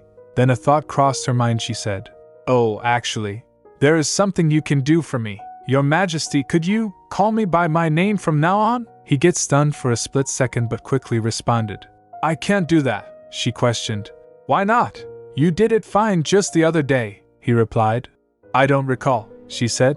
You're the only one I'm asking to call me by name, but you're rejecting it without even thinking about it for a second, he replied. Yes, but I've been curious about this since last time, she pouted. What about it? He asked. Why am I the only one? Do you know what that signifies? She said inwardly. What do you mean, why? It's because I want to be closer to you. I don't feel like explaining everything for him. She hesitated because you're handsome? And because I like you. She felt blushed after saying that. She thinks in her mind while her heart was racing. I've told him this before, but I feel so awkward and shy as I confess my feelings for him. Upon hearing that, he smirked. You keep saying that. I don't like it when people say stuff they don't mean. She gulped as she was speechless. Then he said gently, sometimes, I wonder what you're thinking about. Sometimes, actually it's rather often, she replied. That's what I wanted to say, he continued. Allowing someone to call you by name is a bigger deal than you think here in Belcourt, princess, she replied. Is it not enough of a reason, if I said that I just wanted to hear you say my name? She thinks in her mind, I wish he was clearer about what he's feeling. If his intention is to build a wall between us, he should just hurt me and be cruel, so I won't even think about approaching him again, he then said. Don't try to get closer to me. We're fine where we are. Haven't you learned your lesson from last time? This kingdom is not a very friendly place for you. You shouldn't get too attached here. It'd be a shame to lose your precious name here before leaving. Her heart was throbbing, she concluded. This is how he is, and he will never change. He'll keep hiding his true feelings. He'll hurt me, then get my hopes up, and just push me away ever so nicely and kindly until the very end. Eurydian Belcourt will not call me by my name. After a few days, Eurenica was sitting at the balcony bust in thought. Loris's voice called. Lost in your thoughts? She turned to the maid who was serving her tea. Thank you, Roxanne. This tea is so aromatic. Is it lemon or lime, perhaps? The voice interjected. Are you really thinking about going back? But again she ignored it. Roxanne smiled. Yes, princess. It's lime tea. I'm glad it's to your liking. Eurenica took a sip thinking. Objectively speaking, Roxanne's teas were better than Marianne's. The voice asked. Hey, you Crumb! Are you just ignoring me now? Crumb, she felt irritated. My mind's been wandering off as it is. Come on, she whispered to the voice. I told you, I don't know, Loris asked. You said you wanted to have that man, didn't you? She whispered again. When did I say that? I never said that, the voice asked. I thought you really meant it, she hesitated. Well, I did mean it, but, the voice repeated. But, she continued, I guess there's no need for that anymore. The Roxanne bowed and left. The voice asked, Why? Because he won't call you by your name? She replied. That too. Well, you know the situation. She then sighed. I'm sure he won't be marrying that woman anymore, so I don't need to beg him to marry me instead of her. I should be worrying about myself instead, the voice replied. That's true. You're like a little twig that can be blown away with the wind at any moment. She laughed. Ha! First you call me Crumb, and now I'm a twig? The voice replied. It suits you. Then she picked a cookie and started munching it. She added, And do I really have to wait 5 years to become your priestess? 5 years? Can you come down here just for a bit? It can just be for a little while, the voice replied. That's not up to me, Twig, she complained. Ah, so strict, the voice replied. I already told you it's against the rules in Yelladetta. I can't step foot on Earth just because I want to, kiddo. After hearing that, she thinks, maybe I should just go back to Livigny to make sure I stay alive. I should lock myself up in the temple there and wait for 5 years. If I stayed here, I'd just fall prey to that woman. It's not like I really expected him to marry me. Life's tough as it is. I don't need death threats on top of that. I should be glad to have stopped the worst marriage decision of the century. Well, that's what I want to say, but it just means he turned me down once again. Then she said aloud, I did want to hear him call my name, though. Then she slumped down shouting, I got a headache. Then the voice said, you're not as persistent as I thought you were. I thought you were more of a bold and courageous type. She thinks in her mind, you're just making things worse. Then said, seriously, that's what I thought too, the voice replied. Well, if you were to ask me, I'd say he's not being all that truthful either. Her mood changed a little, she asked. What? What do you mean? The voice added. I do wish he clung on to you a little more. She again drooped. What's he talking about? Yeah, right. I'm the one who's swayed by his every move. My heart starts to race like it's broken, several times a day.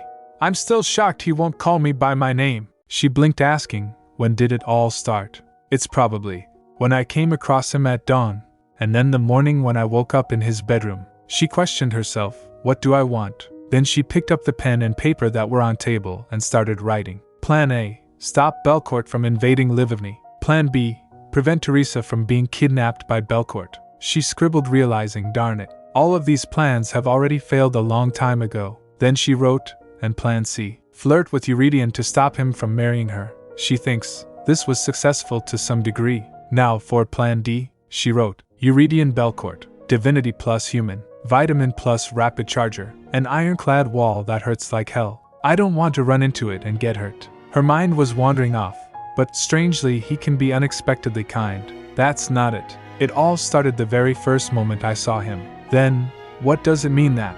Several days have passed since then, and even now, I still can't look him in the eye. She wondered, what does that mean? Then the voice giggled, asking, hee hee. Do you think writing down that stuff will help, Crumb? Then she crumpled the paper and throws it. Forget it, the voice said. Hey, I'm not sure if you should just toss that anywhere. She stood up, saying, what does that really mean? Why does he confuse me like this? I should just barge into his office now, and she gets flustered and sighed. I was already having trouble sleeping, and it's gotten even worse since that day. I haven't had any decent sleep for 3 days now. I can't figure it out right now. I should get some sleep first. I should be able to think better after that. She then turned to go inside. Meanwhile, the paper she threw fell on Soliae's head. She looked towards the balcony and said, HM, that precocious princess. She picked up a paper and read it. She smiled, saying, ha, I know he's been suspicious, and I know why he summoned me to the palace. I've been looking for a chance to flip the situation around in my favor. And look what just fell into my lap. She folded down the paper. Then the ominous presence with her said, she gets on my nerves. There's something about her that bothers me, constantly. He insisted, she's nothing, just kill her. I can't quite put my finger on it, but she gives me a bad vibe. Soliae said to him, ha, it'd be a waste to kill the princess now. I know how she can be useful. The presence replied, things always go wrong when I get this kind of a vibe. Soliae replied, you're just being moody. Then he said, hurry, Soliae. She thinks in her mind, I've invested 5 years into this. I won't rush into something and ruin it. Plus, I just came across something that gives me an advantage. Meanwhile, Eurydion was in his office reading the documents. His mind was racing, thinking about all of the Gluckman Treaty. This war of nerves over power is finally nearing its end. I wasn't planning on taking such a firm stance originally. I've already breached Livigny's borders once, breaking the alliance treaty. He sighed, thinking, I should have held myself back then.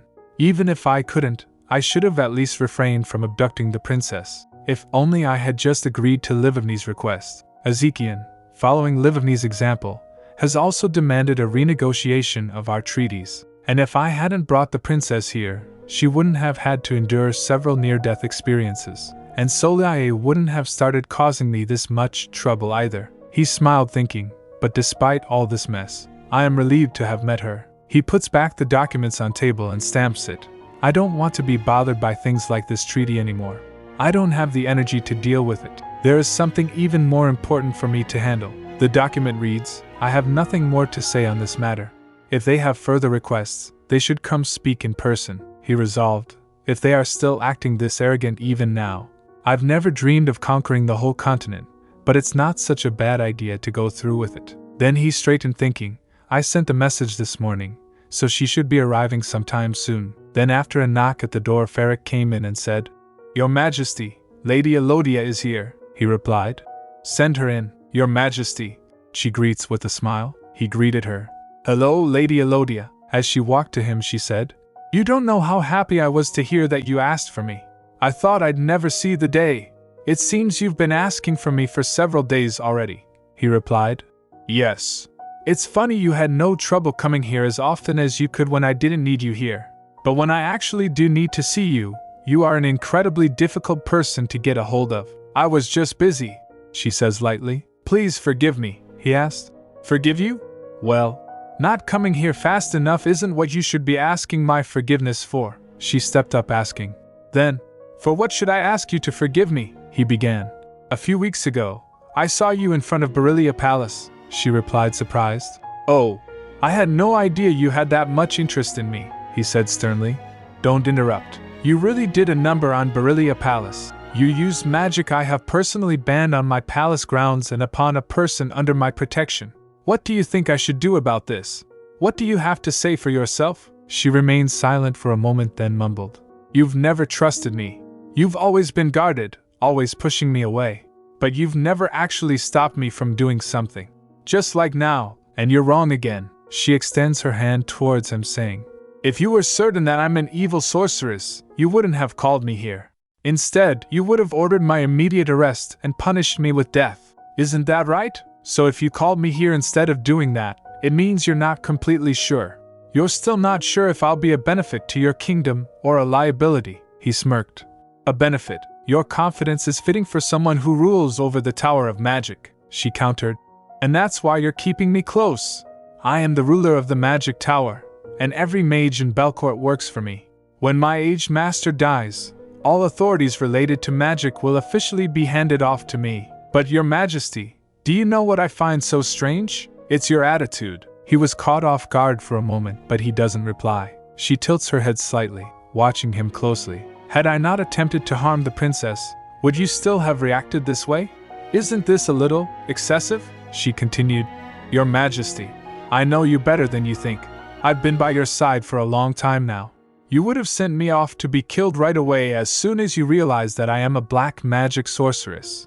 Under normal circumstances, that is. She asked. What are you afraid of? What am I afraid of? He thinks to himself, then said, you're right. I am the lord of this kingdom. I shouldn't be afraid of anything. But now, the thought of what you might dare to do so fearlessly is what makes me fearful. She asked. Do you have any proof I am a black magic sorceress? She exhales lightly, saying, there are no cards in your hand. All you have are weaknesses. No matter what, I'm the one who comes out on top. You get it now, don't you? She leans closer, voice soft but firm. It's so easy for me to reach out my hand and touch the one I love so dearly. And of course, all of this is assuming that I really am an evil, black magic sorceress. Then he exudes his divinity, asking, so what is it that you want? She smiles, stepping closer, exuding ominous aura that dueled with his divinity. She said, well, your majesty put a leash around my neck. Marry me, as planned. Then, no harm will come to your kingdom or your princess. Meanwhile, Urenica was outside at the door listening. Her breath catches. She gets shocked. Just what is happening? She stepped back, trembling. She thinks, no matter what I do, I can't alter the course of the original plot. Eurydion Belcourt will not refuse her offer. Ferric was worried for her. He called, Princess? She turned to him, gasping. She mumbled in fear, mad. She's mad. Meanwhile, Soliae thinks, looking at Eurydion, he needs to think like a king because he is one.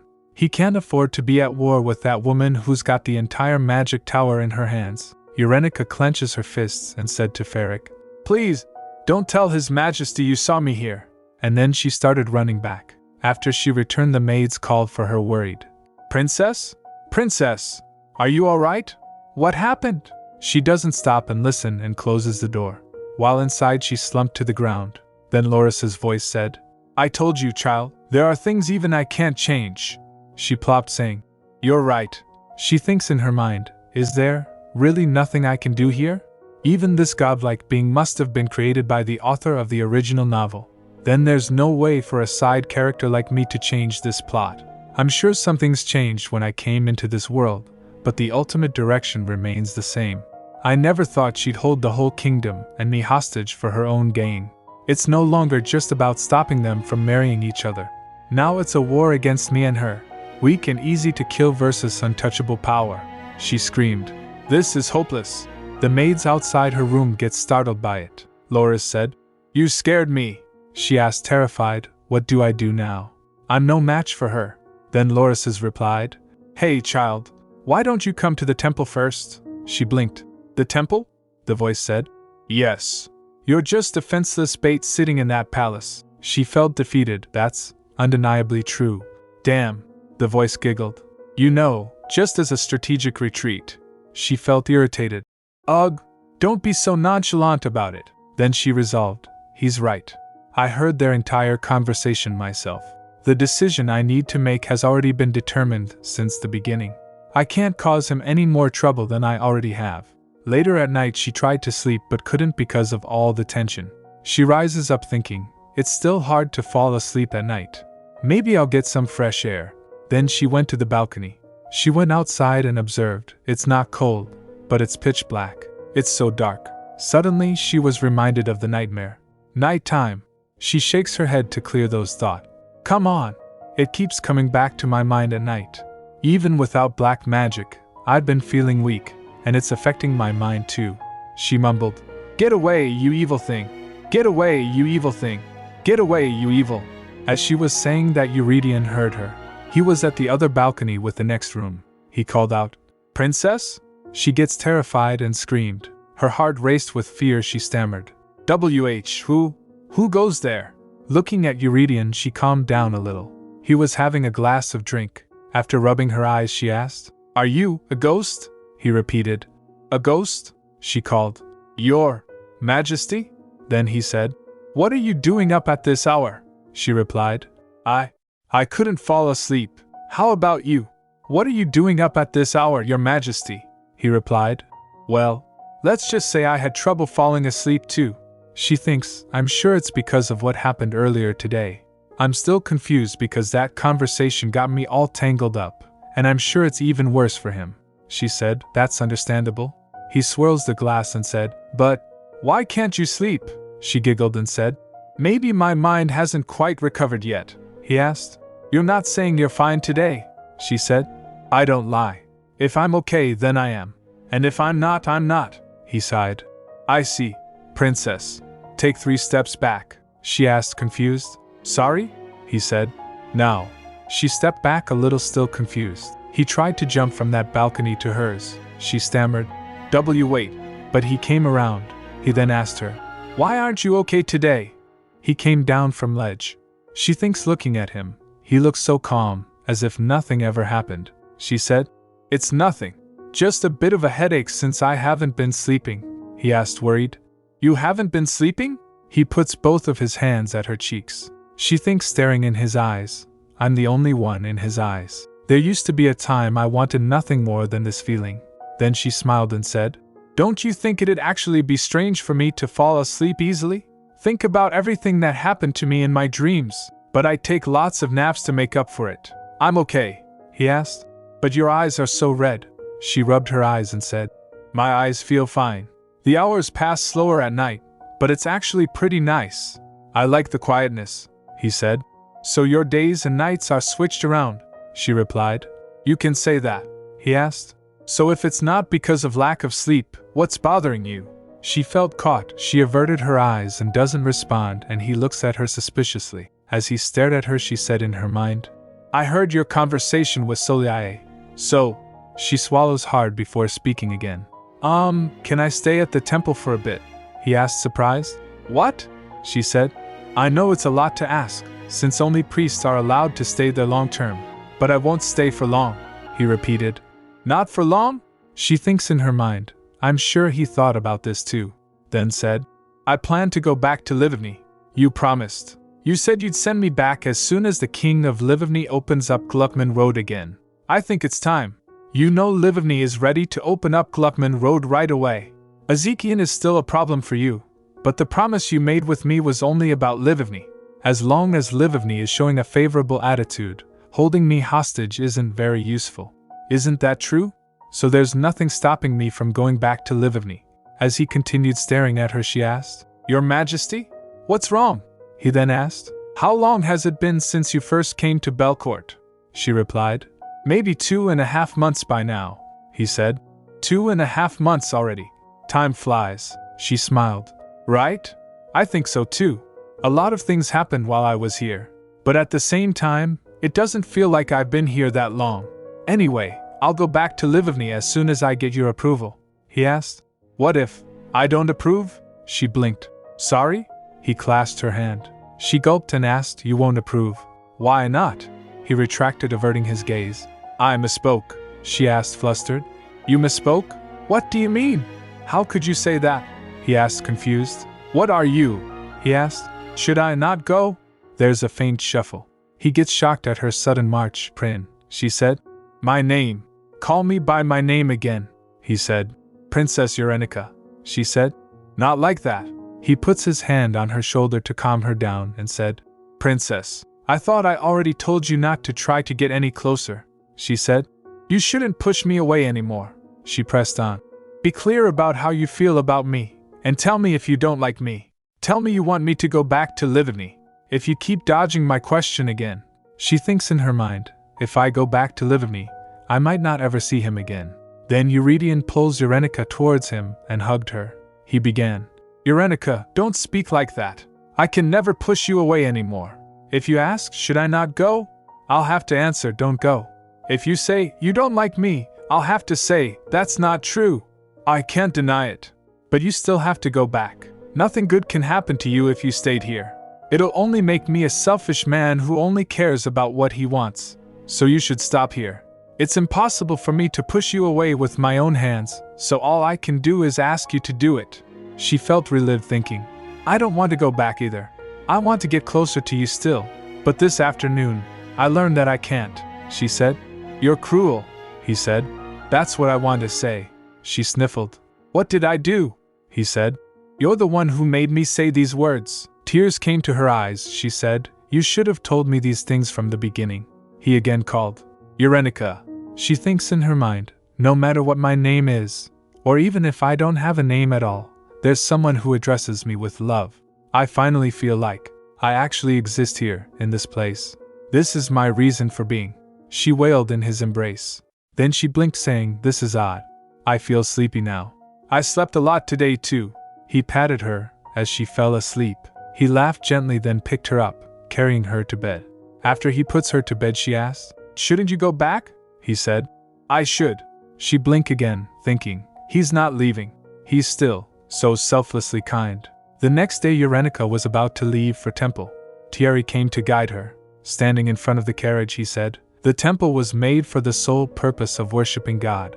It's simple and plain by design, especially compared to the palace. I'm not sure if you'll find it pleasant enough, she replied. It's totally fine. The palace was actually too big for me. Then he asked, Shall we? So both of them gets on carriage. As the carriage drove past by Barilia Palace, Eurenica thinks, I wonder how Marianne's doing. Suddenly she jumped in shock, looking outside. What? Did something happen here? The palace garden was disoriented and was dug up, Thierry said. It's been purified per His Majesty's command. No evil spell can remain there, that's for sure. I had to put in quite a bit of work. It was done over and over again until His Majesty was satisfied. She was shocked, she said, but still, isn't that a bit overboard? She thinks in her mind, he's normally calm, but he gets out of control if something bothers him. I better be careful with him too. He can be kind and gentle, but... Then again she was shocked to see the Yugal Plaza completely empty. She asked again, What happened to the plaza? Did something happen here too? Thierry replied, Oh, that. It's because His Majesty ordered the plaza to be shut down a few weeks ago, she repeated. A few weeks ago. She got reminded of the incident with the marbles. She stammered, Isn't this a little too much? She thinks, that was a month ago. I knew he was worried about me, but I didn't know to what extent, even back then. He didn't say anything about what he ordered to be done in Barilia and here. Thierry smiled. His Majesty was definitely worried, she replied. Her cheeks were red. She said, He's definitely strange. He replied, That's quite possible. Wasn't I right about him? She felt irritated at his remark. After they reached at the temple, Thierry guided her. Please come this way. As they were walking, Loris's voice rang. You've finally come to a place where I can watch you more closely. Little crumb, she whispered back. You're sure I'll be safe here, right? The voice said. It's one of the safest places for you, away from those you should fear, she replied. You can watch me more closely from here? Does that mean you have more freedom in this temple? Can you come down here sooner then? Loris answered. That's just as absurd as me saying, go down under Remodira right now, kiddo. Hearing that, she thinks I knew it. I didn't expect any reincarnation buffing or side character buffing, but I don't even get any extra help from the absolute being? She felt glum, thinking, When am I gonna stop being the weakest character here? As she was following Thierry, suddenly someone called out, "Princess?"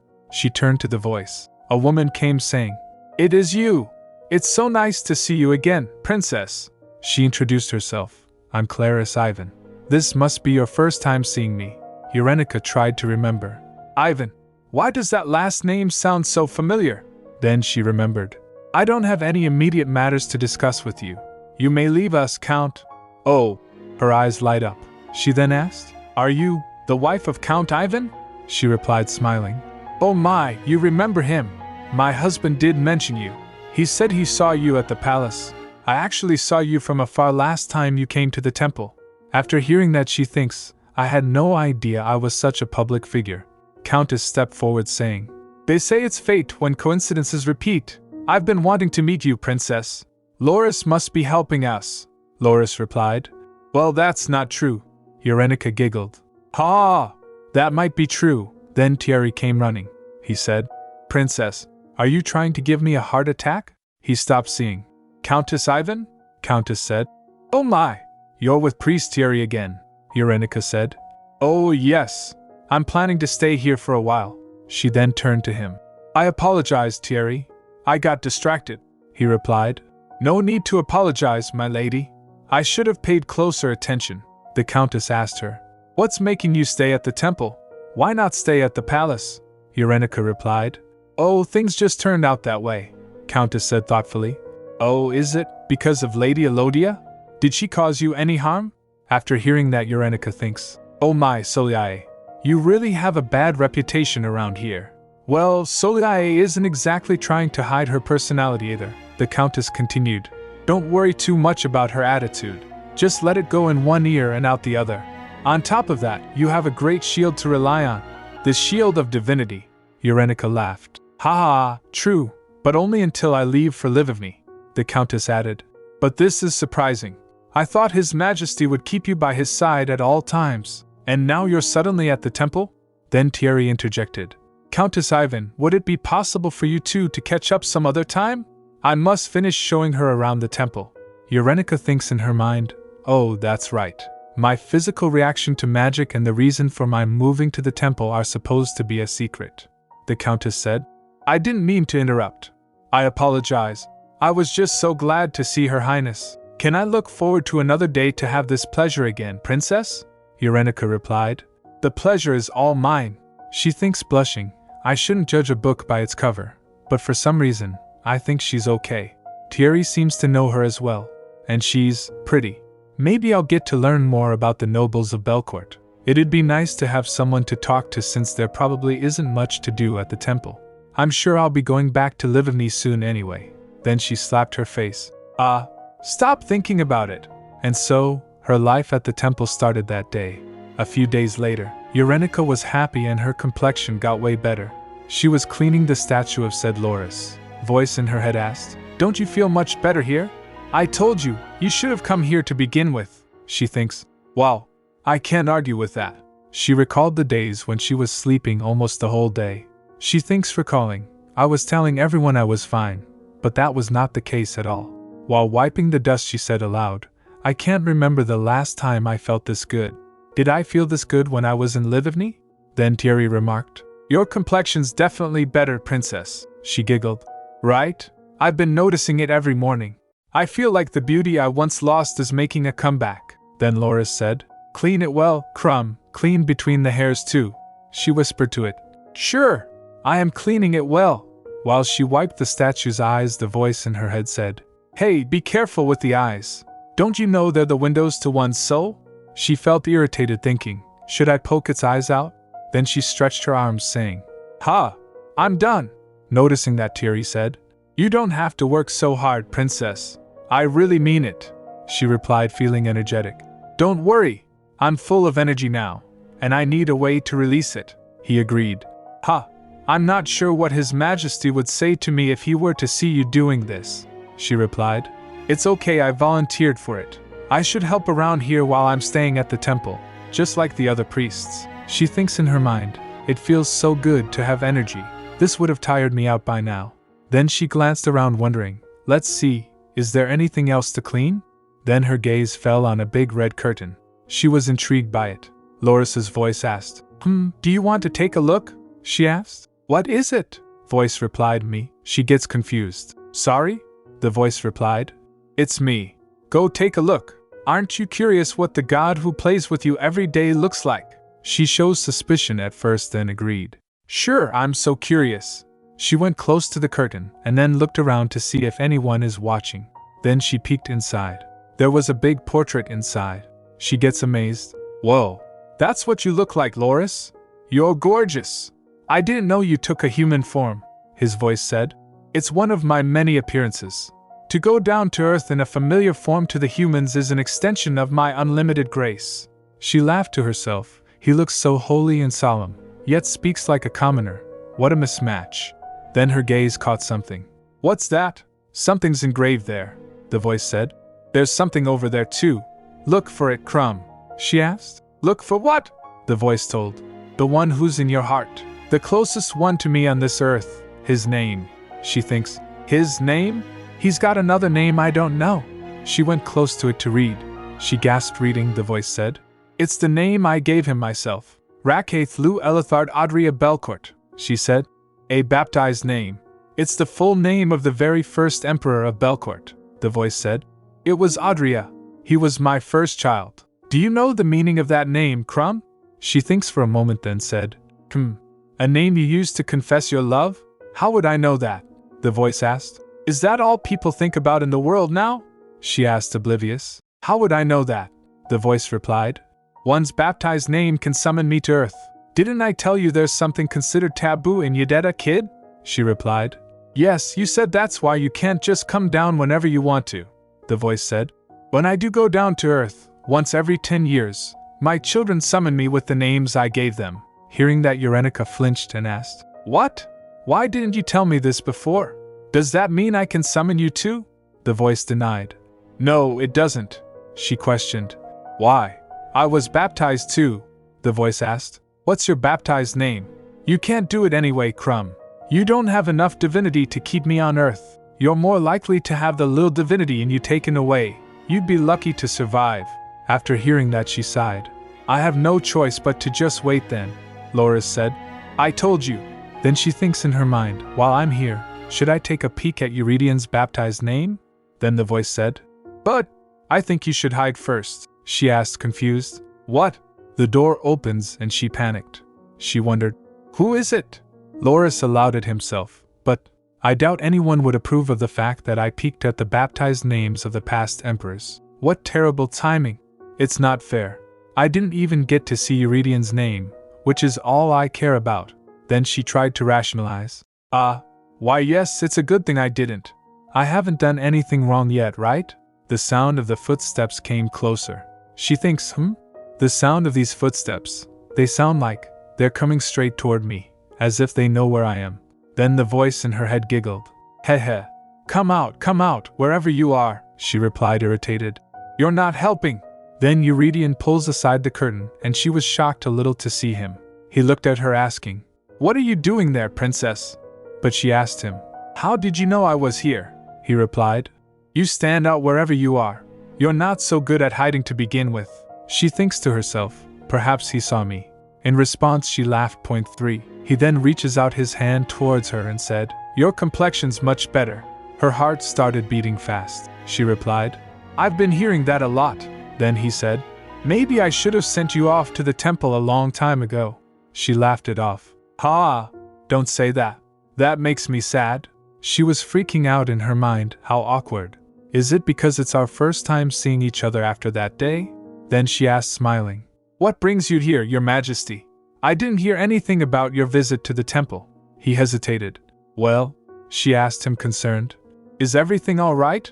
Then she said, Come to think of it, this is strange. He asked, What's strange about it? She said, There's no way Your Majesty would come to see me without a reason. He chuckled. That makes me wonder what you think of me. She smiled and said, A liar? Then added, A king who plays incredibly hard to get. Someone who builds a wall half voluntarily and half forced. Do you want to hear more? I've got at least 50 descriptions. He was speechless for a moment, then he smiled and said, I can't deny any of those things, she said. See, I know you better than you think. What brings you here, then? It can't be because you've missed me. Or is that the biggest reason you're here? He said. Who can stop you? Then he lifts her up and puts her on the altar behind her. She was surprised for a moment, a feeling of déjà vu. She freaked out thinking, this is the holy altar, he said. Loris is merciful, she said inwardly. Merciful? Yeah, right. Her mind went blank. What? She turns her head saying, who knows? Loris might just be more petty and immature than you think, he said. You sound like you know him personally, princess. Then she thinks, why is he always so sharp? He looks tired. Is he unable to sleep? Or is he overworked? Then she extends her hand and caressed him. So what's been going on for the past 5 days? I haven't been around, he replied. My life is always the same. Still feeling frustrated and tired from lots of work. But I'm used to it. There isn't anything significant enough for me to say, this is what happened. As he was saying, she remembered. There are a lot of things tying him down, she then said. I see. You must have felt so stifled. It's a problem that annoying things keep popping up to torture you. I could have comforted you if I were there. She smiled, caressing him. Then she said, smiling, I'm glad you're here today. I'm full of energy these days. I think I can transfer my good energy to you.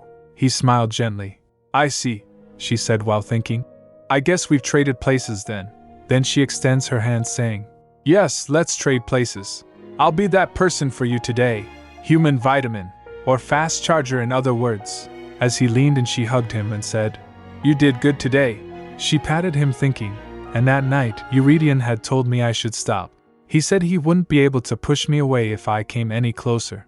But does that mean I should hold myself back and never express how I feel about him? Her heart was beating fast, and she was blushing. Then she said, I've missed you. I've really missed you. She thinks in her mind, emotions that were so hard to define take clear shape once they are spoken out loud. I'm not just sympathizing with someone fated for tragedy, and it's not because I need him to survive. I am deeply in love with this man. And now that it's clear, it's hard to understand why these emotions have just been circling around in my head all this time. Her heart wasn't calming down. After listening to her, Eurydion also gave in and said, I knew I couldn't push you away. Then he squeezed her tightly. After that they went to a room to talk. As he was fiddling with her hair, she said, So, what really brings you here? He replied, I told you. I was feeling frustrated. She acted as she already know. That can't be all of it. There's no way you didn't even make up an excuse to come and see me, he asked. Were you always this keen? She replied, irritated. Come on. I must assess the target's characteristics before I start hunting, right? He smiled. Hunting a target. You have a knack for making sense out of words that actually don't, she asked. Wouldn't you say that's what makes me so charming? But stop changing the subject. Why are you here? He said. I have something for you. Then he pulls out a letter from his robe and showed it to her. She said, Oh, a letter came for me? He replied. Yes. She opens it up and said after noticing, Is it not a letter? She unfolds the paper, then gasped looking at it. This is a list of Livavni's delegation? And the head of the delegation is, and my brother-in-law? He asked. Your brother-in-law? She replied. Fernando, and even Sergei is coming? They're all coming to Belcourt? He said. They're all men. She fell in thought. I'm not sure about Sergei, but it worries me that people like Levan and Fernando are coming to Belcourt. All the tragic characters from the original novel. At least Teresa isn't coming. I hope they're not following their fate in the novel. I'm sure that's not it. Then she asked him, They're a peace delegation, right?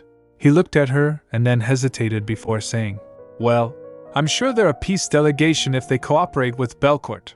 She laughed it off. Come on, don't make it sound so scary. You don't have any other intention? He asked. Any other intention? Like what, for example? She nervously said. Well, like swiftly conquering the tiny kingdom of Livavni. You wouldn't do that, right? At least for my sake? She said it playfully.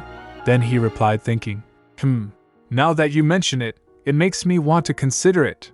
He said, How Belcourt deals with its neighboring kingdoms depends on Livavni's attitude regarding the Tri-Kingdom Treaty. She said, There's no way Livavni would do anything rash while I'm in your hands. You know that. And even if I go back to Livavni, my father wouldn't be so stubborn like last time. she said to herself. Something's making him feel annoyed and cynical.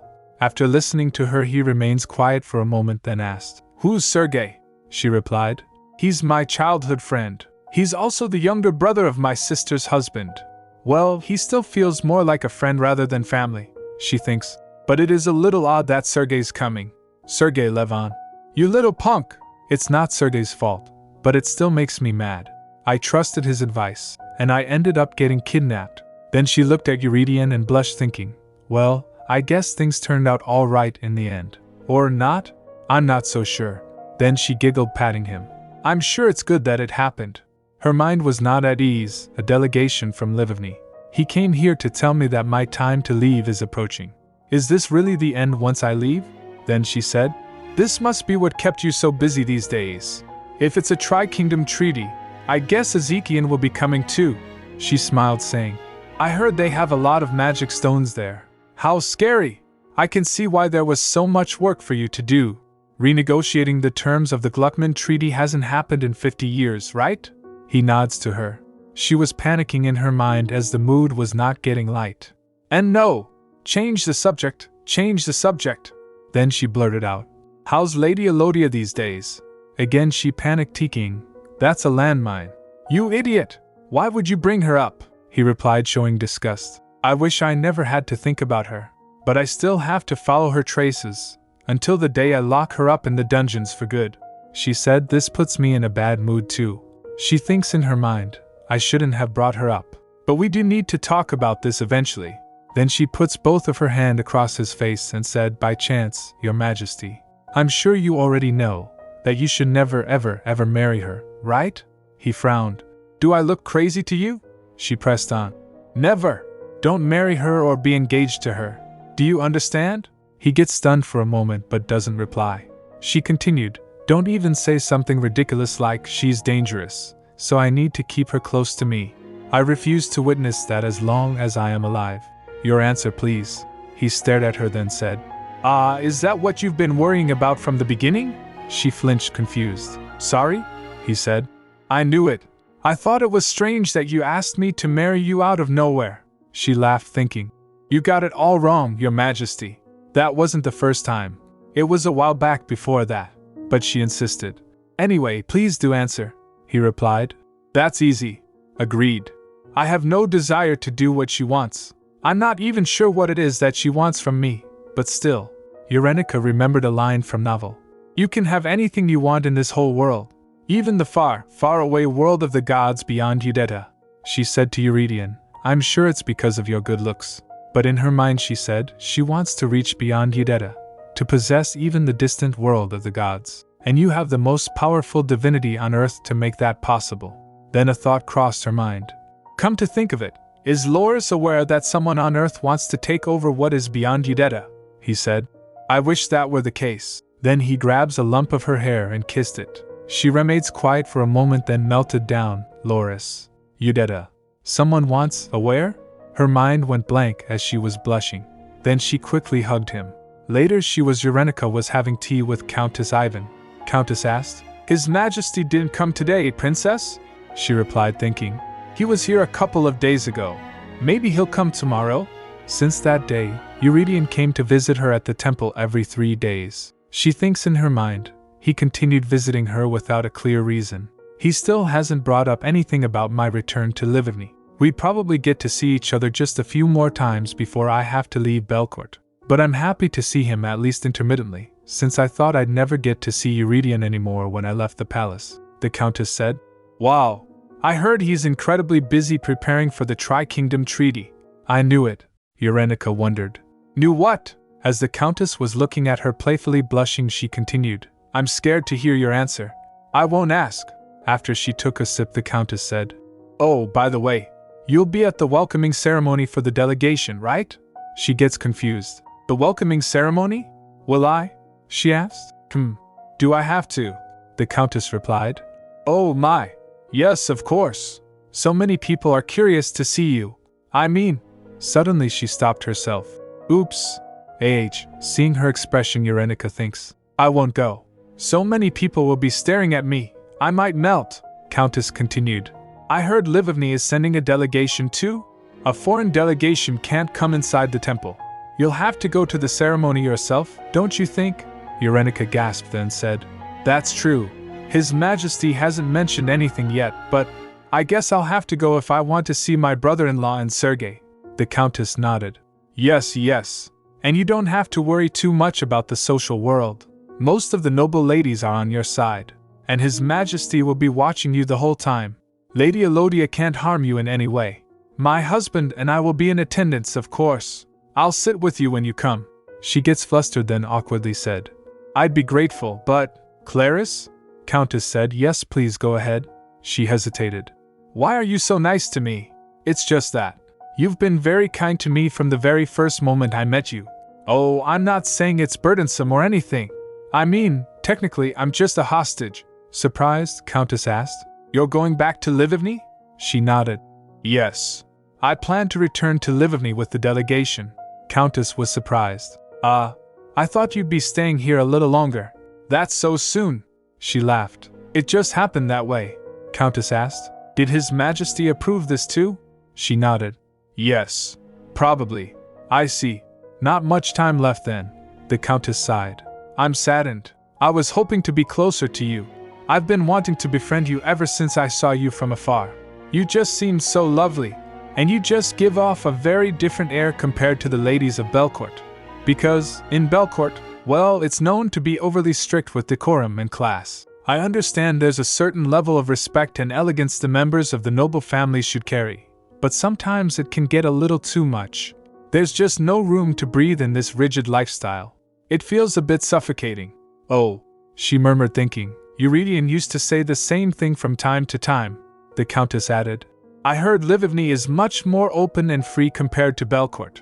I imagine it to be like you, perhaps, she replied. That's because our kingdom is so small. Then she remembered. But it's true Livivny is described in the novel to be more liberal than other kingdoms around. They even allowed the only daughter of the kingdom's princess and a duke to marry a knight of the guard, she replied. You're probably right, at least compared to Belcourt. Countess was happy. Right? That's what I like about you, princess. That must be why His Majesty is head over heels for you. She gasped, blushing. Head over H. She took a sip of tea, feeling embarrassed. I think he was just a little surprised. I did many things that could be considered rude, but he's still very kind to me, the Countess said. Oh my, he must be very kind to you. And to tell you the truth, Lady Elodia has been trying to win his heart for such a long time. It was to a point where everyone thought he just let her marry him, Eurenica said. I see. I guess Lady Elodia was more aggressive than I thought, the Countess said. Yes. I can't even keep count of how many ladies suffered in her hands. After hearing that, Eurenica felt chills thinking. She must have never been shy about hiding herself, even in the social world. I guess you could say she's a feisty one. What a scary lady. If I make any wrong move, she might really kill me this time. Or does she just want to marry Eurydion that badly? Even if she's after his divine power. Come to think of it, this doesn't make a lot of sense. She fell in deep thought. What could a mortal possibly gain from what's beyond Udetta? What could she possibly do with that power she can't even rely on? Isn't it more realistic for her to wipe out Belcourt's current system that oppresses black wizards? Or force an agreement not to oppress black wizards? The more I think about it, the more it puzzles me, she mumbled thinking. Does she know a certain weakness about him or something? The Countess tilts her head. Pardon? She replied. It's nothing. She wondered what could it be. Meanwhile, Soleil was looking outside the window as heavy rain was pouring down. She recalled the scene where she talked with Eurydion. He asked her seriously, Why would you do such a thing? What do you want from me? She said to herself. It's because I want your divine power, of course. If it's impossible for me to have it in my hands, I'll get it through a child I'll have with him. On that day, it rained just like today. I can still see it when I close my eyes. The purification, to burn the evil things away. She remembered the day. The knights were raiding a manor. Knight Captain said. Search thoroughly. The soldiers complied. Yes, Captain. Soleil was hiding in the bushes. She looked at the manor from a distance. The captain was shouting, Purify everything, don't leave anyone behind. She recalled, I saw my parents and their friends get swallowed up in a bright silvery light, clearly seen even in the pouring rain. That was the day my old family perished. She called out for them. Mother! Father! But someone stopped her by putting his hand on her mouth. Shh, don't go there. She turned to him. Sir Russell, he said. It's too dangerous for you to be here. You need to get out of here as quickly as possible if you don't want to die. You can hide with me. Her family had been the leading force behind the secret study of dark magic, and their end seemed inevitable. She was 10. That's when she became Marquis Elodia's adopted daughter and stepped foot inside the magic tower for the first time. And that winter, when she was slowly getting used to my new life at the magic tower, when she saw Eurydion for the first time. As she was walking in the tower, she heard someone talking. Just like my ancestors, I believe your drive and intelligence will bring prosperity and abundance to Belcourt. I will support you with whatever you need, the master said. Please do not worry, your majesty. We won't rest until we meet your expectations. She remembered they were the ones who commanded the knights that burned my parents, teachers, and classmates alive. Their powers were the polar opposite of mine, and their mission was to ensure my kind was exterminated from this earth. And that terribly beautiful boy was destined to be the next emperor, wielder of the greatest divine power on earth. She clenches her fists thinking, my archenemy. You'll kneel under my foot one day. Back to his conversation with Eurydion, he asked her, So you're saying, you'll hand over your own leash to me, and you'll be my obedient dog? She replied. That's not so far from how I describe it, she said inwardly. I'm willing to do anything you want if it means I can achieve my ultimate goal in the end. I'll bark like a dog if that's what you want. And once my powers reach beyond Uodetta, my mission will be complete. At an early event, she approached an ominous figure by using magic circles and asked, If I bring you the greatest divine power on earth, if I fulfill this request of yours, promise me you'll wipe out the silver light. I want to create a world of my own kind, the Black Mages. We've been oppressed for centuries. It will be the final act of vengeance for my parents who died at their hands. Those were the conditions she proposed to her master. Back to present, she was busy thinking, I'm sure Eurydion won't reject my offer. Even if he doesn't accept everything I'm offering, he'll find a way to compromise. It'll be Eurydion who kneels in defeat at the very end. Considering that outcome, I have no problem wearing his leash for now. But, suddenly a voice crackled. She asked aloud, What is it this time? You've been acting so sensitive and strange, especially as of late. The ominous presence replied, There's no time. Soliai asked, What do you mean? Our plan? The presence said, I don't have a good feeling about this. Things will be complicated if we're caught. The forbidden rule of Uodetta and Remodira, before they find out, she replied. It's already been 5 years since you crossed over to Remodira, hideth. It's a bit too late to mention what's forbidden or not, the presence said. This time, kill her. It rolled a skeleton bone on the ground. She sighed, thinking, I don't understand. She'll fall into my hands if I just sit and wait. Why is he in such a hurry? As if someone's after him? He just needs to wait a little more. Why is he rushing me? He continued. Kill what gets in the way, and take what you need, she called out. Hideth. He approached near, tapping her face. Soliai, you're always telling me to wait when our goal is right before our eyes. How long should I keep dancing to your tune? Kill what gets in the way, and take what you need, as soon as possible. If you don't, I'll do it myself. You do wish to keep that flesh of yours, right, Soliai? Then she think to herself, it's not like him to get so messy and aggressive. I've been carefully building up my plan all this time. She looked at the letter at table thinking, well, it is a path I was prepared to take, anyway, if that man rejected my offer. After a few days, Eurydion called for Eurenica. As she reached the palace, she asked Thierry, who was with her, why is he calling me to the palace all of a sudden? What's on his mind? Have you heard anything, Thierry? He replied, well, I'm not so sure either. She thinks in her mind. He didn't make his usual third-day visit yesterday. I've been thinking about so many different things all by myself. I'm the princess of Livivny. Can I just refuse to attend the ceremony when my own people are coming? But Soliai will be there. I don't want that woman next to Eurydion. And now he's summoned me to the palace? It's always him who comes to the temple. I thought he'd never call me to the palace. Did something happen? Is it something related to Soliai? As the door creaked open, someone came running towards her, calling, Yuri and I ka. He quickly hugged her. She remembered the voice. She called out in surprise, Ak, as Sergei? He sobbed, asking her, Eurenica, you're alive and well. She was still surprised. It's really you, Sergey. But what are you doing here? He complained. That's the first thing you'd say to a friend you haven't seen in 3 months? Do you know how worried I've been? I thought you had at least a broken arm or leg. He again hugged her, sobbing. She said, Hey, calm down for a second. I understand how you feel, but let go. She patted him, saying, I'm totally fine. I've been as comfortable as I had been in Lvivny. I've sent you letters, haven't I? He then asked her in surprise. Both of your legs and arms are attached? She replied. Of course they are. I told you. I'm fine. He noticed. But you've lost so much weight. She averted her eyes. Well, there's a reason for that. She thinks he's still so quick to notice things. Then she noticed both Fernando and Lebanon, who were almost teary. She called out, Ferdy and Duke Lebanon? She asked, surprised. Lvivny's delegation is already here. Both of them rushed to her. Princess Urenica, my lady, Fernando asked. Are you all right? You're not hurt anywhere? She replied. Ferdy, I'm fine. But got cut off by Lebanon asking her. Your sister, my wife, threatened to kill me if you were hurt in the slightest. Are you really all right? She thinks everyone must have been worried sick. Now I feel bad, she said. It's been a while, Ferdy. You too, Duke Lebanon, Fernando cried.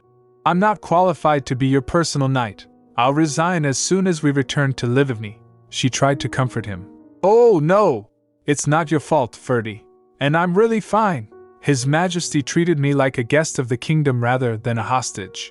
I've been living here comfortably ever since.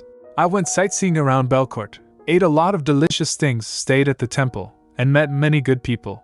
There's really nothing to worry, Abio. Then Sergey interrupted.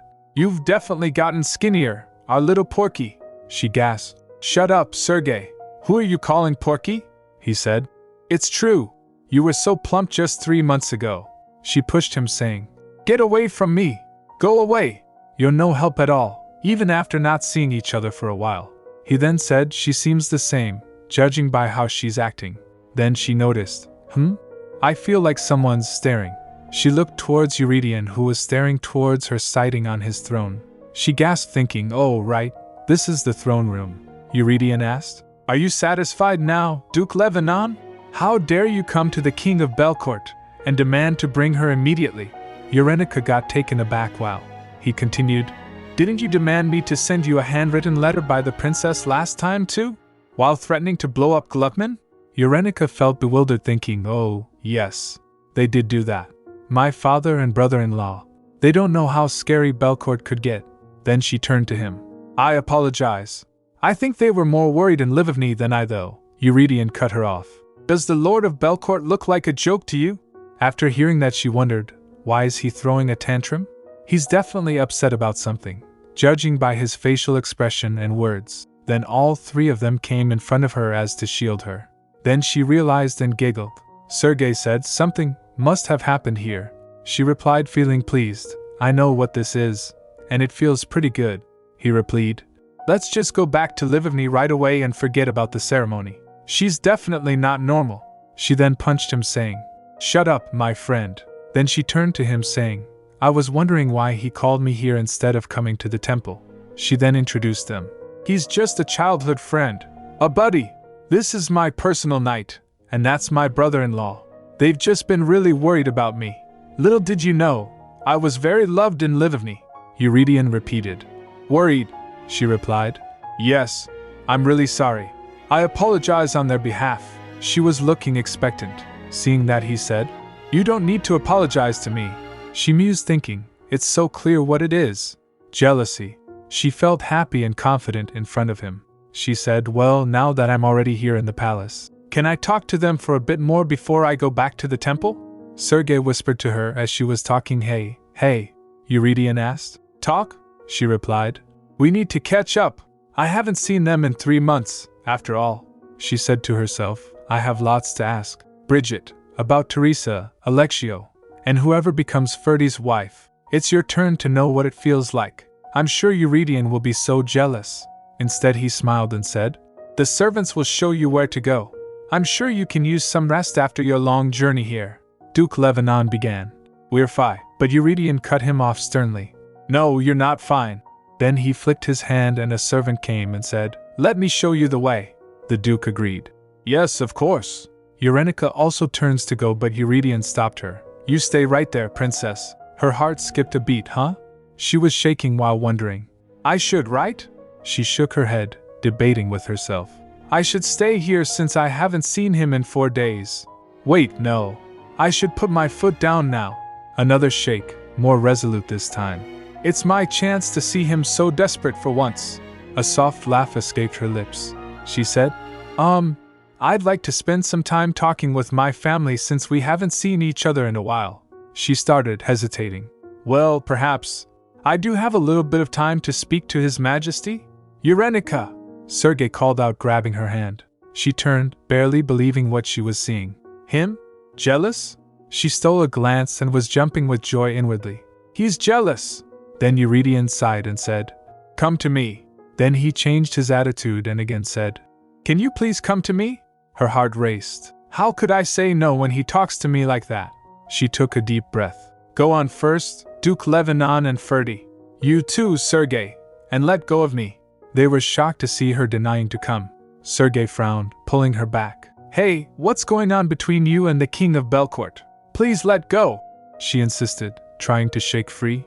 She thinks, why is he clinging to me so much? It's not like him. Then Duke Lebanon took a glance towards Eurydion, then turned to Eurenica. He said, We'll be waiting for you, princess. Please promise me you'll tell us everything that happened to you so far, in detail. Of course, she reassured him. With a gentle push, she added, I have some questions of my own, actually. Sergei interjected. Hey, hold on. But she said, smiling, I'm sure you're tired from your long journey here. I'll see you in a bit. She tried to close the door behind her, but it wouldn't budge. Ugh, why won't it close? She muttered. Then an idea. A teasing smile crossed her lips. Hee hee. Shall I come to you, Your Majesty? He smiled and said, No. I'll come to you. His voice was firm. The sound of footsteps filled the space, steady, determined. Wait, what's with that face? She stammered, thinking. Eurydion gets close to her and leaned in. With the push of his hand, the door closed. Her back was at the door. He asked, A friend? Is Sergei that childhood friend you mentioned before? Well, yeah, she admitted. We grew up together. He's also Duke Lebanon's brother, you know, my sister's husband. So, he's my in-law. We're family. You guys seem a lot closer than that, he murmured. You think so? But, she eyed him carefully. You are jealous, right? His silence was enough of an answer. Then, finally, what if I am? Her eyes widened. Wow, you even admit it now. Aren't I so amazing? I've disarmed a fortress like you. She puts her hand to his face. He said, leaning in. I don't want to admit it, but I can't deny it either. She grinned. Oh my, look what I got you to say. His gaze darkened. So, do you plan to stay that close to him? Didn't you say he's more of a friend to you than family, princess? She glared, asking. Why are you calling me princess again? Eurenica, he said, his voice softer now. She said, he must have been really worried about me. We used to fight all the time, she reminisced. We were practically enemies before, but it's just been a long time since we last spoke. Belcourt and Livovny aren't exactly on good terms right now either. She met his gaze again. You practically invaded our kingdom and kidnapped me, Livovny's princess. Of course, they'd be worried about me, but you both are too close, he muttered. She replied. Come on, we're just friends. Still, his expression didn't ease. She sighed inwardly. Maybe I was too mean to His Majesty. While I have him wrapped around my finger, I want to punish him a little for pushing me away so much before. She winked, saying, a little hug between long-lost friends should be fine, right? Suddenly he kissed her forehead and said, Fine, right? Her heart pounded. How about something like this? He teased, inching closer. He again kissed and said, Definitely not something like this, right? That's ridiculous, she stuttered. Nonsense, he asked. Of course not, right? Her face burned with embarrassment and slumped. Wow, I'm so embarrassed. He lifts her face up and kissed on her cheek. She wasn't able to calm herself, and her heart was racing fast. Her cheeks were full red. She stammered, Really? I always lose out. This is so unfair. She huffed. Lose? He tilted her head up, asking, To whom? His eyes locked onto hers. Who's the one that has me wrapped around her finger? Who's the one that made me step over the boundary I've set myself? She froze. I don't think you have the right to say such things, he continued. Her mind raced, blushing. Who really has the upper hand between us? It's probably useless to think about that, she admitted to herself. I'm just not the type to worry about the future and push it away. His fingers tightened around hers. She smiled and said, Then, let's do it once to be fair. Do what? He asked, surprised. Then she puts her hands across him, pulling him closer, and kissed him. He was taken by surprise but gave in. She thinks, rather than feeling down about the imminent goodbye, I'd much rather be immersed in this sweet feeling and live in the moment. He's definitely the only man under the sky who can make me feel like this. After that, Urenica went to the garden, where Sergei asked her, So, what is going on between you two? Nothing, she snapped. He's my kidnapper, and I'm his hostage. He's the lord of this kingdom, and I'm his guest. That's all, she said inwardly. Well, of course, we're more intimate than that in secret. Ahem. She cleared her throat hastily. A secret relationship. A grin spread across his face. Seeing that, Sergei said, It's so obvious when you lie. Did you know that? Then Fernando chimed in. But princess, shouldn't we go inside the palace? Why are we out here? Look how nice it is out here, she stammered. It's the perfect weather. There are limitations to where she can go in the palace. She doesn't tell them, thinking, I'm sure the entire kingdom of Livovny will turn upside down if they find out about us. Anyway, she shifted the subject. How are my father and mother? They're fine, Fernando responded. His Majesty did lose a lot of weight, and Her Majesty has had some stress-induced digestive issues. Is he guilt-tripping me? She thought with a gasp. Everyone's been worried about me so much. I can't believe I totally forgot about them. She fidgeted, hesitant. Duke Lebanon, how's my sister? The Duke replied. She's healthy now, almost completely recovered, and she has no problem getting around. Her daughter is well too. I'm glad to hear that. She breathed in relief. I was so shocked when I read the letter. She's much better now, he assured. There's nothing to worry about. Then she turned to Fernando. So, Ferdy. Yes, princess. Ferdy looked startled and averted his gaze. She asked, So, when's your baby due? He stammered.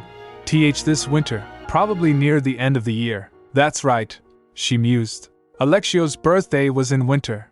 Once he's born, I'll soon get to see the original novel's main character couple in their childhood. She was feeling proud, thinking, They must be so cute, my main characters. So, Sergei interjected, When's he sending you back? I'll be going back with the delegation, she mumbled. He scoffed. Oh, really? I guess the Lord of Belcourt isn't a complete bastard, Urenica said while gulping. You should watch what you say here, Sergei. We're in his palace in Belcourt. Then she fell in thought.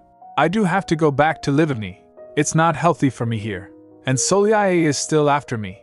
On top of that, I don't want to make everyone worry about me more than they already have been. If I can just last 4 more years in Livovny until Loris comes, it might be possible for me to return to Belcourt. Oh, about that king of Belcourt. Sergei trailed off mischievously. He's young and good-looking, just like the rumors. Yeah, that's true, Urenica admitted. He's the best-looking man I've seen in my life. But what excuse can I give to come back to Belcourt later? She thought anxiously. He does come off condescending, though, Sergei added. But at least he hasn't ordered us around or anything, she concluded. I have no reason to come back here unless Eurydion asks me to marry him. You're right, she murmured. It was just a little difficult to win over his heart at first, but he's actually really kind-hearted. And, wait, what? She stopped and blushed, realizing what she had blurted out. All of them stared at her in shock. What was hard? Sergei pressed. To win his heart? That sounds awfully suspicious. What do you mean? She stammered. Look at me straight in the eye, Urenica. I can see through you. Whatever. She shoved his face away. Get your face away from mine, Sergei.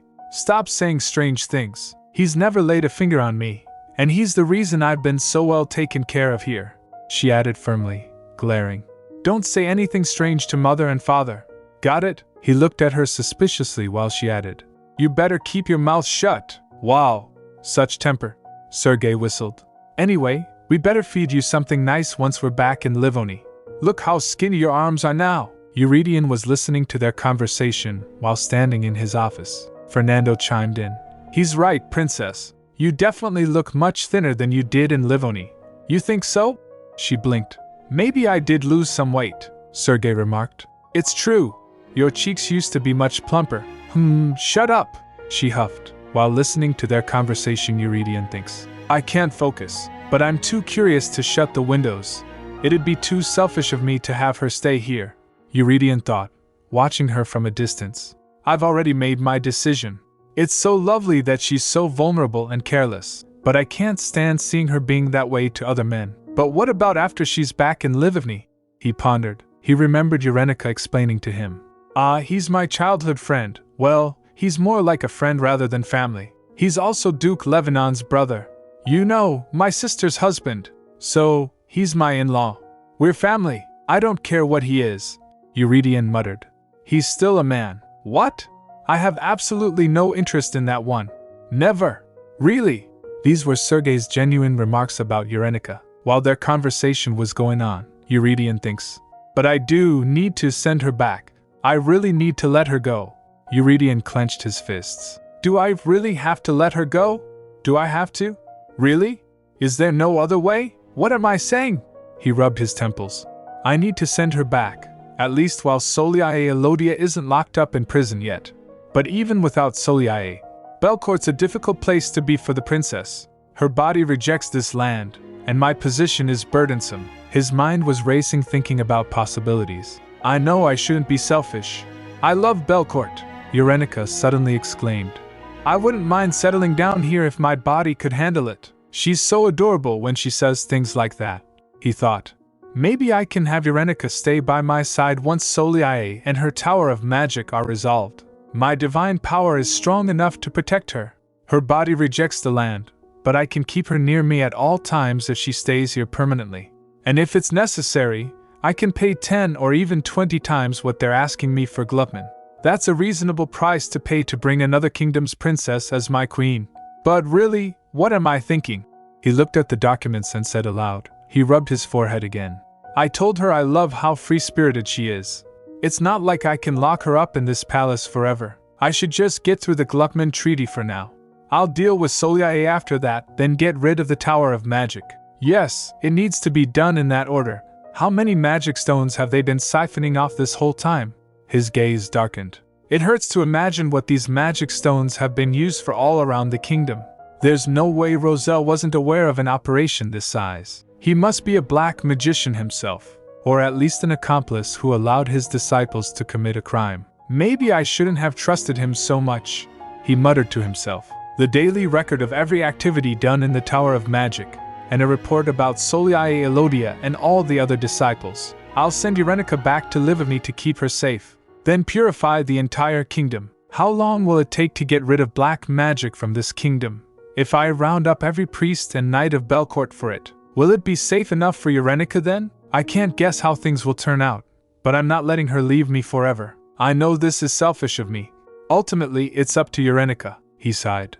I hope she understands how I feel. The Livni delegation was guided to the Berillia Palace. The mess in the garden had been completely cleaned up. Looking at that, Eurenica thinks, that was fast. I thought it'd take more than a few days. This is amazing. As they walked, Eurenica suddenly started to leave the group, but she was caught on her way back to the temple. She had originally planned to stay at the Berillia Palace after being caught by Sergei, but Eurydion denied. No, you need to go back to the temple, she insisted. It'll just be for 2 days, he replied. Still, no. You'll see them every day once you're back. There's no need for you to stay with them now, she pressed on. That's true, but the ceremony, he said. You don't need to go to that. You've already seen them. You don't have to be at the welcoming ceremony. It could be dangerous for you. A gentle kiss was placed on her forehead as he said, Soliae will be there, and the Ezekian wizards are going to be in attendance too. If anything ever happens to you, the king of Livni might blow up Gluckman for good. Don't go. She giggled nervously, thinking, that doesn't sound like a joke. To Clarissa's disappointment, she decided not to attend the welcoming ceremony. Later she was walking in the palace when Loris's voice rang. I think it could be fun, Eurenica said. No, I'm not going. But please, watch him for me instead. Make sure that woman doesn't approach His Majesty, his voice replied. Yeah, sure. I'll keep an eye on him. I've been feeling a little itchy lately though. I don't have a good feeling about this, she asked, confused. You don't have a good feeling? About what? The voice replied. I just keep hearing annoying stuff these days. I hope it's not bad luck. But don't worry about it, kiddo. It's not like I can detect magic powers. There's no telling why I feel this way. I just thought relying on your sensitive body could be more efficient, she said inwardly. But you're making me worry, she thinks. There isn't anything I can do at the moment. I should just be careful and stay safe, she sighed, trying to reassure herself. Just a few more days, and I won't be in Belcourt for at least a few years. Just a little more to go. She had thought she could stay safely at the temple for the duration of the Gluckman Treaty meetings, but Sergei insisted, so she replied, You're really trying to kill me, aren't you?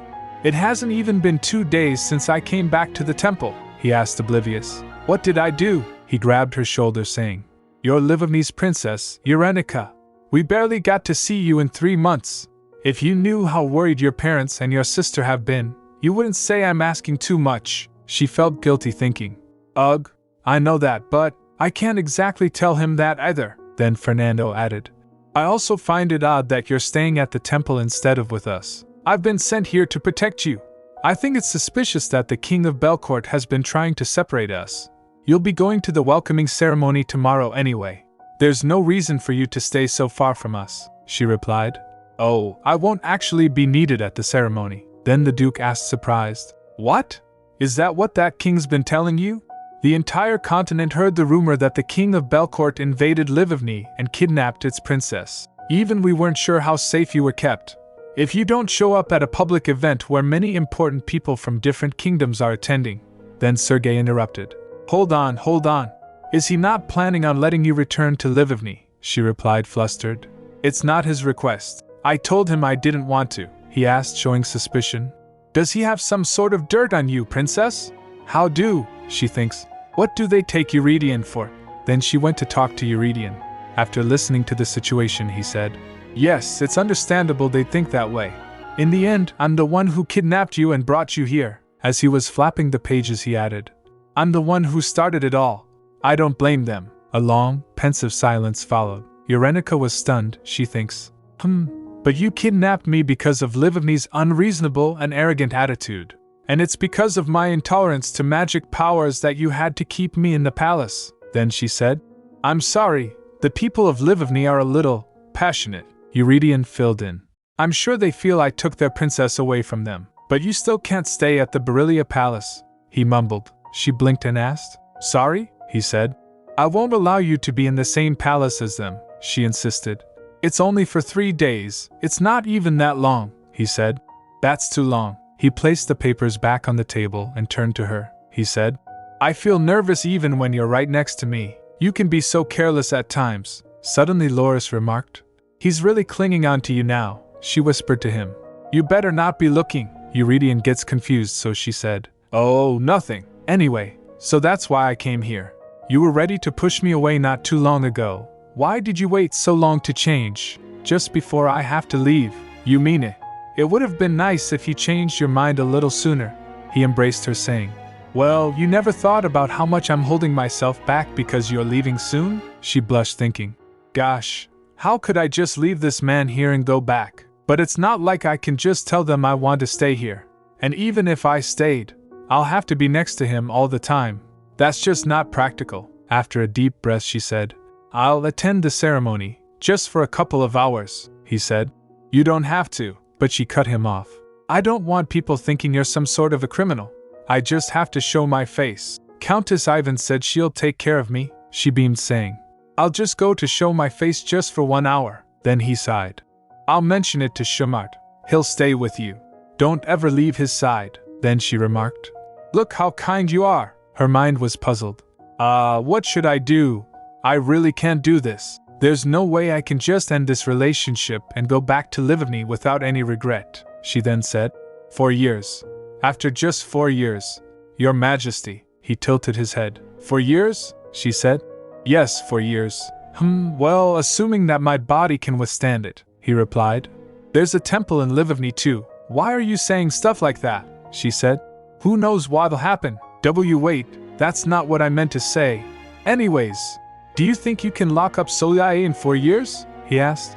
What do you mean? She replied. If you can, Your Majesty. She had said these words many times before, but this time, it was so much harder. After a deep breath she added, "If you can, then, marry me," he said. "I didn't mean to make you wait this long," she accepted without realizing. "Fine then," but she paused and blinked. "What?" She wasn't able to believe and asked. Sorry, what did you just?" he replied. "That proposal of yours, you really mean it this time, right?" She thinks in her mind, he knows that all the previous times I asked him to marry me were just empty words, but I'm really being sincere this time. She nodded. "I mean it. I really do," he asked. "Then you understand, right?" She tilts her head. "Understand what?" He pulled her closer and said, "My being greedy, stubborn, things like that." Then she puts her hands to his face saying, "Are you sure it's not the other way around?" She kissed him and said, "I can get really greedy too. You'll have to meet a few demands of my own," she thinks. "Once the issue with Soliae is solved, as well as the issue with the whole magic tower, then," she asked, "do you promise to give all of yourself to me?" She was thinking, "So I don't have to suffer here. I want you to hold my hand and hug me whenever I need you to. Do you understand? I want all of it. Every last breath of the divine power that surrounds you from head to toe." Then they kissed. She resolved, "Fine. I just have to get through 4 years, just 4 years. I can return to Belcourt after I become a priestess of Loris." Later Countess Ivan came to her. The Countess was beaming seeing her. She said with excitement, "I heard you decided to attend the welcoming ceremony. You haven't decided on what to wear yet, right?" "Leave it to me, Princess." She was shocked. "I made that decision last night." How did she know already? The Countess clapped her hands saying, "Come in, Madame Philadelphia," Eurenica stammered. "Who's Madame Philadelphia?" A woman came with maids who were dragging lots of clothes. She gets amazed. "Whoa. Countess Ivan, what is all this?" The Countess was determined. "Our goal is to make you the most beautiful person in all of Belcourt, Princess." Madame Philadelphia also gave a nod. She added, "Way more beautiful than Lady Elodia. Way more." Then both of them grabbed Eurenica saying, "Shall we pick out a dress now?" After putting effort when she gets ready, Eurenica was amazed to see how good she looks. She glanced at herself in the mirror. "Wow, it's like magic," the maid, feeling proud, said. "Your hair color is already so naturally sweet. We just gave it a little touch to make it even more adorable. What do you think? Do you like it?" Eurenica nodded happily. Then another maid asked, "Can I pick out your earrings?" Eurenica replied, "Yes. Please, Raelia." Raelia picked some. "Since your dress is blue, how about these sapphire earrings? I think these small and detailed cross earrings would go well with it too." Then Loris suggested, "Oh, that one. I like the one she's holding up now. The silver crosses. I like those ones. Pick those, Crumb." She took a look at them thinking, "A cross with silver and burgundy. It's the symbol of Belcourt. It's also the color that represents Eurydian. I feel like they'll somehow keep me safe today," she said. "I'll go with those." She puts them on, so the maid said, How pretty." Then she swirls around to take a look. After that, Eurenica left with Countess and Ferric. Raelia waved at her. "Have a good time, Princess." She was happy thinking. She was already pretty, but she's even prettier now that she's all dressed up. She chose the earrings I picked out for her too. Then Roxanne said, "Raelia, I'll clean her bedroom. Can you go down to the laundry maids? I gave them some blankets to be washed. They should be ready by now," she replied. "Oh, got it." Then she went laundry thinking about it. Washed blankets, washed blankets. Marianne told me I should be careful not to make any mistakes in the royal palace. She also asked me to take good care of the princess. I should go get the blankets first. Then after that. On her way back she was stopped by Soliae. Soliae asked her, "What is your name?" She bowed. It's Raelia." Then Soliae smirked and said, "Yes, Raelia. She uses her black magic and bewitched her." Raelia felt like blacking out, losing consciousness. Inside the banquet hall, Eurenica glanced around and fidgeted, concern flickering across her face. She said, "I feel like I'm putting you to work, Thierry." "Of course not, Princess," he quickly reassured her, smiling warmly. "It's my great pleasure to be of any help to you." She felt touched after hearing that. She then whispered to Loris, "You're the one who should get to work, Loris. You should be pouring down your blessings on a devout priest like him." "That's ridiculous," Loris replied with a lazy shrug. "I've blessed him plenty already. He was given so much the moment he was born," Thierry said. "But please, if there's anything you need at all, promise me you won't hesitate to tell me." "Okay," she murmured, then she glanced around nervously. So this is Belcourt's main banquet hall, where major social activities take place. Her eyes found Eurydion seated at the far end. She mumbled, looking at him. He doesn't look so comfortable. Pardon?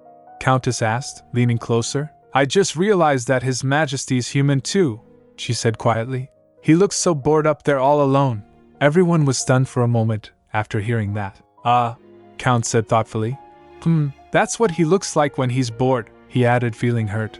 I did notice. Whenever I bring up a suggestion and he makes that face, my proposal always gets rejected. Oops. Eurenica winced. Don't be distressed, honey. Countess comforted him. Try bringing something more interesting next time, Eurenica said to herself, feeling guilty. I didn't mean to hurt his feelings, but this isn't my fault. He could say what he feels instead of just smiling and hiding his emotions. Then the Count cleared his throat and added, But Princess? Have you two decided on when your ceremony should take place? Huh? She blinked. Ceremony? Count asked. His Majesty didn't mention anything to you yet? She repeated, eyes widening. Eurenica gets confused. Ceremony? For what? Does he mean a wedding ceremony? I mean, the Count continued said, we need to know at least the general time frame so we can prepare properly. I know his father had his around late spring to early summer. Clarice! He gasped, flinching as the Countess pinched him. Hee. Come on, honey! You said too much. Countess giggled, playfully pinching the Count. Then Eurenica giggled and said, He did say, he won't make me wait long. As she said that, the murmurs arose in the audience. Murmurs spread across the hall. Wait, she stammered. I didn't mean to draw this much attention. Countess quickly stepped up, eagerly asking, Oh my, is that really what he said, Princess? She teased. I had no idea His Majesty was capable of saying something so sweet. But wait, she asked, didn't you say you were going back home with the delegation? Eurenica replied while hiding behind Thierry. Oh yes, things just sorta worked out. I knew it, the Count exclaimed. I mean, she's already been staying in his palace. Of course His Majesty's been thinking about it. I knew something was going on since a long time ago, the Countess excitedly added. Didn't I tell you at the temple months ago? Remember how he went through the entire Berelia Palace last time? You should have seen what he did to the palace garden, Eurenica snapped, looking at them. Focus! You're gossiping just like everyone else here now. Thierry turned to the princess, concerned. Are you alright? She replied. I don't think I'm a good fit for social activities like this, she admitted, shrinking under the attention. I really don't like all this attention. You think so? Thierry asked softly. She replied. Yeah. I don't particularly enjoy this kind of scene, Thierry suggested. Well, I think you should at least get used to it a little. Being the Queen of Belcourt is bound to attract some attention. Is that right? The princess muttered under her breath. Anyway, Countess said to the Count, did you hear anything about Lady Elodia not attending today's ceremony? I don't see her anywhere. I did see her name on the list, the Count replied. But maybe she's running a little late, come to think of it. The princess looked around. She's definitely not here. I would have noticed her right away if she were. One moment, Princess, Countess said, excusing herself. Let me go ask some of the ladies. Have you heard anything about Lady Elodia not attending? She asked around. The princess muttered under her breath. I hope she never shows up, at least until I leave here today. She pressed her temples, thinking. I just have to kill a couple of hours here and show everyone I'm alive and well. Suddenly the maid Raelia came close to her and called. Princess. She flinched at her sudden arrival and stepped back. Thierry guarded her. Raelia? She turned to the maid. Would you like something to drink?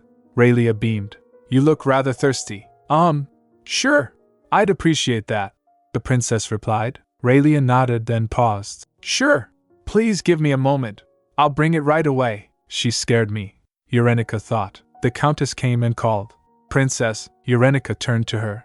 Countess Ivan, the Countess said. I've asked several ladies, but none of them really knew anything about Elodia. However, she added, someone did see a carriage waiting in front of the magic tower. I see, Eurenica replied. Well, I guess I'll just have to. Eurenica stopped in the middle as she saw Countess looking at something behind her. Princess! Raelia returned, slightly wobbling under the weight of the tray. I wasn't sure what you preferred, so I brought one of each. What would you like to? Suddenly the glasses toppled and few of the drinks fell on Countess's dress. I am so sorry, Raelia gasped. Urenica quickly asked. Are you all right, Countess Ivan? The Count also stepped up concerned. Then Urenica called out. A maid? Call another maid. It's no big deal, Princess, Countess said calmly. My maid's probably waiting outside the hall. I can just change into a new dress. It didn't splash on you, did it? I'll go with you too, Urenica offered. I wasn't planning on staying long either. But Princess, Countess objected. You haven't even spoken to His Majesty yet. It's fine, she said firmly. I can just see him tomorrow. I have lots of time before I go back to Livigny now, she said in her mind. On top of that, my arms and legs have been feeling numb ever since I got here. It's probably because of the Ezekian wizards. I'll just get worse if I stay here any longer. I'll ask your Dian how the banquet went later. The Count covered the Countess, saying, Let's get you covered up with this first, he said, gently wrapping her. Then Urenica turned to a servant. Could you let His Majesty know that I'm going back to the royal palace? He complied. Right away, Princess. Then she said, Let's go, Thierry. Come with us, Raelia. Yes, Princess. Raelia responded quickly, with blank expressions. Urenica looked at her and thinks, What's going on? There's something strange about her. Is it just me? As they left the hall, Eurydion was looking at them. Then they went to the waiting room. Thierry said, I'm not allowed in there. I'll wait for you outside, Princess. That's right. She glanced toward the door. He can't come inside the ladies' waiting room, she said. I apologize, Thierry, he replied. No apology is necessary, Princess. Then she went inside where the Countess said, I usually bring at least 2 dresses for an important event like this. Who knows what might happen, right? She hesitated for a moment, then added with a sigh. But still, she looked great in that dress. The Countess smiled, looking at her, and said, You're so kind. Please wait for me a moment while I change. She stepped inside, with her maid following her. Urenica, who was standing behind, thinks, I'm causing so much trouble around everyone. Her thoughts pulsed with guilt as her head throbs. Then she said, You should have been more careful, Raelia. It's one thing to make a mistake around me, but it's another to do that to the Countess. She's a noblewoman of Belcourt. But Raelia said nothing. That silence was strange. She usually responded whenever she was reprimanded like this. She imagined her saying, I'm sorry, Princess. It's all my fault. Just like that, the princess thought. Then a sharp pull stabbed through her body, not unlike the pain from her dreams. She thinks, This isn't like the pain I felt before, but I still feel like I'm being stabbed by mana all over, even after leaving the banquet hall. But there couldn't be any mana in this room, she said while looking away. Well, I want you to apologize to the Countess properly once she's out. I was just planning on staying here quietly for a couple of hours, but look how big of a ruckus I caused. You didn't have to bring all those drinks, Raelia. Honestly, you scared me ever since you just popped up out of nowhere. As she was talking, a thought crossed her mind. She thinks, wait, that's strange. The Countess's maid had to stay outside. I was told that only those who were handpicked by the king's chief aide were allowed inside the hall. She recalled Raelia. She was never approved to enter. There was only one entrance to the hall, aside from the king's private one. How did she get in without ever being noticed by the guards? Did no one stop her? She asked. Raelia, how did you get inside the hall and walk straight to me? How? Her eyes widened as Raelia opened her mouth ominously. She was not in herself. Urenica stepped back, trembling. She thinks in her mind, Clarice is behind me, and Thierry is outside the door. I don't know about Clarice, but to trick even Thierry, there's only one person I know who's powerful enough to do that, Soliae. Meanwhile, Soliae commanded Raelia from outside. But don't cause too much damage, Raelia. Raelia's voice cracked. Princess. Urenica gasped as the ominous energy exuding from Raelia approaches. She felt throbbing pain in her body. Suddenly the Countess called from the other room. I'm almost ready, Princess. Please wait just a little more. Urenica panicked, thinking, No, don't come out. What do I do? How can I? Her back was at the wall while she trembled. Loris! Loris! She whispered frantically. Loris! She trembled again. Raelia came closer and closer while stumbling. She came close to Urenica and called, Princess! A foul stench filled the room. She recoiled instinctively. Urenica wondered, What a terrible odor! How was I not able to smell it earlier? Looking in Raelia's eyes, she realized. She's dead. She's already. Come with me, Princess. The voice was cold. She grabbed Urenica by the neck and started choking her. Meanwhile, Soliae, who was in hallway, was talking to her master. He said, Hurry. Some disgusting energy is nearing us. Sure. Her voice was faint. While walking she thought, I guess this is how it all happens. It's my lord's command, there's nothing I can do to stop him. He'll swallow me up whole if I don't bring all this to an end to his satisfaction today. Her master again pressed, hurry, hurry, hurry. Now, hurry, before he finds out. She went up to the guard who was guarding the banquet hall. A lady. Soliae? The guard murmured. Soliae muttered, smiling. You're a nice boy. She shuffled forward and tapped the guard. Open it. The guard fell under his spell and opened the door. She saw Eurydion sitting at the far end and started walking towards him. She glanced around as she walked and murmurs arose. She went to Eurydion and said, Have you given any more thought to my latest proposal, Your Majesty? Her tone was sharp, direct. He replied, I'm sure you're already aware what kind of ceremony this is. She pressed. Don't change the subject. I'm not leaving without your answer, he said. You're asking for a personal conversation in an official setting? This is a very official matter, Your Majesty, Soliae said with a calm, pointed grin. The next queen, and the continued existence of the magic tower itself, depend on this. There was a low murmur in the hall as her presence began to draw attention. Soliae Elodia, came a murmured warning. Eurydion used his divinity and said, Is it not clear to you that I was giving you a warning? She stopped his divinity with her finger and said, If all the humans in this hall are holding you back. She turned to the audience in the hall and with the flick of her hand everything turned gray, as time stopped for everyone there. How about now? She challenged. Will you take this more seriously? Seeing that Eurydion stood up from his throne and said, I can't even count how many times you've illegally cast spells in my palace. What did you just do? She replied. You've got nothing to worry about, Your Majesty. All I did was stop their time temporarily, he said. So you want my answer? He activated his divinity and started walking towards her saying, You want my answer to your proposal of making you my queen and putting a leash on you? She asked. Don't you need the Belcourt magic tower on your side? He replied. Why would I need the magic tower when it's rooted in darkness? She added. The entire tower follows my command. I can promise you, it will loyally serve Belcourt if you have me by your side. Her tone shifted. But if you forsake me, it will prove to be just as you described, a force rooted in darkness. As she said that, she activated her dark magic and something emerges from her shadow. Eurydion can't see that as he can't sense magic. He thinks in his mind. The magic tower. Previous kings poured endless wealth from the royal tax coffers to create that huge organization that oversees everything involving magic. That magic tower. It's always been a thorn in my side. What's surprising, he continued, is that you're still trying to make a deal with me after causing such a mess. It'd be better to declare the magic tower an enemy of Belcourt, he said coldly, rather than let it continue existing until it stabs me in the back. He extends his divinity in the whole banquet hall thinking. It's a good thing the princess isn't here, he muttered, turning toward her. So, what other cards did you bring? You've dared to mention Livoni's princess before. If I'd put you away here and send her back home, he smirked. I guess you can't use that card either. Meanwhile, Eurenica was gasping as Raylia was grabbing her neck. She was trembling. Suddenly she felt all pain gone. She remembered. I've felt this before. My soul's leaving my body. Her soul left her body and her body limped. She wondered. What is this? My vision's getting blurry. Is it because I'm crying? No, that's not it. She realized. This means my body's dying. Her soul started fading a little. Suddenly someone called. Wake up. An astral image came and grabbed Raylia by her neck. The voice said. I was wondering where that annoying noise was coming from. I had no idea the forbidden rule of Remodira was broken. As he was grabbing her neck, flesh started rotting. Raylia screamed and groaned. Run, you little crumb, the voice said. Eurenica called. Loris, he said. Run like that early morning last time.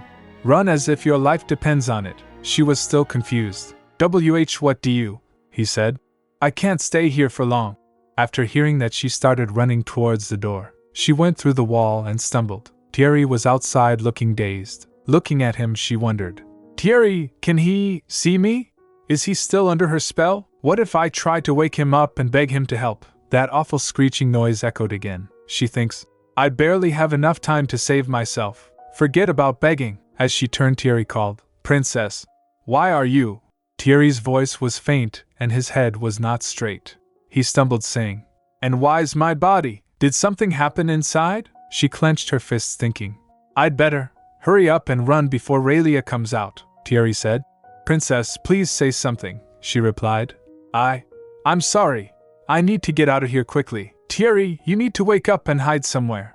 Or you should check on His Majesty." Then Thierry tried to stop the princess. "What? Where are you going?" He called after her but couldn't stop her because it was her soul. He staggers and plopped to the ground. Eurenica thinks, "Thierry, they said he's the most powerful priest next to Eurydion. But is it really okay for me to leave him like this? But I had no choice. I'm in trouble myself. I just hope Thierry has enough strength left to save himself." She started running. "I need to go to the temple. The safest place on earth for me." While running, she saw the door of the banquet hall that was open. She stopped, wondering, "Why is the door?" She felt the ominous feeling coming from the banquet hall and trembled. She thinks, "I need to get out of here and go to the temple. But the Livni delegation and Eurydion are inside there." She hesitated. "No, I'm sure they're fine. Even Soliae wouldn't cause a scene in front of this many important guests from other kingdoms." But she still went inside the banquet hall. Inside she saw everyone standing froze. She wondered, what is this? They looked like life-size paintings, completely still. "Where's everyone from Livni?" Her gaze fell on Sergei, who was also froze. She called out, "Sergei! Sir!" Looking around, she thinks, "Sergei, is he alive?" It's as if time has stopped. Just how powerful is this woman? She's practically inhuman at this point. As she walked forward, due to the clash of divinity and black magic, the ceiling glass of the banquet hall broke. Euridion's divinity was spread everywhere. Looking at it, she thinks, Euridion's, the Emperor's divine power. Her body started looking more vivid than earlier. Then she saw Celia's dark magic, with which her body started fading again. This is Celia's magic power. Damn it! I feel like I'm going back and forth between a hot bath and a cold shower. My soul might disintegrate if I get hit by magic like that again. Then her gaze fell on something. But what's that thing in the middle of this thick spell? She saw bones of a hand emerging from the middle of the spell that Soliae activated. Her mind raced looking at it. That's no human. It's not Celia's power. This isn't a power any human can possess. Suddenly she remembered Loris's words. I had no idea the forbidden rule of Remodira was broken. She thinks, is this what he meant? I need to summon Loris here to fight that thing. But how am I supposed to do that? I have no divine power at all. She sobbed, not only that, I don't even have a body. But if those weird bones really are a force from beyond Remodira, who knows what'll happen now?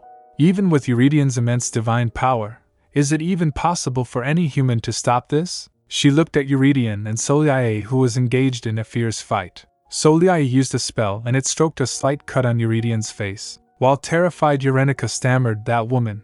How dare she attack? She left a mark on my man." Then she resolved, determined. "That's it. I don't care if I have no chance at all. I'd rather try something, even if I die." As she ran towards the temple, her soul floats with the gust of wind. Her soul doesn't have any weight, so she got transported by the wind. She thinks, it's great I can run straight through any, but there's no weight to my body. I'm swept away in every direction. All my bones would have been crushed if I had my body. After reaching the temple, she recalled Thierry telling her, Loris walks there, so entrance is forbidden. She thinks, if what Thierry said is true, there's probably no better place to call Loris than here. She went up and called for him. Loris! Loris! Can you hear me? She wondered, how do I actually summon Loris? Maybe this isn't how you do it.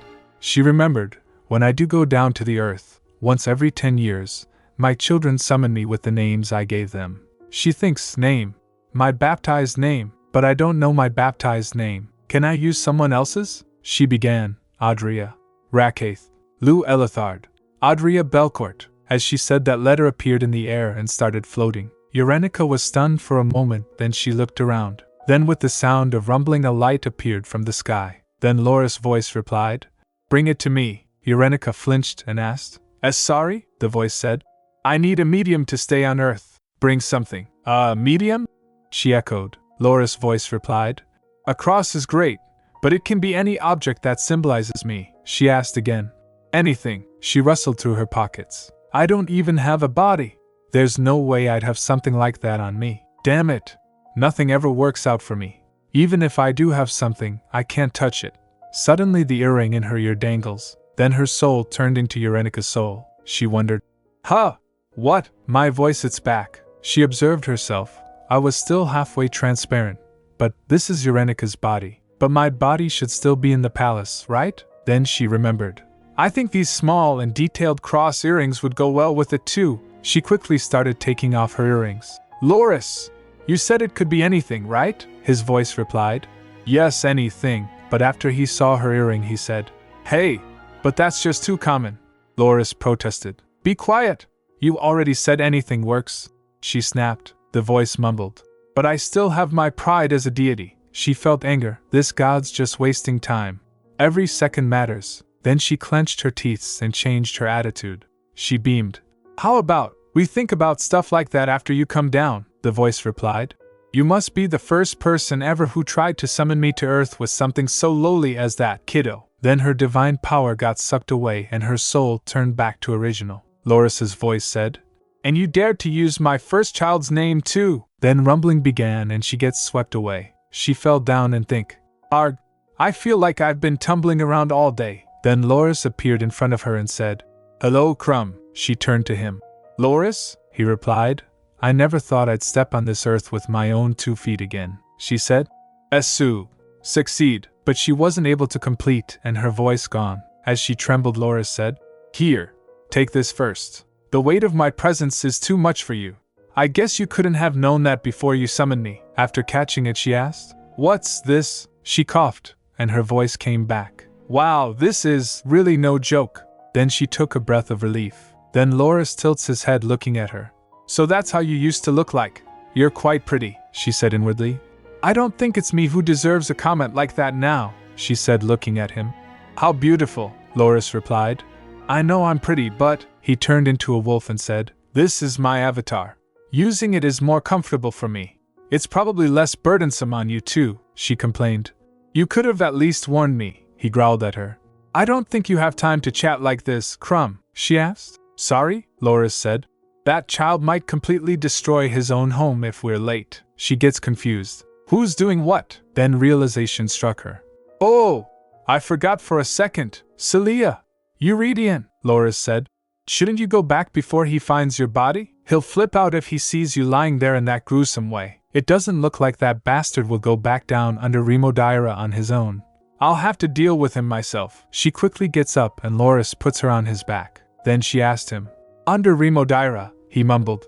He's the one who broke the forbidden rule first. It'd be a mistake to think I'd just sit here and not do anything about it. Especially after you've summoned me here like this. He began walking towards the palace. Eurenica wondered. Who's he? I knew there was something else behind this other than Soliae.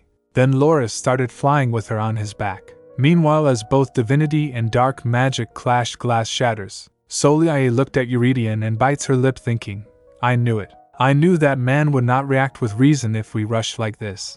She looked at her spell from where the bones were emerging and said, See? I told you we shouldn't rush. I'll have to fight his immense divine power all by myself. She glared thinking, Well, it's not an impossible task. Eurydion said I have no other cards left, but, she called out, Raylia. Hearing that, Eurydion clinched. She thinks, I'm sure he recognizes her name. He's probably memorized the names of all the maids who attend to the princess and their background information. She activated another spell and said, Raylia, my beautiful child, bring her to me, bring that lovely princess. Loris then went and sat on a higher place. He said, Wow, this is... I know it's been a while since my feet touched the earth, but it wasn't this tiring before. Eurenica thinks, This is tiring for me too, Loris. Loris had to hold her in its mouth because she kept getting swept away by the wind. He said, It's because you're not in your normal state. He shakes his head and dangle. She asked, what are you doing? He said. Feel it, Crumb. She asked. Feel what? He replied. This murderous energy, she said. But I can't feel anything. Suddenly her soul turned back to Eurenica. She screamed. ACK, it hurts, Loris said. Hey, it seems like you're going back and forth. Eurenica looked at the palace. Eurydian's divinity was covering the whole of the imperial palace. She was surprised. What is this? The entire palace is filled with this energy, she asked. Wow, really? What's going on over there? Loris replied. I told you, he'll destroy the whole place if we're too late. She thinks, Had my original body returned for a second because of all that divine power? He said. Try to feel it. Hurry, I'm not able to feel divine power, kid. She clenches, trying to focus. I have to feel it. Anything, please. She jolted after getting the realization. I felt it right away. I didn't even have to focus. Then her body gets more faint. She thinks, Raylia, what are you doing with my body? Loris asked her. Where's your body? She mumbled. In the Lucia Palace. Then a loud boom voice erupts from the palace. Loris quickly gets down and puts her down there. He said. Go, little crumb, she said. What? No way. I barely got to summon you, Loris said. Go and find your body first. I can't use my power because my summoner's body is too weak. Go find your body first. Then call me again from where you can feel that disgusting energy the most, she repeated. Disgusting energy? He replied. The dirtiest and most disgusting energy you've ever felt before, with all of your senses. The scent of death, the smell of dead bodies, the sound of dried up bones twisting around, things like that. She recalled the bones emerging, then started running. Meanwhile, Raylia was holding her body, carrying it with her. She was mumbling, Need to take her. I need to take her. Need to take her. Need to take her. She was walking towards Soliae. Eurydion and Soliae, who were clashing with each other, went outside while fighting. Eurydion grabbed her from the neck and forced her on the ground. He asked, What did you do? Soliae laughed loudly. He shouted, What did you do to Eurenica? He was pressing her neck. She replied, I had no choice, your majesty. He asked again. I asked you that did you do to her? She answered. It wasn't my intention to cause this big of a mess, but I have no choice but to follow my lord's command. Eurydion released her neck and chained her with his divinity, saying, I guess you just won't answer my question. He thinks in his mind, feeling guilt. She was only going to stay in Belcourt for 3 more days. I couldn't even protect her for 3 days. He then called. Ladine, Relegier, Shelby. The knights appeared as he called them. Then Soliae said, there she comes. Didn't I tell you already? You're better off putting a leash around my neck. You have no idea what's behind me, nor do you have any cards left. Ultimately, you'll be the one who kills that princess. Eurydion thinks Thierry was definitely with her earlier. She continued, There was something I thought of before. She's such a sweet and lovely princess. I thought maybe I should make her into a pretty stuffed animal instead of destroying her. She then slithers from the chains and chains broke. She gets close to him and said, So, you really should have listened to me. Raylia puts Eurenica's body behind them. Eurydion turns towards it. Soliae asked, What do you think? Doesn't she make a pretty corpse, your majesty? Eurydion looked at her. Her lifeless body was lying on the ground. He started walking towards her. He used his divinity, and chains again appeared at Solia's arm. He walked to her and holds her close, thinking, I shouldn't have left her alone. Suddenly her soul reaches there, and she returned to her body. She opens her eyes and coughed. She said, Thank Loris. She thinks, Wow, that was really close. I could have really died if I came a tiny bit later. I'm so glad. Eurydion quickly embraced her. She calls him, Your Majesty? Eurenica looked behind at Soliae, who was chained. Eurydion stands up holding Eurenica and turned towards Soliae. Eurenica said, while her voice was faint, Hold on. She felt throbbing pain in her neck. She wondered, What's going on here? What's wrong with my body, my neck? This just hurts way too much. Then Eurydion kissed her forehead, due to which the pain subsides. Soliae asked, Are you really trying to hang me out to dry? He activates his divinity more fiercely, spreading it everywhere. Eurydion then said, I should kill her right now. I do need her alive to find the root of all this, but I should just kill her now anyway. Right, Eurenica? Her throat was still hurting, but she spoke. Hold on, your majesty. I need to check something. He asked. Check something, he replied. I don't need to. Neither should you, she asked. What do you mean? I'm not dead, your majesty. I'm fine, so just think this through a little more, he countered. You don't sound fine at all, Eurenica thinks in her mind. But there's definitely something behind Soliae. What does it mean that the forbidden rule of Remodira has been broken? And why was Loris so mad? We need to find. Suddenly she felt shivers in her body. She remembered the one who touched foot on this earth by breaking the forbidden rule of Remodira. The one who's not human. This is it. This is the murderous energy Loris told me to sense, she called out while her voice trembled. Loris! She looked towards Soliae and saw something emerging from the ground. she mumbled. This is mad. She saw bones of a hand emerging with a surge of ominous energy. She freaked out looking at it, and started calling. Loris. Then she gets down and started shouting his name. She shouted, Loris. You told me to summon you back. Why aren't you coming? Hurry up. Her earring tings and Loris' voice replied, It's because you're too weak. Don't blame me. As he said that, the divine power escaped Eurenica's body and she gasped. She felt throbbing pain in her body. She staggers and Eurydion supports her. Loris said, Hold it, Crumb.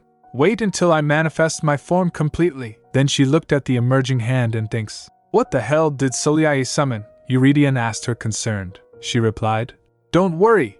I just need to check something. He asked, What is that? She kissed his cheek and said, I just need to ask her one question. After that, I won't say anything, no matter what you do with her. Just let me do this. She thinks in her mind, I understand why he's worried, but I won't have any other chance to speak to Soliae face to face like this. Soliae said, You're trying to kill me. You won't be able to, Eurydion. One day, you'll end up wishing that you had ended things with me. Then Eurenica began. Soliae, what is that? She replied. Well, my lord, the king of the underground, the ruler of the souls of the dead, the king of Remodira, the realm beneath us, the god of the dead, Eurenica asked. Since when? Soliae replied. My dear princess, do you see this hand? You're not fit for magic. I heard you're sensitive to magic. Eurenica quickly asked Eurydion. Your Majesty, do you not see it? She remembered. One who uses divine power can't sense magic power. She panicked, thinking. They can't see it. They can't find it. That's why they've been so calm this whole time, Soliae said. You can feel two separate energies that cannot coexist. The chains across Soliae were about to break. The hand grabbed Soliae's leg, pulling her down. The chins broke, and with a flick of her hand, Soliae pulls Eurenica towards her. Eurydion tried to grab Eurenica but couldn't. Soliae brings her close and said, My dear princess, did you say Loris, the absolute being beyond Udetta? She replied. That's what I said, didn't I? Then Soliae said, What do you think, Lord Hydeth? Why don't we take this princess instead of that man? He replied. Fine. I can clearly see which one's been bothering you more, Eurenica stammered. Are you insane? Soliae replied. Unfortunately, I'm completely sane. Call that name one more time. The greatest divine power in this universe, not just on this earth, she resolved at that moment. It'll hurt like hell if I use the divine power I received from Eurydion. I'd rather be in pain for a bit. I don't want to be dragged down to hell, she said. Loris, I don't care if you take all of the divine power left in me. So come down here right now. Then with a sudden burst of energy, Loris appeared and saved Eurenica from Soliae. He asked, holding her in his jaw. Is this how you always are, Crumb? You don't have much common sense, she complained. You took the tiny bit of divine power left in me, and now you're telling me, what? Then he turned towards the Soliae and growled. He asked, When did you cross Remodira, Hydeth? Well, I'm the idiot who never noticed how you've been scratching this earth so openly. Then Soliae attacked Loris's avatar. Lorua tossed Eurenica away to engage with Hydeth. Eurydion catches her, and she rests in his arms, recharging her energy. Then Eurydion also steps up to fight. He said, Wait for me here. I'll take care of this quickly. He went Loris's avatar and said, I don't exactly know what's going on, but get out of my way, Loris said. You're being completely disrespectful, Eurydion replied. You need to shut up too. Then he used his divine power and surrounds it around Soliae. Looking at the situation, Eurenica thinks, the divine power around me, it's too violent, too strong. I can't hold it any longer. Soliae will die if she's left like that. She already tried to kill me several times. And Raylia. Who knows how many people she's deceived or killed until now. It'd be better to just get rid of her now. This is directly related to my own survival, so I should leave her to die. But if she dies now, will all of this really end? More of the bones emerges from the ground and surrounds Soliae to protect her. Eurenica grits her teeth, thinking, she's a black magic sorcerer who uses dead bodies and souls. She made a contract with the king of the underworld. But what will her death actually accomplish? Even if Soliae dies and the contract ends, the king of the underworld could easily find another contractor. He could approach me again, with a new smiling face, she resolved. You have to decide. What is more beneficial to you, emotionally and logically? Letting her die like that? Or letting her go? She turned to Loris. He asked. What is it? She said. Can we track her later? He asked. What? She asked. If we let her go now, can we still trace her whereabouts after? He answered. If she's connected to your senses, yes, she pressed. Is that really possible? He continued. You summoned me, and you're contracted with me.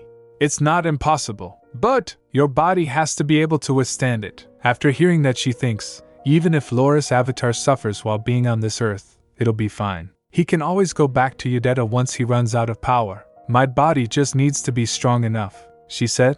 Let's follow her then, that bastard.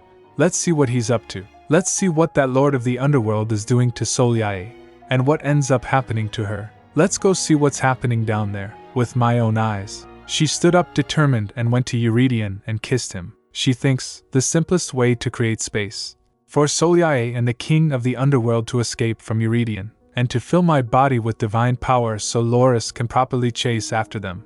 Eurydion also gave in to the kiss. She needed more divine power. At that time, Hydath dragged Soliae to the underworld and Loris's avatar followed. Eurydion tried to follow, but Eurenica stopped him with kiss. While going down to underworld, Hydath said to Solia, I should never have entrusted you with this task. Soliae tried to said, but I did tell you. She said, he's not a man you can take just by charging straight at him. Hydath asked her, is that your excuse for letting go of the woman who summoned Loris? It is her, not the Emperor, who can reach beyond Yudeta.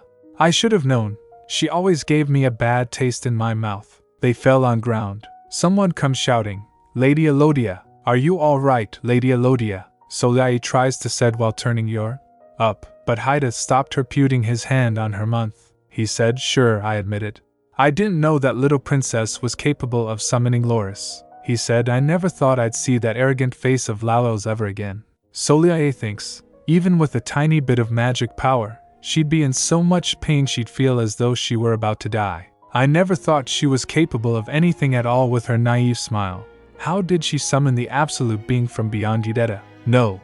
More than how, what did she use to summon him? Hydath asked her. Didn't I tell you we need to make sure we're not caught? No one can know the forbidden law of Yelideta and Remodaira has been broken. Soliae gets shocked when she heard next words of Hydath saying, I can't just leave it to you anymore. She turns towards him asking in surprise, What are you doing?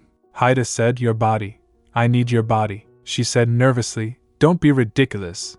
You won't be able to adjust to being inside a living body. Hydath said, you have the most murderous energy on earth. You should be able to handle it, don't you think? She breaks his bones saying, that's absurd. Hydath said, it may take some time, but... Then she walked towards others from Magic Tower. She asked them, why did you leave the Magic Tower behind and come down beneath Remodaira? Suddenly a thought struck her mind, and she realized. She said, Eurydion Belcourt. She thinks he must have planned all this. He must have given orders to lift the Magic Tower in case something happened. It seems like less than half were able to escape. She asked them, where is Master Mage Roselle? The girl starts crying and replied, he said, he's going to the south. The man next to her said, he told us he won't have anything to do with you anymore. Hearing this, she thinks, so he ran away. I guess he won't be joining the Emperor at least. She thinks, he must be feeling guilty about what he did to me before. I need to figure out exactly what's going on first before deciding on what to do. She tries to figure out thinking, the palace. Raylia, she said Ray. But the word didn't come out from her mouth because of a sudden interruption. She thinks, that madman. Is he burning the entire palace to purify it? Hydath asked her, don't you want to finish what you've started? A world where you and your disciples can live freely.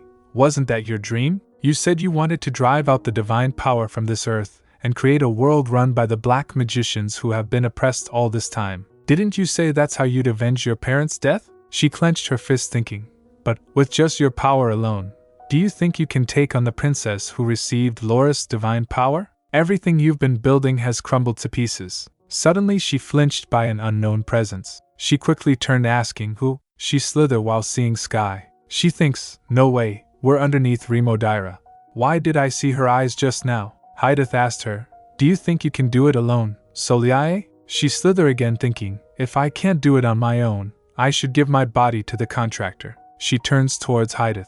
He said, that's right, good girl. He moves his hand towards her. On the other side, Eurenica gasped suddenly. She thinks, my body. It feels like my body's being crushed. Her eyes started to close slowly while Eurydion shouts, Eurenica, Princess Eurenica, she thinks, is this really happening? When she woke up, 10 days had passed. She was on her bed while Eurydion and Richard were talking to each other next to her. She unconsciously thought, my body feels so heavy. Eurydion asked, so some went to the south? Richard replied, yes, by the same route the magic stones were stolen. Eurydion asked, has the palace been restored yet? Richard hesitated while replying, oh that's. He asked, what about it? Richard replied, it's been, thoroughly purified and we only have about a quarter of the magicians left in the magic tower, and they are all under interrogation now. Sir Shumart has been conducting the interrogation himself, but it's going to take a lot of time and care. He can't sense magic power, so we can only know for certain once those magicians confess. Eurydion said, hearing this, useless. What a headache, she said to herself listening their talk. Why does he sound so angry? He asked Richard, is there any word from Ezekiel? Richard replied, yes, your majesty. They must have figured out the situation from seeing what happened at the palace. They notified us that they'll lower the fee on their own. She thinks, is he still mad? Eurydion said, I suppose exercising a bit of power inspires obedience most anywhere. Richard replied, your majesty, that's probably not the best policy. He interrupts him saying, so the fees have not been increased, and we don't need to spend tax money on the magic tower. We can use all the extra funds to restore the palace. She thinks, I like his voice better when he's being kind. After some time she heard someone crying. She thinks, what is this sound? It sounds like a ghost is crying. She raised her arm up in the air thinking, oh, shut up already. Sergei got hit by his hand. He said, Eurenica. She comes to senses and thinks, this voice is. He asked, are you awake, Eurenica? She said, just be quiet. He sighed, you're really awake. I thought you'd die like this. Suddenly she started coughing, causing blood shatters on bed. They both get shocked. Whoa. She gets asked nervously, did I just throw up blood? Sergei calls for the doctor, shouting, doctor. The doctor said after examining her, you seem to have strained your throat quite a bit, princess. She asked, I just need some rest before getting better, right? The doctor replied, it's already been 10 days, and you're still throwing up blood. The damaged organs must not have been healed yet. You need absolute rest, princess. And now that you're awake, I'll send up some medicine for you to take. Make sure to protect your throat, and eat soft foods like risotto and soup. Stay away from things that are too cold or too hot. And suddenly he noticed Eurydion glaring at him, and he started hiccup. Eurenica taps on his shoulder thinking, don't worry, I'll put in a good word for you. The doctor left, closing the door. She tries to smile while saying, it feels like it's been a while, ahem. She holds her throat thinking, wow, my condition's not good at all. She glanced at him thinking, he'll flip if I throw up blood in front of him like I did earlier. She picks the medicine jar and takes a pill thinking, I'll take medicine first. After taking medicine, suddenly she extends her arms towards him, putting him in a shock. She said, hug me now, come hug me. She realized something while noticing his face. She thinks he had those eyes when he was overworked. Has he not slept? Oh, that's right. I've been sick in bed for 10 days. He must have been worried. She winked at him saying, ahem. Are you not gonna give me a hug? Then I guess I have no choice but to keep talking like this. She tries to say, if I strain my throat even further and can't speak at all anymore, it's all your. But he stopped her, blocking her mouth with his hand. He said, stop. The doctor just told you not to speak so much. She thinks, then, how am I supposed to have a conversation with you? He lied her down on the bed. She thinks, no, I don't want to lie down. I want to see your face. She tries to swing, but he presses her down saying, no, you need to rest. She pouts while saying, but still. He stopped her again saying, don't talk. He said, I came by every day to make sure you were breathing, but seeing you awake like this makes me feel even more unsettled. He brushed her hairs with his hand. The heat gets close to her, making her blush. She thinks, it feels like he's checking for my breathing. She holds his hands and asked him, were you worried? He replied with a smile, how ridiculous. If you knew how I was for the past 10 days, you wouldn't be smiling like this as if nothing ever happened. He kissed her forehead. She said, so, I lost consciousness that night, then got sick. He said, I'm kissing you right away if you say another word. She starts laughing. While trying to kiss her, he asked, are you still able to laugh when you're that sick? Your throat, arms, legs, there isn't a single part of your body that didn't get hurt. Even inside your body. She writes on his fist with her finger. I heard laughing brings good luck. He said, ha, I have no idea what you've brought out. She asked him, stopping him to kiss. Brought out? What do you? Suddenly she noticed something in blanket. The thing comes close to her and climbs on her. It was Loris, he said. Took you long enough just to open your eyes. It's all your fault for being so weak. I'm stuck this way because of it, Crumb. She was still in shock seeing him. Loris. Eurydion stares to Loris for a moment. Then he picked him and throws him away. Eurenica gets shocked seeing it. Loris said, Look what happened, Crumb. He has no idea who I am, how dare he? Eurydion said, That weird thing keeps popping out randomly. That night as well. Loris asked, Weird thing? Eurydion asked Eurenica, Are you the one who summoned that thing over? Loris gets frustrated and asked, That thing? He sits in Eurenica's lap saying, Children are all so ungrateful. She thinks you didn't raise him, but I can understand. Loris read her mind and replied, I've practically raised him. I'm the source of all his power. She gets shocked and thinks, He can read my mind now. She thinks, He's so sensitive. He replied, I'm not. She turns towards Eurydion saying, It's my pet. He asked, A pet? Did you just get it recently? She replied, Yes, I saw it wandering around the palace so I grabbed. He said, Who dares to let animals loose on the palace grounds? I'll need to speak to security. She nervously replied, Oh, no, I mean, ahem. I was outside the palace, actually. He asked, You went outside the palace that night? She thinks, I have no other way to explain what happened that night without sounding crazy. She points her finger towards her throat trying to say, voice not coming out. Eurydion said, You only smile like that when you're in trouble. But this time, suddenly she embraced him in her arms. She kissed him. Just let it go with this. He said, No. I can't let some strange creature by your side.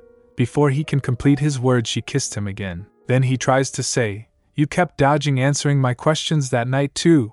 I won't let. But once again she interrupts him, kissing him. She thinks, If I tell him now, it'll lead to an endless interrogation. Just this one time, please. I need some time to at least figure out what to tell him. I just can't do that yet. For a moment Eurydion remains silent. Then he said, I can't win against you. She laughed and said, Hee, I knew it. He brushed her hairs with his hand saying, No more talking. Then he kissed her. He said, You won't be keeping that thing constantly by your side, right? She asked, What do? He said, There are too many things wanting to be around you. It's annoying. She thinks, Too many things? What other? After some time Sergei visited her and asked, Why didn't you tell me? She asked, About what? He replied, What else? Your physical condition, of course. He said, Forget it, you don't need to explain. Let's just go back now. She said, I will go back, but only after my body recuperates a little more. He said, We would have stopped you from coming to the ceremony ourselves if you told us about your condition. Do you know how scared I was when I heard that you collapsed? He asked, Are you listening, Eurenica? She replied, Oh, yes. Meanwhile she thinks, I'm the new target of their dark scheme. Not only was I kidnapped in my sister's place, but I'm also about to be turned into a zombie by all the black magic around Eurydian's palace. I wish it had a clean ending, like Saved. The end. Why did I have to be dragged into all this? Loris said, If you want to change something that's already been said, you'd have to replace it with something else instead. Don't you think so, Crumb? She said to him, Can you be quiet? Sergei thinks she said to him and said, Why should I be quiet? Just know, we're packing up and leaving as soon as you feel better. She replied, Fine, I understand. She thinks, Hydeth can't track divine power, so I should leave Belcourt so it can't find me. She thinks, What's fortunate is that it'll take some time for Hydeth to completely take over Celia's body. Loris said, I've never felt this lazy and sleepy in my entire existence. You won't succumb to the magic powers since I'm here with you. But, can you do something about that body of yours? She thinks, I'll need to get stronger in the meantime. At least enough to keep Loris on Earth in a better form. Forget being strong. It'd be great to just feel normal. I feel so heavy and tired in Belcourt, there isn't much I can do here.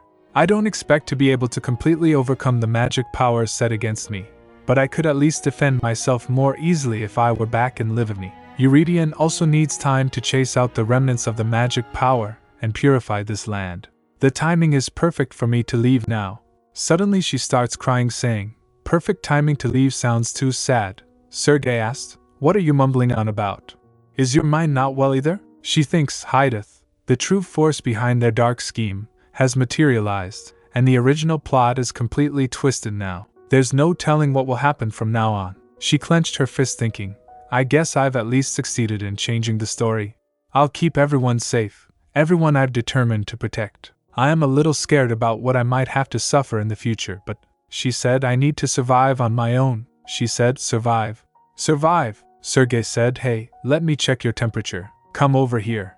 She pushed him away saying, go away, Sergei. She thinks, it's extreme training time as soon as I get back. And my goal is to survive on. After some time Thierry comes to Eurydion and said, all the documents have been sent, Your Majesty. He asked, all of them? Thierry replied, yes, Your Majesty. Rest assured, I have checked them all, and the purification process will start at the end of the month. Eurydion asked, how long will it take?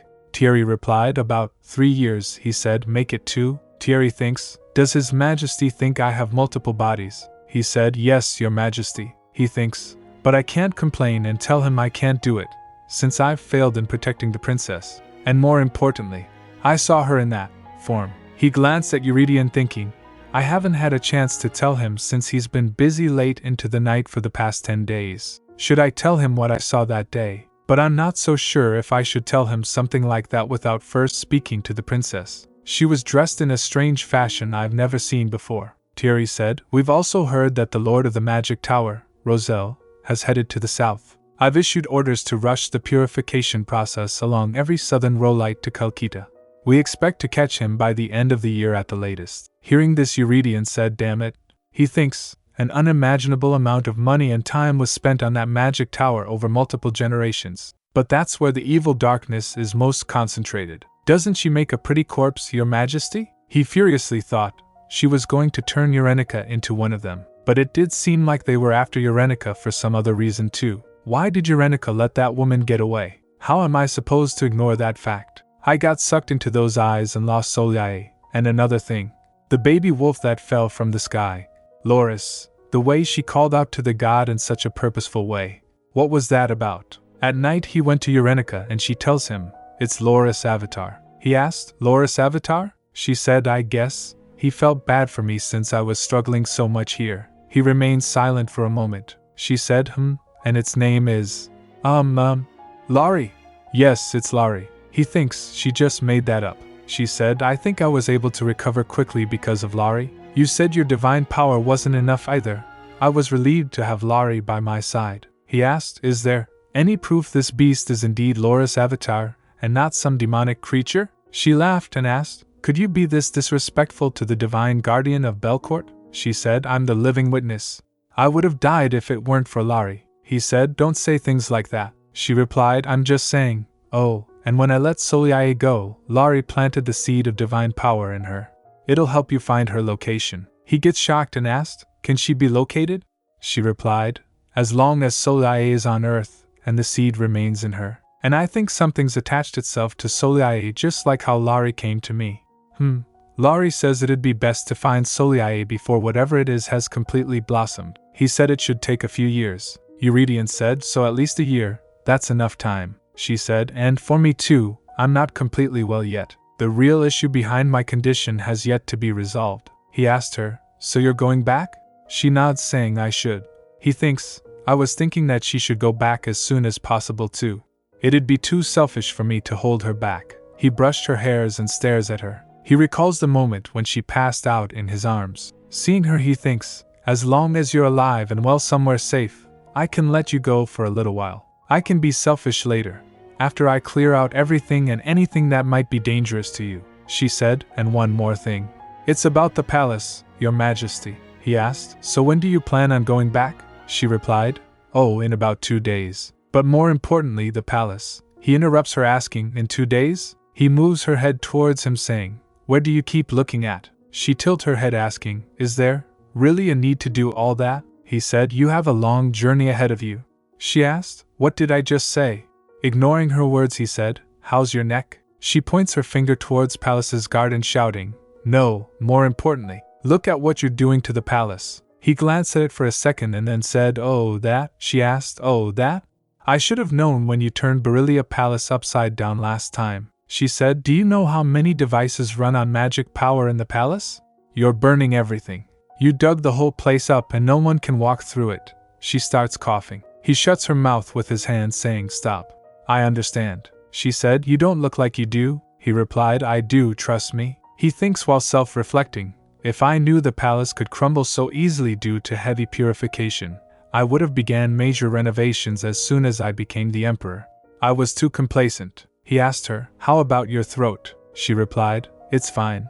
He asked, and the bruises? She said, they're almost all gone. Do you want to see them? He thinks, there's no way she's completely recovered yet, but she's always laughing at things. She asked him, Your Majesty?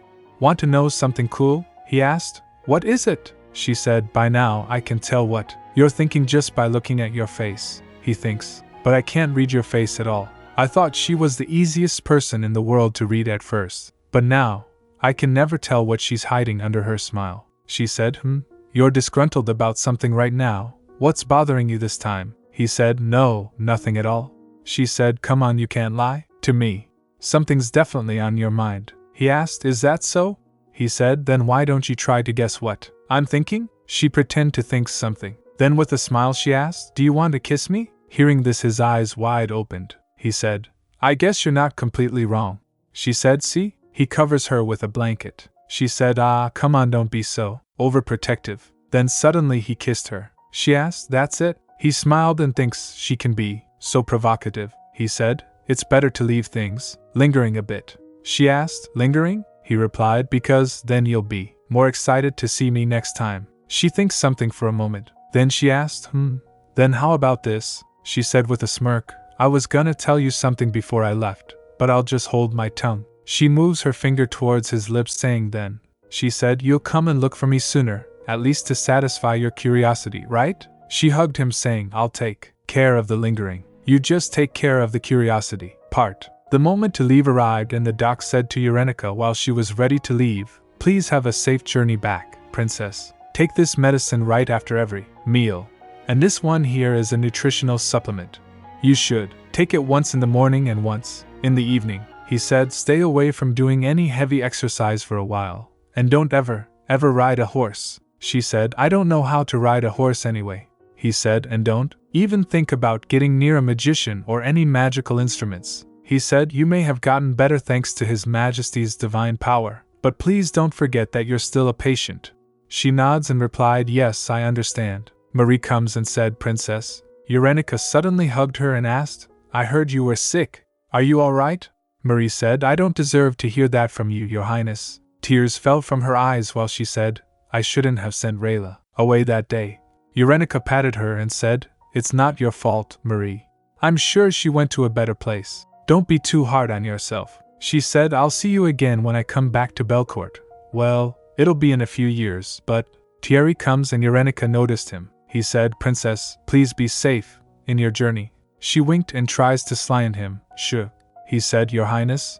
Eurenica said, let's shush about what you saw that day, yes? She said, if you let out a single word about that day. He asked then. She said, then I'll pray to Loris every night to rain down plagues on the Verishad temple. Loris said, but I won't give them any plagues. She patted him saying, I'm gonna abandon you if you keep wiggling around like this, Laurie. Loris said, you, kiddo, what did you just say to me? How dare you? Where's your reverence for me? She said, anyway, Thierry, I'm sure it was difficult putting up with my tantrums all this time. Thank you, he said, please, Your Highness. I'm the one who should be thanking you. She asked, thanking me, Thierry? He said, yes. You'll come back one day and save me from His Majesty's grip. She chuckled hearing that. She tries to said, let me give you a hug, Thierry dash. Meanwhile Eurydion pulls her back saying, nope. She said, no need to be so rude, Your Majesty. He said, I'm not being rude. I have every right to intervene. He said, Eurenica, you shouldn't just hug anyone like that. She cuts him off saying, oh, come on. I told you I won't. Why won't you believe me? She said, I'll watch myself, I promise. I won't just lie down or fall asleep anywhere, or hug anyone. He said, don't let anyone into your room either. She nods saying, won't let anyone in my room. Noticing his expression, she thinks he still doesn't look satisfied. She glanced at her surroundings, ensuring that no one is watching them, and kissed him. Eurydion said, this makes it harder for me to let you go. She said, come to think of it, you can have some lingering feelings too. I shouldn't be the only one who's left lingering. You should have a spoonful too. He said, I'll write you piles of letters. She said, good. He said, I'll be mad if you don't write me back. She said, of course, you will. She then, giving him a cross, said, and this, she thinks, is the other half of what I'll carry with me probably for the rest of my life, she said, is a spoonful of lingering. She thinks, it's got the perfect colors that represent Eurydian Belcourt. She mumbled, don't lose it. She thinks, it's a symbol of my well-being while I'm away, and also a symbol of the promise that we'll reunite again. She said, you can look at it every day while you miss me, and maybe regret how long it took you to accept my love. He said, that's not what you said last night. She said, everyone's words changed from the night before to the next morning. He said, sure. I guess I'll be doing lots of missing and regretting. Sergei waved at her and shouted, Eurenica. She hesitantly said, I better go now. She starts walking towards Courage thinking, something's definitely changed, while I was on this land that constantly pushed me away. The future isn't so clear anymore, which makes me nervous and scared.